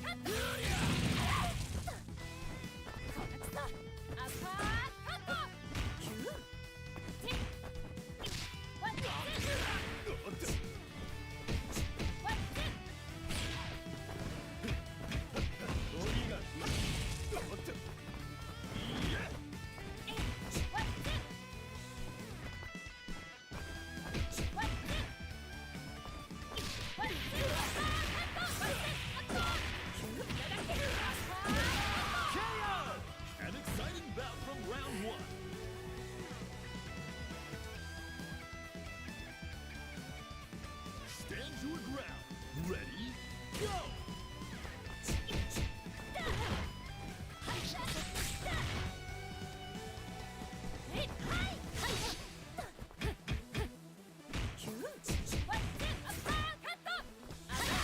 KO! Player one wastes no time evening the score. Now or never. Ready? Go!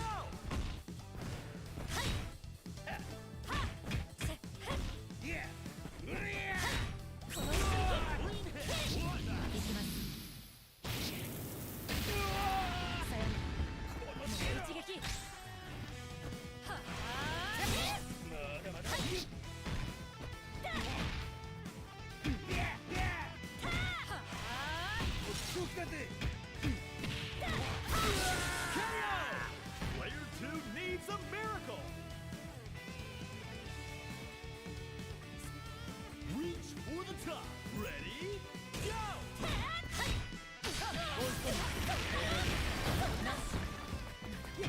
逃がさない逃がさな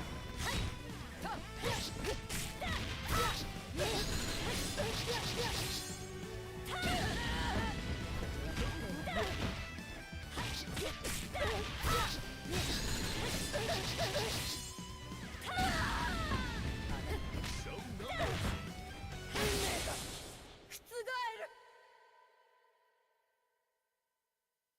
The goddess of victory smiles upon the winner. Winner! 任務を遂行するためにこうするしかなかったけど許してとは言わないわ。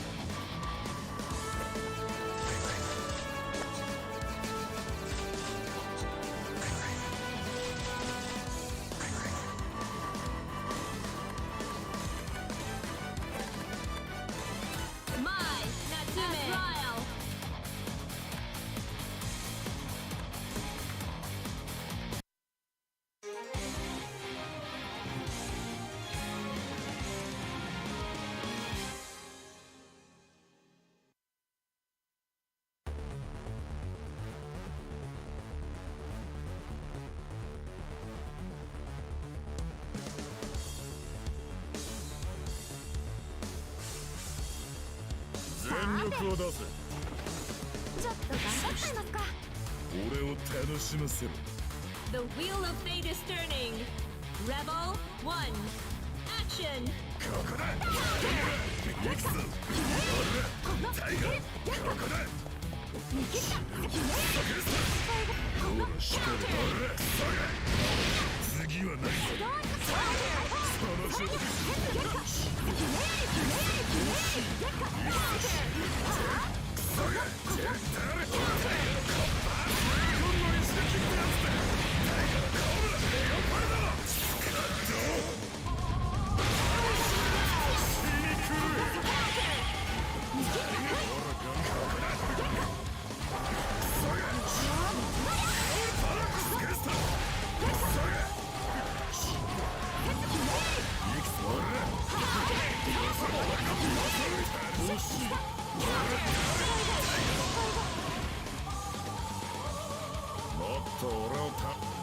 Rebel 2.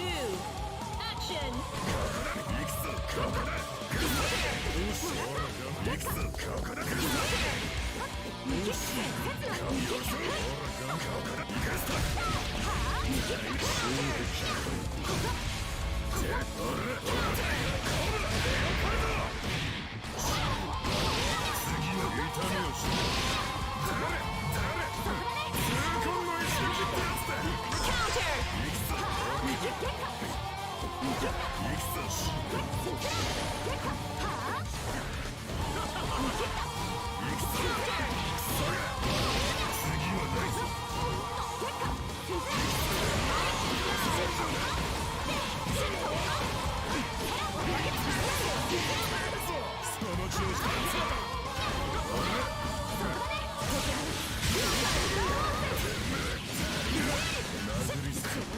しい。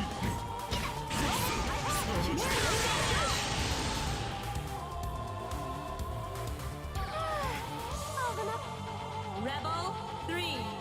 Action. Counter. 痛みを知って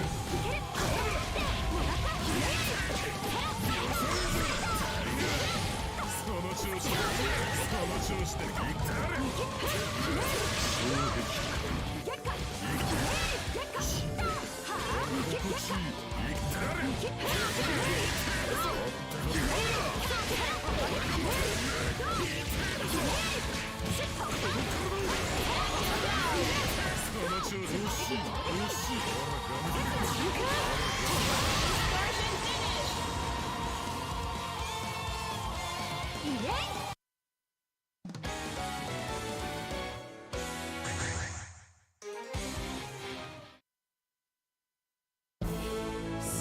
悪いけど The wheel of fate is turning. Rebel 1. Action.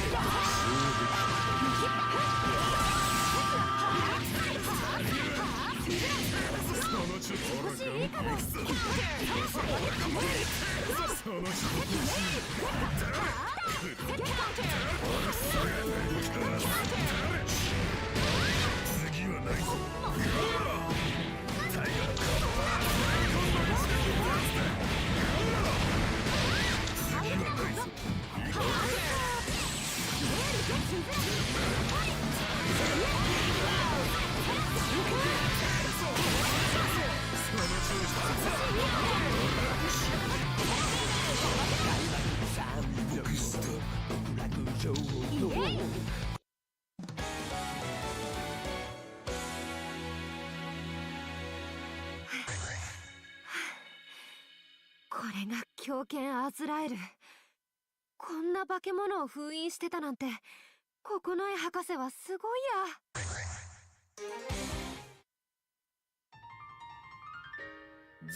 The wheel of fate is turning. Rebel 1. Action. 見切った。そらし。ゴー。その質。ゴー。見切った。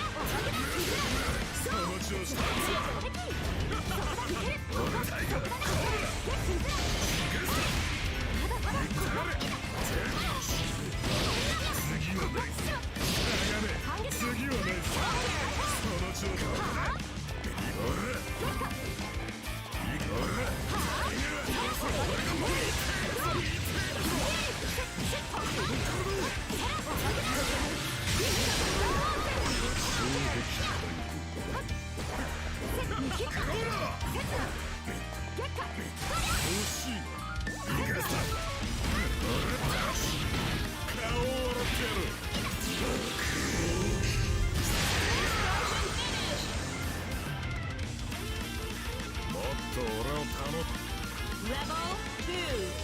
Action.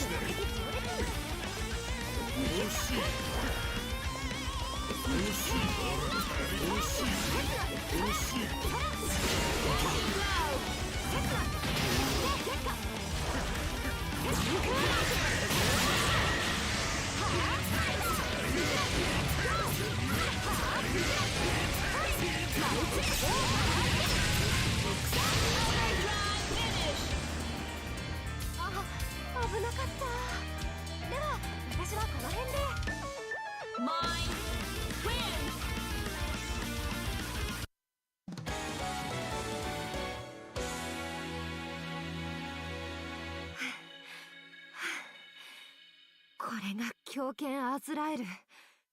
こんな化け物を封印してたなんて、九重博士はすごいや。